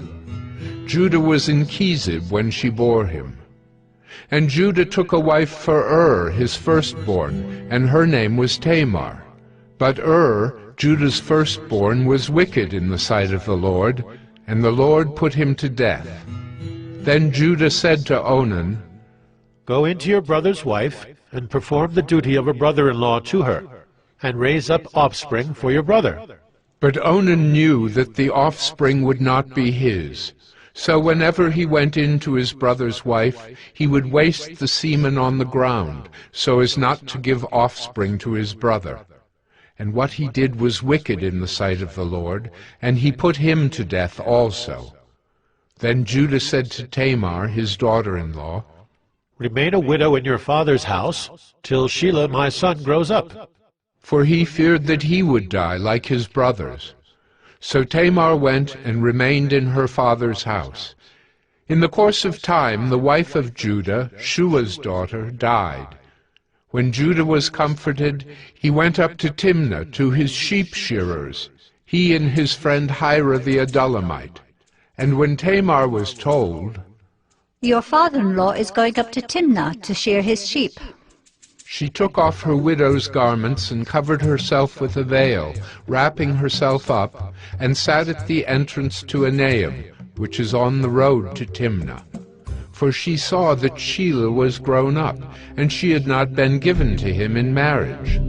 When Judah saw her, he thought she was a prostitute, for she had covered her face. He turned to her at the roadside and said, "Come, let me come in to you." For he did not know that she was his daughter-in-law. She said, "What will you give me that you may come in to me?" He answered, "I will send you a young goat from the flock." And she said, "If you give me a pledge until you send it." He said, "What pledge shall I give you?" She replied, "Your signet and your cord and your staff that is in your hand." So he gave them to her and went in to her, and she conceived by him. Then she arose and went away, and taking off her veil, she put on the garments of her widowhood. When Judah sent the young goat by his friend the Adullamite to take back the pledge from the woman's hand, he did not find her. And he asked the men of the place, "Where is the cult prostitute who was at Enaim at the roadside?" And they said, "No cult prostitute has been here." So he returned to Judah and said, "I have not found her. Also the men of the place said, no cult prostitute has been here." And Judah replied, "Let her keep the things as her own, or we shall be laughed at. You see, I sent this young goat, and you did not find her." About 3 months later, Judah was told, "Tamar, your daughter-in-law, has been immoral. Moreover, she is pregnant by immorality." And Judah said, "Bring her out, and let her be burned." As she was being brought out, she sent word to her father-in-law. "By the man to whom these belong, I am pregnant." And she said, "Please, identify whose these are, the signet and the cord and the staff." Then Judah identified them and said, "She is more righteous than I, since I did not give her to my son Shelah." And he did not know her again. When the time of her labor came, there were twins in her womb. And when she was in labor, one put out a hand, and the midwife took and tied a scarlet thread on his hand, saying, "This one came out first." But as he drew back his hand, behold, his brother came out, and she said, "What a breach you have made for yourself." Therefore his name was called Perez. Afterward his brother came out with the scarlet thread on his hand, and his name was called Zerah.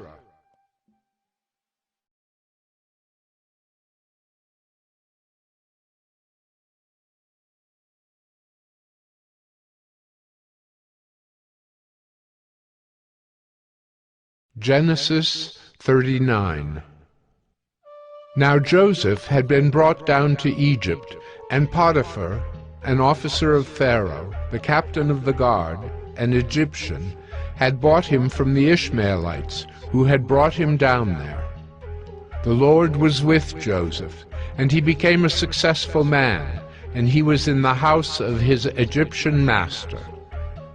His master saw that the Lord was with him, and that the Lord caused all that he did to succeed in his hands.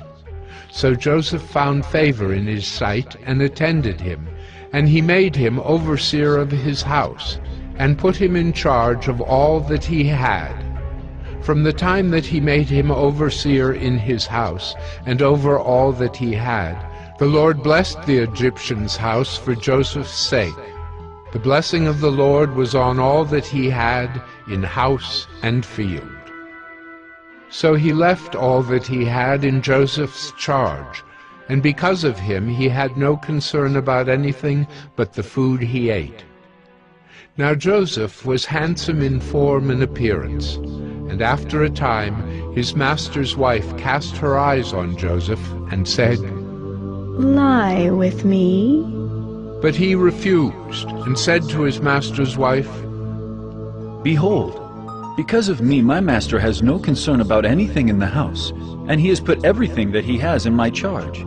He is not greater in this house than I am, nor has he kept back anything from me except yourself, because you are his wife. How then can I do this great wickedness and sin against God?" And as she spoke to Joseph day after day, he would not listen to her, to lie beside her or to be with her. But one day, when he went into the house to do his work, and none of the men of the house was there in the house, she caught him by his garment, saying, "Lie with me." But he left his garment in her hand and fled and got out of the house. And as soon as she saw that he had left his garment in her hand and had fled out of the house, she called to the men of her household and said to them, "See, he has brought among us a Hebrew to laugh at us. He came in to me to lie with me, and I cried out with a loud voice. And as soon as he heard that I lifted up my voice and cried out, he left his garment beside me and fled and got out of the house." Then she laid up his garment by her until his master came home, and she told him the same story, saying, "The Hebrew servant whom you have brought among us came in to me to laugh at me. But as soon as I lifted up my voice and cried, he left his garment beside me and fled out of the house." As soon as his master heard the words that his wife spoke to him, "This is the way your servant treated me," his anger was kindled, and Joseph's master took him and put him into the prison, the place where the king's prisoners were confined, and he was there in prison. But the Lord was with Joseph and showed him steadfast love, and gave him favor in the sight of the keeper of the prison. And the keeper of the prison put Joseph in charge of all the prisoners who were in the prison. Whatever was done there, he was the one who did it. The keeper of the prison paid no attention to anything that was in Joseph's charge, because the Lord was with him, and whatever he did, the Lord made it succeed.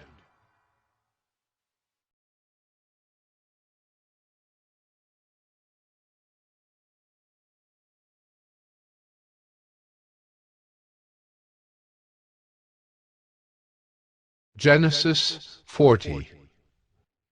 Sometime after this, the cupbearer of the king of Egypt and his baker committed an offense against their lord, the king of Egypt.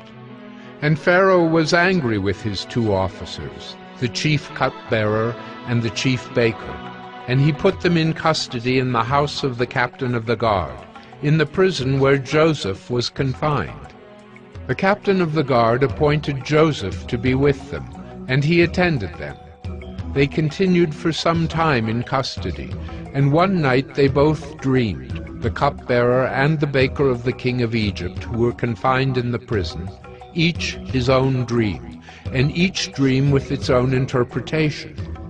When Joseph came to them in the morning, he saw that they were troubled. So he asked Pharaoh's officers, who were with him in custody in his master's house, "Why are your faces downcast today?" They said to him, "We have had dreams, and there is no one to interpret them." And Joseph said to them, "Do not interpretations belong to God? Please, tell them to me." So the chief cupbearer told his dream to Joseph and said to him, "In my dream there was a vine before me, and on the vine there were 3 branches. As soon as it budded, its blossoms shot forth, and the clusters ripened into grapes. Pharaoh's cup was in my hand, and I took the grapes and pressed them into Pharaoh's cup, and placed the cup in Pharaoh's hand." Then Joseph said to him, "This is its interpretation. The 3 branches are 3 days. In 3 days Pharaoh will lift up your head and restore you to your office, and you shall place Pharaoh's cup in his hand as formerly, when you were his cupbearer. Only remember me when it is well with you, and please do me the kindness to mention me to Pharaoh, and so get me out of this house. For I was indeed stolen out of the land of the Hebrews, and here also I have done nothing that they should put me into the pit." When the chief baker saw that the interpretation was favorable, he said to Joseph, "I also had a dream. There were 3 cake baskets on my head, and in the uppermost basket there were all sorts of baked food for Pharaoh. But the birds were eating it out of the basket on my head." And Joseph answered and said, "This is its interpretation. The 3 baskets are 3 days. In 3 days Pharaoh will lift up your head from you and hang you on a tree, and the birds will eat the flesh from you. On the 3rd day, which was Pharaoh's birthday, he made a feast for all his servants, and lifted up the head of the chief cupbearer and the head of the chief baker among his servants. He restored the chief cupbearer to his position, and he placed the cup in Pharaoh's hand. But he hanged the chief baker, as Joseph had interpreted to them. Yet the chief cupbearer did not remember Joseph, but forgot him.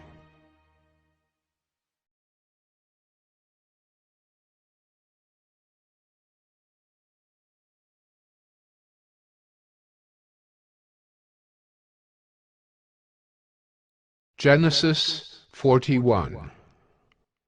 After 2 whole years, Pharaoh dreamed that he was standing by the Nile, and behold, there came up out of the Nile 7 cows, attractive and plump, and they fed in the reed grass.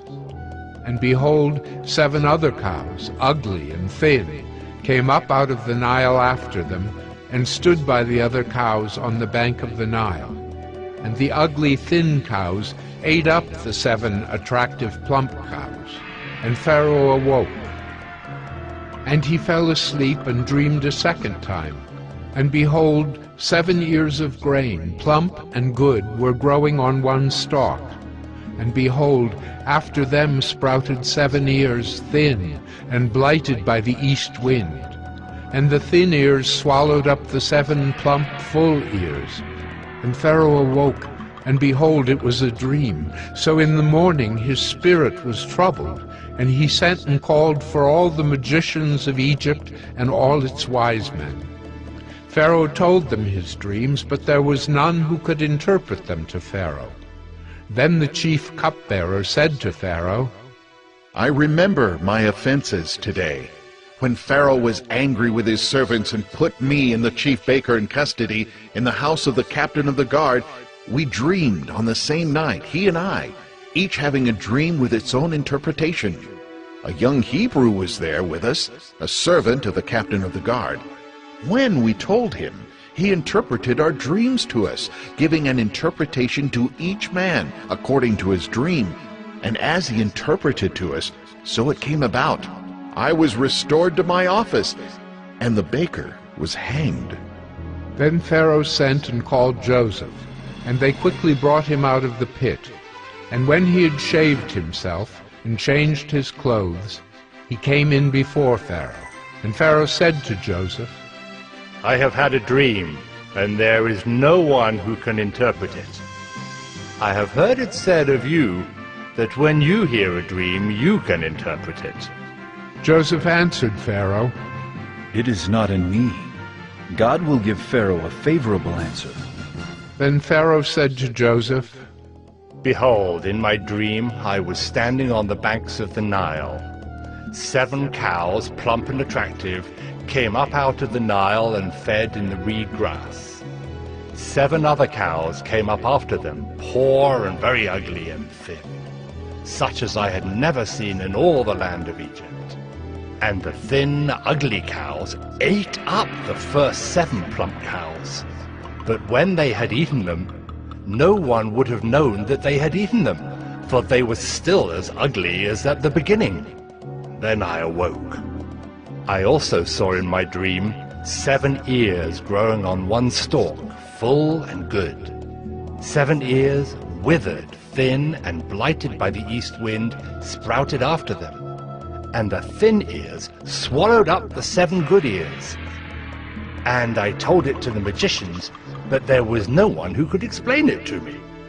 Then Joseph said to Pharaoh, The dreams of Pharaoh are one. God has revealed to Pharaoh what he is about to do.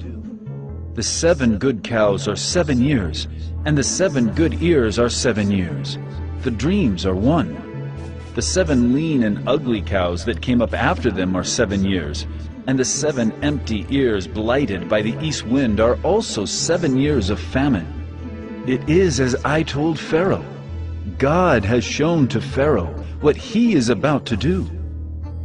There will come 7 years of great plenty throughout all the land of Egypt. But after them there will arise 7 years of famine, and all the plenty will be forgotten in the land of Egypt. The famine will consume the land, and the plenty will be unknown in the land by reason of the famine that will follow, for it will be very severe. And the doubling of Pharaoh's dream means that the thing is fixed by God, and God will shortly bring it about. Now, therefore, let Pharaoh select a discerning and wise man, and set him over the land of Egypt. Let Pharaoh proceed to appoint overseers over the land and take 1/5 of the produce of the land of Egypt during the 7 plentiful years. And let them gather all the food of these good years that are coming, and store up grain under the authority of Pharaoh for food in the cities, and let them keep it. That food shall be a reserve for the land against the 7 years of famine that are to occur in the land of Egypt, so that the land may not perish through the famine. This proposal pleased Pharaoh and all his servants. And Pharaoh said to his servants, "Can we find a man like this, in whom is the Spirit of God?" Then Pharaoh said to Joseph, "Since God has shown you all this, there is none so discerning and wise as you are. You shall be over my house, and all my people shall order themselves as you command. Only as regards the throne will I be greater than you." And Pharaoh said to Joseph, "See, I have set you over all the land of Egypt." Then Pharaoh took his signet ring from his hand and put it on Joseph's hand, and clothed him in garments of fine linen, and put a gold chain about his neck. And he made him ride in his 2nd chariot, and they called out before him, "Bow the knee!" Thus he set him over all the land of Egypt. Moreover, Pharaoh said to Joseph, "I am Pharaoh, and without your consent no one shall lift up hand or foot in all the land of Egypt."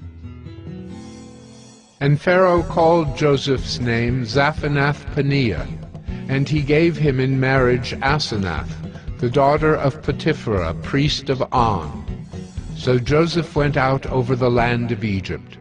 Joseph was 30 years old when he entered the service of Pharaoh, king of Egypt.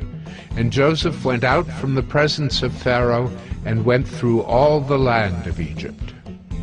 During the 7 plentiful years the earth produced abundantly, and he gathered up all the food of these 7 years, which occurred in the land of Egypt, and put the food in the cities. He put in every city the food from the fields around it. And Joseph stored up grain in great abundance, like the sand of the sea, until he ceased to measure it, for it could not be measured. Before the year of famine came, 2 sons were born to Joseph. Asenath, the daughter of Potiphera, priest of On, bore them to him. Joseph called the name of the firstborn Manasseh. "For," he said, "God has made me forget all my hardship and all my father's house." The name of the second he called Ephraim. "For God has made me fruitful in the land of my affliction." The 7 years of plenty that occurred in the land of Egypt came to an end, and the 7 years of famine began to come, as Joseph had said. There was famine in all lands, but in all the land of Egypt there was bread. When all the land of Egypt was famished, the people cried to Pharaoh for bread. Pharaoh said to all the Egyptians, "Go to Joseph. What he says to you, do." So when the famine had spread over all the land, Joseph opened all the storehouses and sold to the Egyptians, for the famine was severe in the land of Egypt. Moreover, all the earth came to Egypt to Joseph to buy grain, because the famine was severe over all the earth.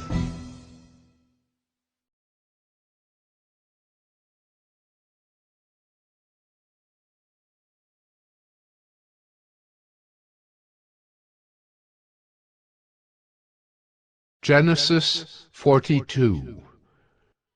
When Jacob learned that there was grain for sale in Egypt, he said to his sons, Why do you look at one another? And he said, Behold, I have heard that there is grain for sale in Egypt. Go down and buy grain for us there, that we may live and not die. So 10 of Joseph's brothers went down to buy grain in Egypt. But Jacob did not send Benjamin, Joseph's brother, with his brothers, for he feared that harm might happen to him. Thus the sons of Israel came to buy among the others who came, for the famine was in the land of Canaan. Now Joseph was governor over the land. He was the one who sold to all the people of the land. And Joseph's brothers came and bowed themselves before him with their faces to the ground. Joseph saw his brothers and recognized them, but he treated them like strangers and spoke roughly to them. Where do you come from? He said. They said, From the land of Canaan, to buy food. And Joseph recognized his brothers, but they did not recognize him. And Joseph remembered the dreams that he had dreamed of them. And he said to them, You are spies. You have come to see the nakedness of the land. They said to him, No, my lord, your servants have come to buy food. We are all sons of one man. We are honest men. Your servants have never been spies. He said to them, No, it is the nakedness of the land that you have come to see. And they said, We, your servants, are 12 brothers, the sons of one man in the land of Canaan. And behold, the youngest is this day with our father, and one is no more. But Joseph said to them, It is as I said to you. You are spies. By this you shall be tested. By the life of Pharaoh, you shall not go from this place unless your youngest brother comes here. Send one of you, and let him bring your brother, while you remain confined, that your words may be tested, whether there is truth in you, or else, by the life of Pharaoh, surely you are spies. And he put them all together in custody for 3 days. On the 3rd day Joseph said to them, Do this, and you will live, for I fear God. If you are honest men, let one of your brothers remain confined, where you are in custody, and let the rest go and carry grain for the famine of your households. And bring your youngest brother to me, so your words will be verified, and you shall not die. And they did so. Then they said to one another, In truth we are guilty concerning our brother, in that we saw the distress of his soul, when he begged us and we did not listen. That is why this distress has come upon us. And Reuben answered them, Did I not tell you not to sin against the boy? But you did not listen. So now there comes a reckoning for his blood.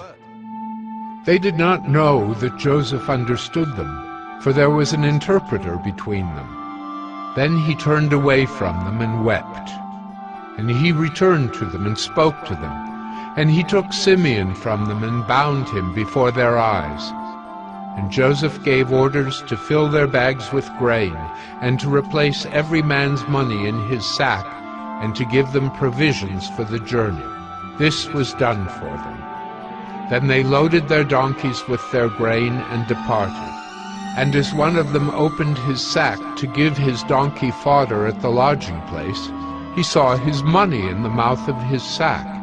He said to his brothers, My money has been put back. Here it is in the mouth of my sack.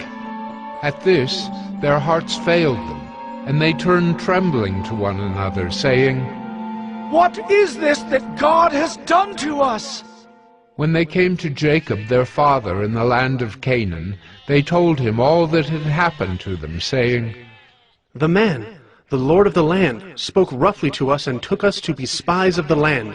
But we said to him, We are honest men. We have never been spies. We are 12 brothers, sons of our father. One is no more, and the youngest is this day with our father in the land of Canaan. Then the man, the lord of the land, said to us, By this I shall know that you are honest men. Leave one of your brothers with me, and take grain for the famine of your households, and go your way.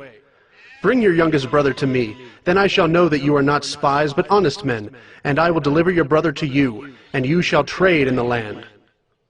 As they emptied their sacks, behold, every man's bundle of money was in his sack. And when they and their father saw their bundles of money, they were afraid.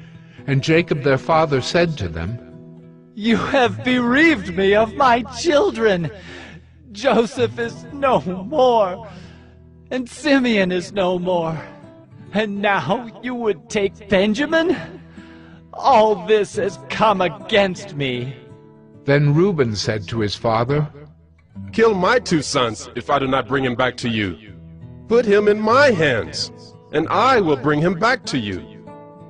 But he said, My son shall not go down with you, for his brother is dead, and he is the only one left.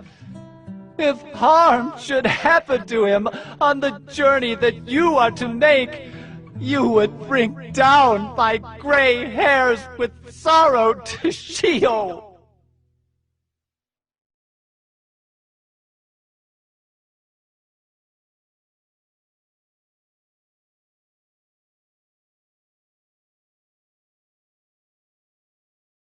Genesis 43. Now the famine was severe in the land, and when they had eaten the grain that they had brought from Egypt, their father said to them, Go again, buy us a little food. But Judah said to him, The man solemnly warned us, saying, You shall not see my face unless your brother is with you.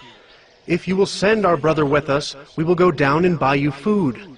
But if you will not send him, we will not go down. For the man said to us, You shall not see my face unless your brother is with you. Israel said, Why did you treat me so badly, as to tell the man that you had another brother? They replied, The man questioned us carefully about ourselves and our kindred, saying, Is your father still alive? Do you have another brother? What we told him was in answer to these questions. Could we in any way know that he would say, Bring your brother down? And Judah said to Israel his father, Send the boy with me, and we will arise and go, that we may live and not die, both we and you, and also our little ones. I will be a pledge of his safety. From my hand you shall require him. If I do not bring him back to you and set him before you, then let me bear the blame forever. If we had not delayed, we would now have returned twice. Then their father Israel said to them, If it must be so, then do this. Take some of the choice fruits of the land in your bags, and carry a present down to the man. A little balm and a little honey, gum, myrrh, pistachio nuts, and almonds. Take double the money with you. Carry back with you the money that was returned in the mouth of your sacks. Perhaps it was an oversight. Take also your brother, and arise, go again to the man. May God Almighty grant you mercy before the man, and may he send back your other brother and Benjamin. And as for me, if I am bereaved of my children, I am bereaved. So the men took this present, and they took double the money with them, and Benjamin. They arose and went down to Egypt and stood before Joseph. When Joseph saw Benjamin with them, he said to the steward of his house, Bring the men into the house, and slaughter an animal and make ready, for the men are to dine with me at noon. The man did as Joseph told him, and brought the men to Joseph's house. And the men were afraid because they were brought to Joseph's house, and they said, It is because of the money which was replaced in our sacks the first time that we are brought in, so that he may assault us and fall upon us to make us servants and seize our donkeys. So they went up to the steward of Joseph's house, and spoke with him at the door of the house, and said, Oh, my lord, we came down the first time to buy food. And when we came to the lodging place, we opened our sacks. And there was each man's money in the mouth of his sack, our money in full weight. So we have brought it again with us. And we have brought other money down with us to buy food. We do not know who put our money in our sacks. He replied, Peace to you. Do not be afraid. Your God and the God of your father has put treasure in your sacks for you. I received your money. Then he brought Simeon out to them. And when the man had brought the men into Joseph's house, and given them water, and they had washed their feet, and when he had given their donkeys fodder, they prepared the present for Joseph's coming at noon, for they heard that they should eat bread there. When Joseph came home, they brought into the house to him the present that they had with them, and bowed down to him to the ground. And he inquired about their welfare, and said, Is your father well, the old man of whom you spoke? Is he still alive? They said, Your servant, our father, is well. He is still alive. And they bowed their heads and prostrated themselves. And he lifted up his eyes and saw his brother Benjamin, his mother's son, and said, Is this your youngest brother, of whom you spoke to me? God be gracious to you, my son. Then Joseph hurried out, for his compassion grew warm for his brother, and he sought a place to weep. And he entered his chamber and wept there. Then he washed his face and came out, and controlling himself, he said, Serve the food. They served him by himself, and them by themselves, and the Egyptians who ate with him by themselves, because the Egyptians could not eat with the Hebrews, for that is an abomination to the Egyptians. And they sat before him, the firstborn according to his birthright, and the youngest according to his youth. And the men looked at one another in amazement. Portions were taken to them from Joseph's table, but Benjamin's portion was 5 times as much as any of theirs. And they drank and were merry with him.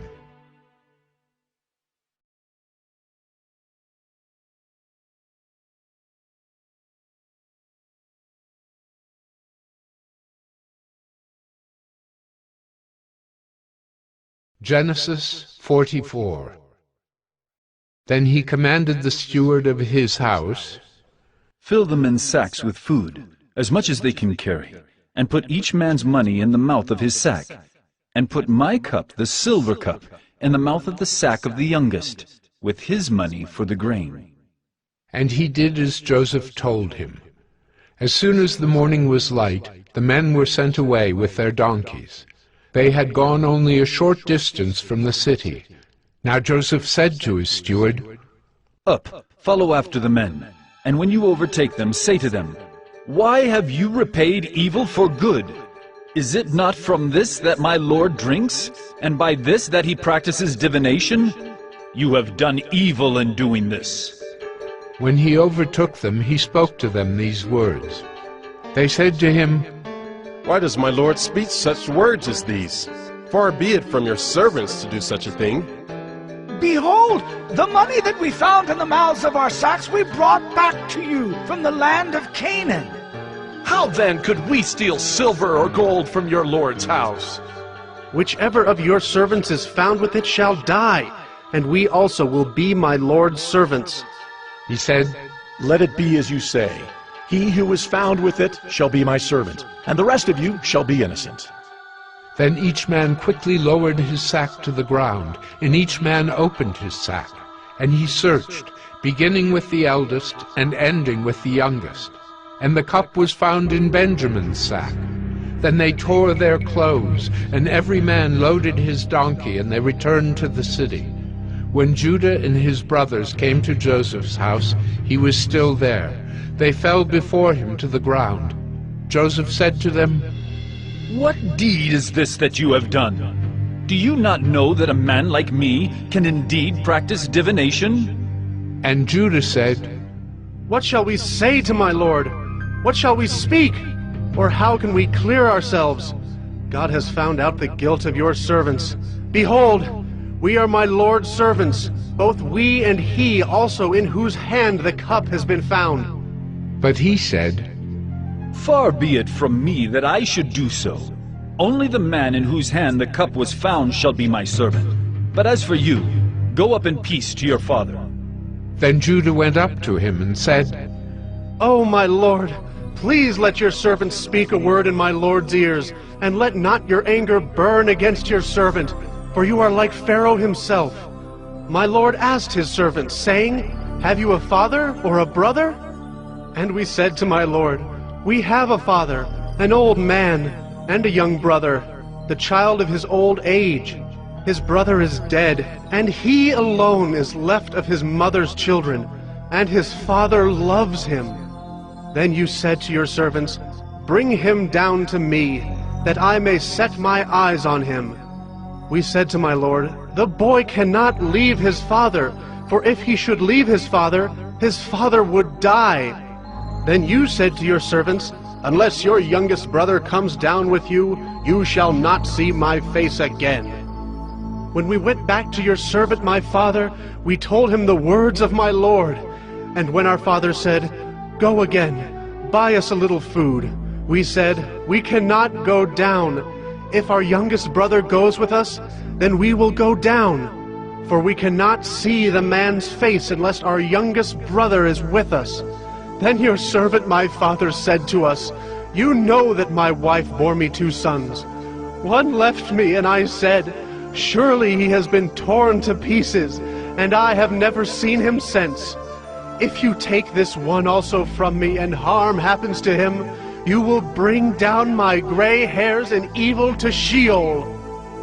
Now therefore, as soon as I come to your servant my father, and the boy is not with us, then as his life is bound up in the boy's life, as soon as he sees that the boy is not with us, he will die, and your servants will bring down the gray hairs of your servant our father with sorrow to Sheol.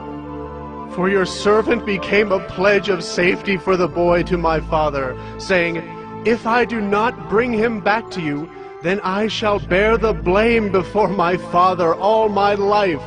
Now therefore, please let your servant remain instead of the boy as a servant to my lord, and let the boy go back with his brothers. For how can I go back to my father if the boy is not with me? I fear to see the evil that would find my father."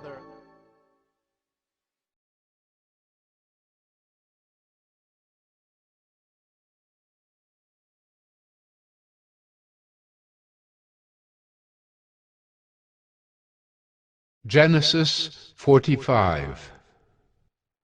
Then Joseph could not control himself before all those who stood by him. He cried, "Make everyone go out from me." So no one stayed with him when Joseph made himself known to his brothers. And he wept aloud, so that the Egyptians heard it, and the household of Pharaoh heard it. And Joseph said to his brothers, "I am Joseph. Is my father still alive?" But his brothers could not answer him, for they were dismayed at his presence. So Joseph said to his brothers, "Come near to me, please."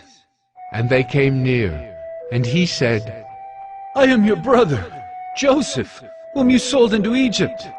And now, do not be distressed or angry with yourselves, because you sold me here.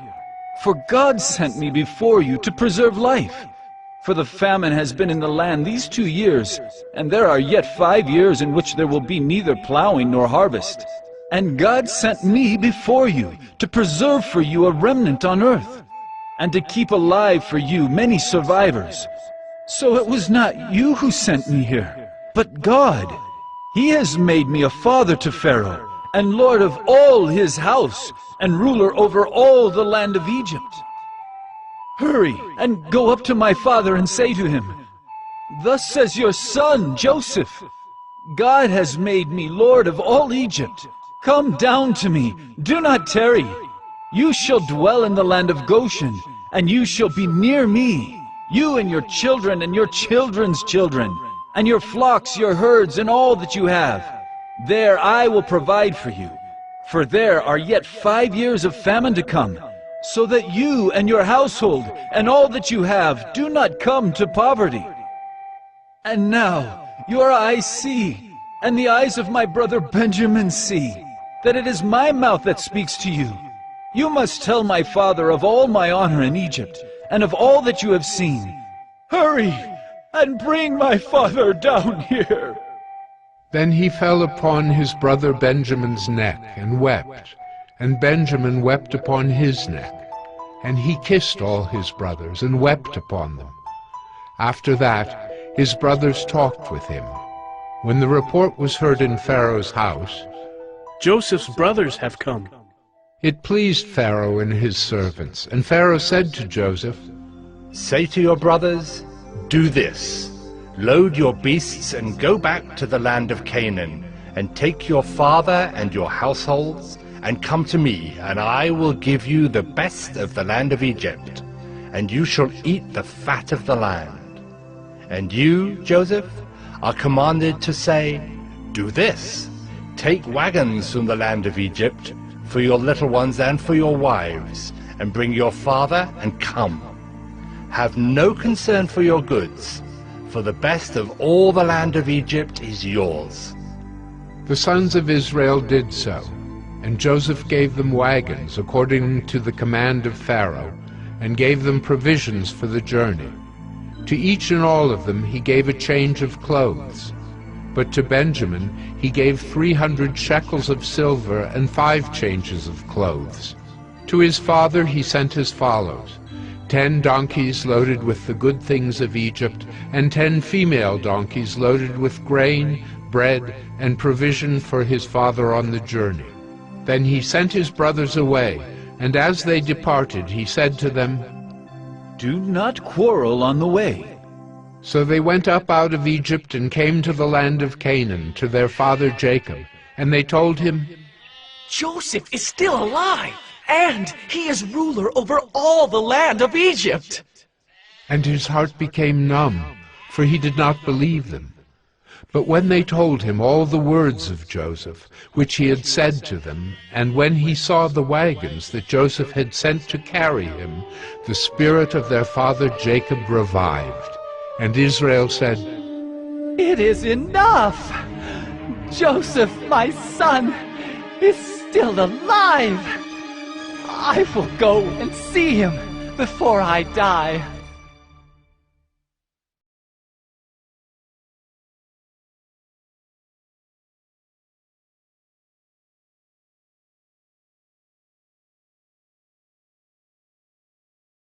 Genesis 46.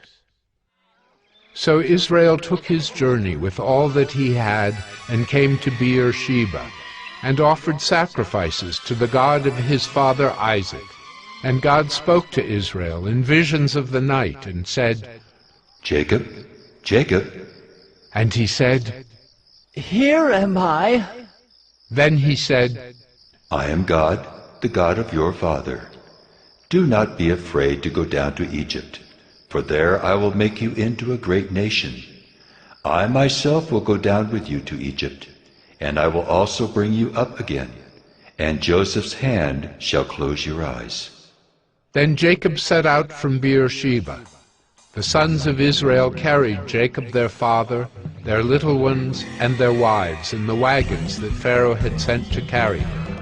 They also took their livestock and their goods, which they had gained in the land of Canaan, and came into Egypt, Jacob and all his offspring with him, his sons and his sons' sons with him, his daughters and his sons' daughters. All his offspring he brought with him into Egypt. Now these are the names of the descendants of Israel who came into Egypt, Jacob and his sons. Reuben, Jacob's firstborn, and the sons of Reuben, Hanok, Palu, Hezron, and Carmi. The sons of Simeon, Jemuel, Jamin, Ohad, Jachin, Zohar, and Shaul, the son of a Canaanite woman. The sons of Levi, Gershon, Kohath, and Merari. The sons of Judah, Onan, Shelah, Perez, and Zerah. But and Onan died in the land of Canaan. And the sons of Perez were Hezron and Hamel. The sons of Issachar, Tola, Puvah, Yob, and Shimron. The sons of Zebulun, Sered, Elon, and Jaleel. These are the sons of Leah, whom she bore to Jacob in Paddan Aram, together with his daughter Dinah. Altogether his sons and his daughters numbered 33. The sons of Gad: Ziphion, Hagi, Shunai, Esbon, Eri, Eridai, and Areli. The sons of Asher: Imnah, Ishva, Ishvi, Beriah, with Sirah their sister. And the sons of Beriah: Heber and Malchiel. These are the sons of Zilpah, whom Laban gave to Leah his daughter, and these she bore to Jacob, 16 persons. The sons of Rachel, Jacob's wife: Joseph and Benjamin.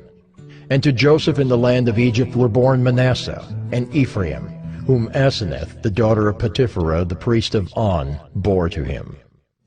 And the sons of Benjamin: Bela, Becher, Ashbel, Gera, Naaman, Ehi, Rosh, Muppim, Huppim, and Ard. These are the sons of Rachel, who were born to Jacob, 14 persons in all. The sons of Dan: Hushim.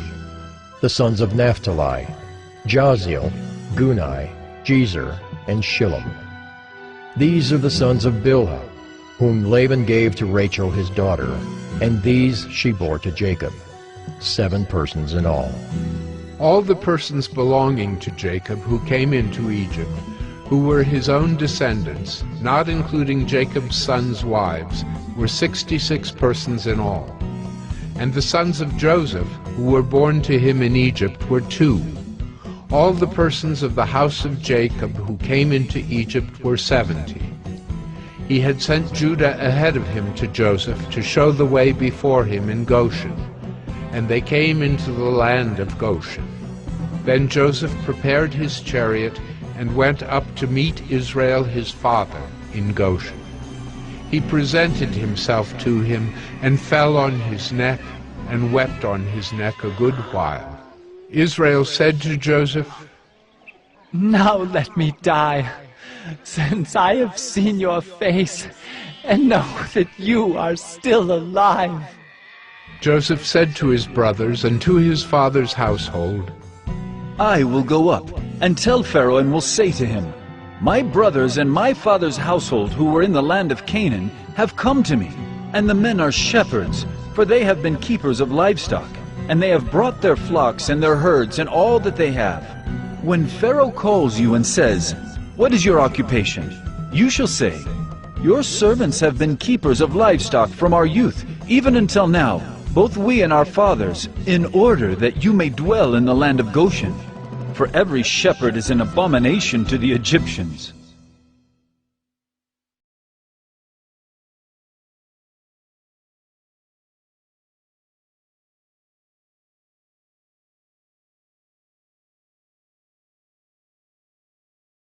Genesis 47. So Joseph went in and told Pharaoh, My father and my brothers, with their flocks and herds, and all that they possess, have come from the land of Canaan. They are now in the land of Goshen. And from among his brothers he took 5 men, and presented them to Pharaoh. Pharaoh said to his brothers, What is your occupation? And they said to Pharaoh, Your servants are shepherds, as our fathers were. They said to Pharaoh, We have come to sojourn in the land, for there is no pasture for your servants' flocks, for the famine is severe in the land of Canaan. And now, please let your servants dwell in the land of Goshen. Then Pharaoh said to Joseph, Your father and your brothers have come to you. The land of Egypt is before you. Settle your father and your brothers in the best of the land.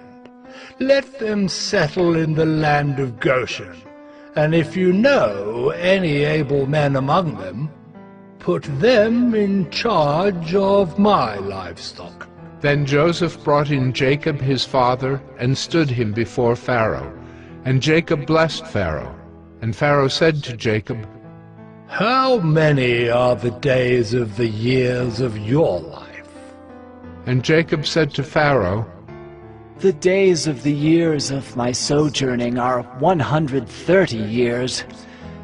Few and evil have been the days of the years of my life, and they have not attained to the days of the years of the life of my fathers, in the days of their sojourning. And Jacob blessed Pharaoh and went out from the presence of Pharaoh. Then Joseph settled his father and his brothers, and gave them a possession in the land of Egypt, in the best of the land, in the land of Ramesses, as Pharaoh had commanded. And Joseph provided his father, his brothers, and all his father's household with food, according to the number of their dependents. Now there was no food in all the land, for the famine was very severe, so that the land of Egypt and the land of Canaan languished by reason of the famine. And Joseph gathered up all the money that was found in the land of Egypt and in the land of Canaan, in exchange for the grain that they bought. And Joseph brought the money into Pharaoh's house. And when the money was all spent in the land of Egypt and in the land of Canaan, all the Egyptians came to Joseph and said, "Give us food! Why should we die before your eyes? For our money is gone." And Joseph answered, "Give your livestock, and I will give you food in exchange for your livestock, if your money is gone." So they brought their livestock to Joseph, and Joseph gave them food in exchange for the horses, the flocks, the herds, and the donkeys. He supplied them with food in exchange for all their livestock that year. And when that year was ended, they came to him the following year and said to him, "We will not hide from my lord that our money is all spent. The herds of livestock are my lord's.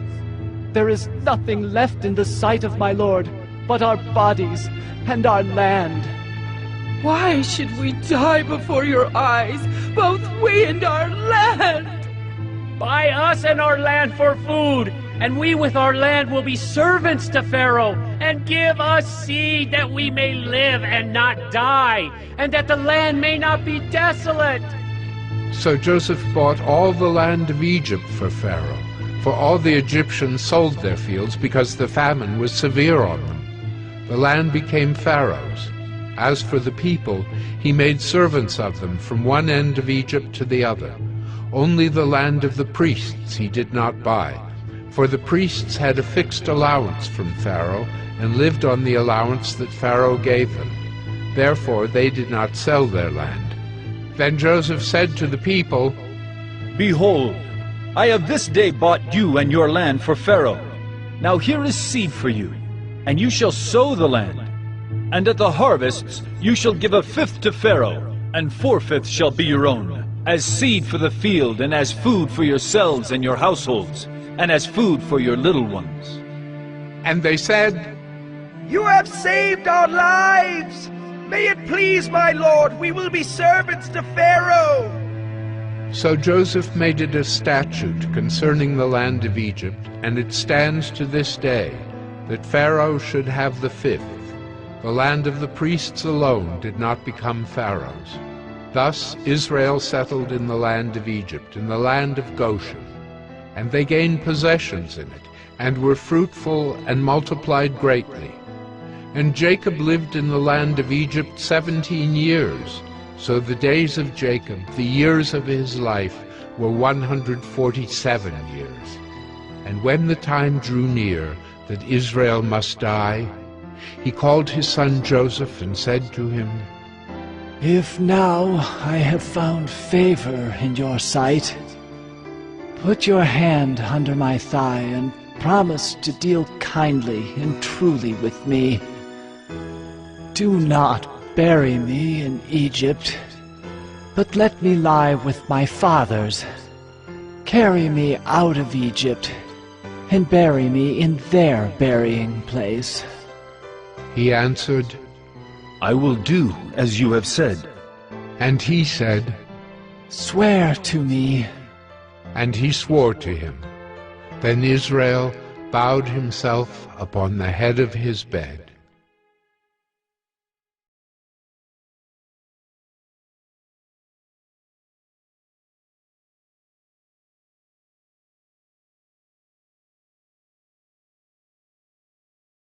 Genesis 48. After this, Joseph was told, "Behold, your father is ill." So he took with him his 2 sons, Manasseh and Ephraim. And it was told to Jacob, "Your son Joseph has come to you." Then Israel summoned his strength and sat up in bed.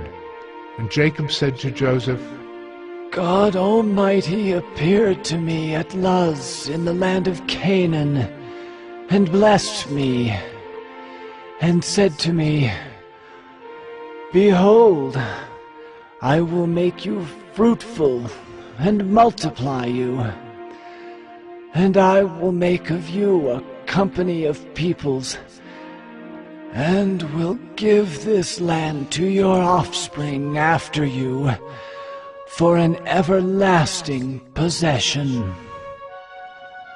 And now your 2 sons, who were born to you in the land of Egypt before I came to you in Egypt, are mine. Ephraim and Manasseh shall be mine, as Reuben and Simeon are. And the children that you fathered after them shall be yours.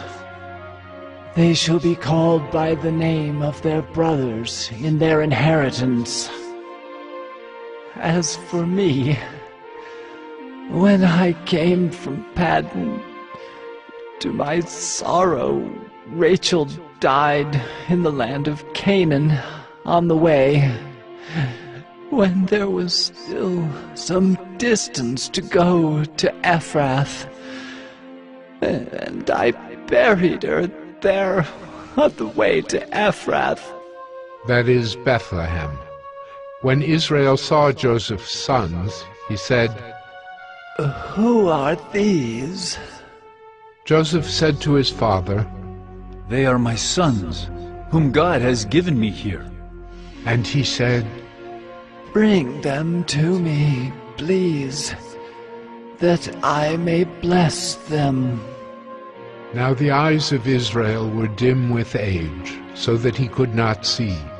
So Joseph brought them near him, and he kissed them and embraced them. And Israel said to Joseph, I never expected to see your face, and behold, God has let me see your offspring also. Then Joseph removed them from his knees, and he bowed himself with his face to the earth. And Joseph took them both, Ephraim in his right hand toward Israel's left hand, and Manasseh in his left hand toward Israel's right hand, and brought them near him. And Israel stretched out his right hand and laid it on the head of Ephraim, who was the younger, and his left hand on the head of Manasseh, crossing his hands, for Manasseh was the firstborn. And he blessed Joseph and said, The God before whom my fathers Abraham and Isaac walked, the God who has been my shepherd all my life long to this day, the angel who has redeemed me from all evil, bless the boys, and in them let my name be carried on, and the name of my fathers Abraham and Isaac, and let them grow into a multitude in the midst of the earth. When Joseph saw that his father laid his right hand on the head of Ephraim, it displeased him, and he took his father's hand to move it from Ephraim's head to Manasseh's head. And Joseph said to his father, Not this way, my father, since this one is the firstborn. Put your right hand on his head. But his father refused and said, I know, my son, I know. He also shall become a people, and he also shall be great. Nevertheless, his younger brother shall be greater than he, and his offspring shall become a multitude of nations. So he blessed them that day, saying, By you, Israel, will pronounce blessings, saying, God, make you as Ephraim and as Manasseh. Thus he put Ephraim before Manasseh. Then Israel said to Joseph, Behold, I am about to die, but God will be with you, and will bring you again to the land of your fathers. Moreover, I have given to you, rather than to your brothers, one mountain slope that I took from the hand of the Amorites with my sword and with my bow.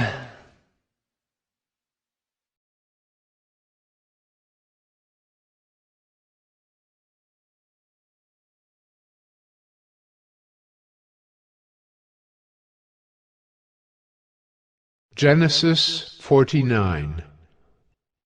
Then Jacob called his sons and said, Gather yourselves together, that I may tell you what shall happen to you in days to come. Assemble and listen, O sons of Jacob. Listen to Israel, your father. Reuben, you are my firstborn, my might, and the first fruits of my strength, preeminent in dignity and preeminent in power. Unstable as water, you shall not have preeminence, because you went up to your father's bed. Then you defiled it. He went up to my couch. Simeon and Levi are brothers. Weapons of violence are their swords. Let my soul come not into their counsel.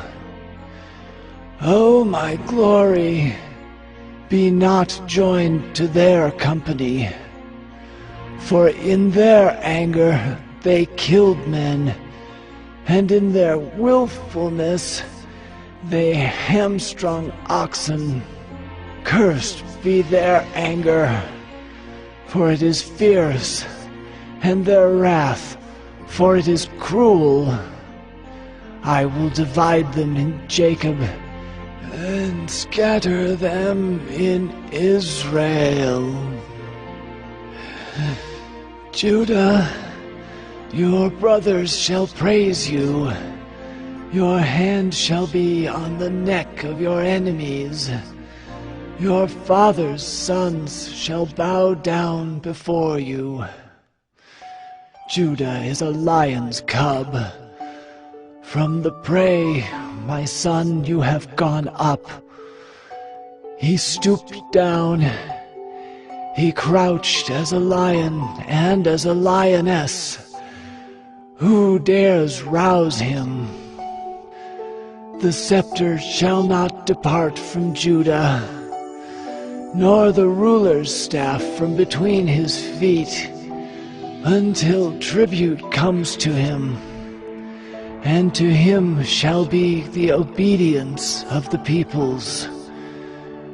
Binding his foal to the vine, and his donkey's colt to the choice vine, he has washed his garments in wine, and his vesture in the blood of grapes.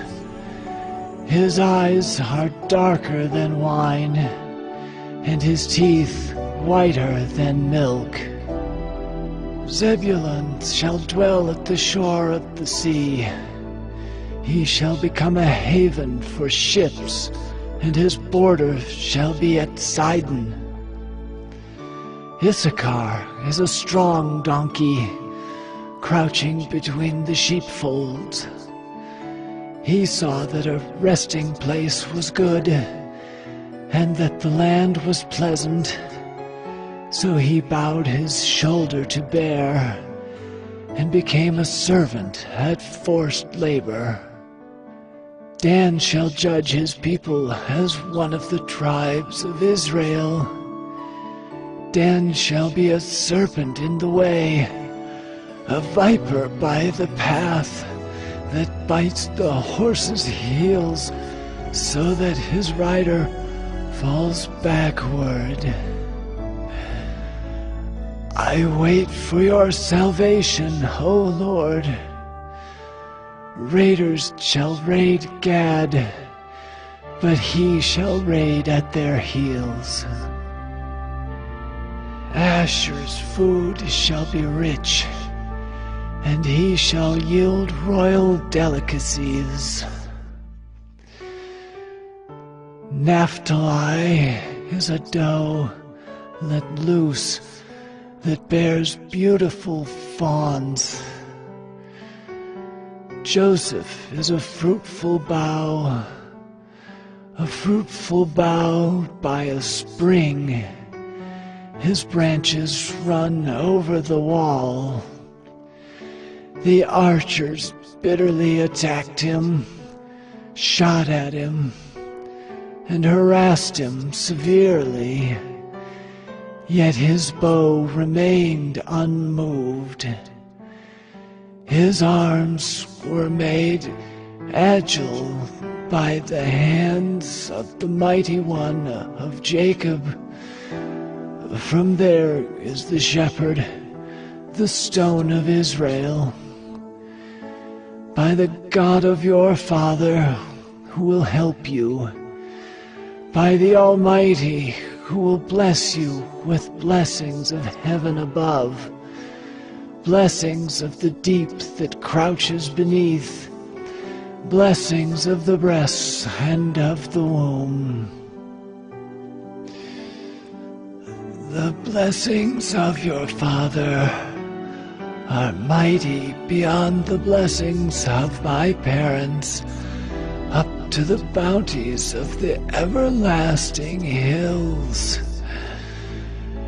May they be on the head of Joseph, and on the brow of him who was set apart from his brothers.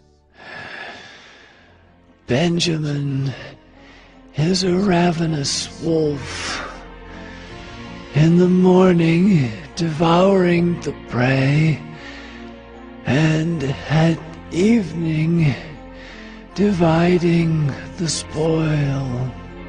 All these are the 12 tribes of Israel. This is what their father said to them as he blessed them, blessing each with the blessing suitable to him. Then he commanded them and said to them, I am to be gathered to my people. Bury me with my fathers in the cave that is in the field of Ephron the Hittite, in the cave that is in the field at Machpelah, to the east of Mamre, in the land of Canaan, which Abraham bought with the field from Ephron the Hittite, to possess as a burying place. There they buried Abraham and Sarah his wife. There they buried Isaac and Rebekah his wife. And there I buried Leah. The field and the cave that is in it were bought from the Hittites. When Jacob finished commanding his sons, he drew up his feet into the bed and breathed his last, and was gathered to his people.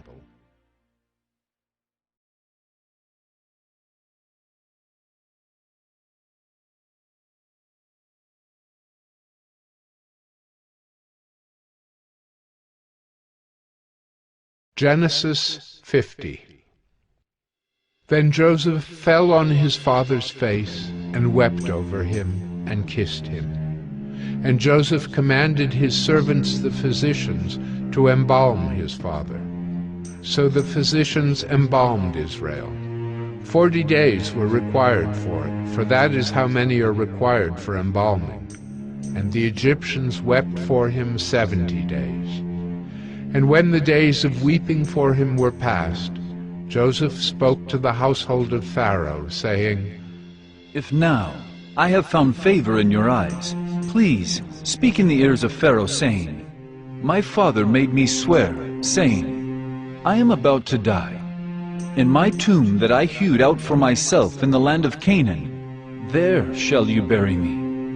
Now therefore, let me please go up and bury my father. Then I will return. And Pharaoh answered, Go up and bury your father as he made you swear. So Joseph went up to bury his father.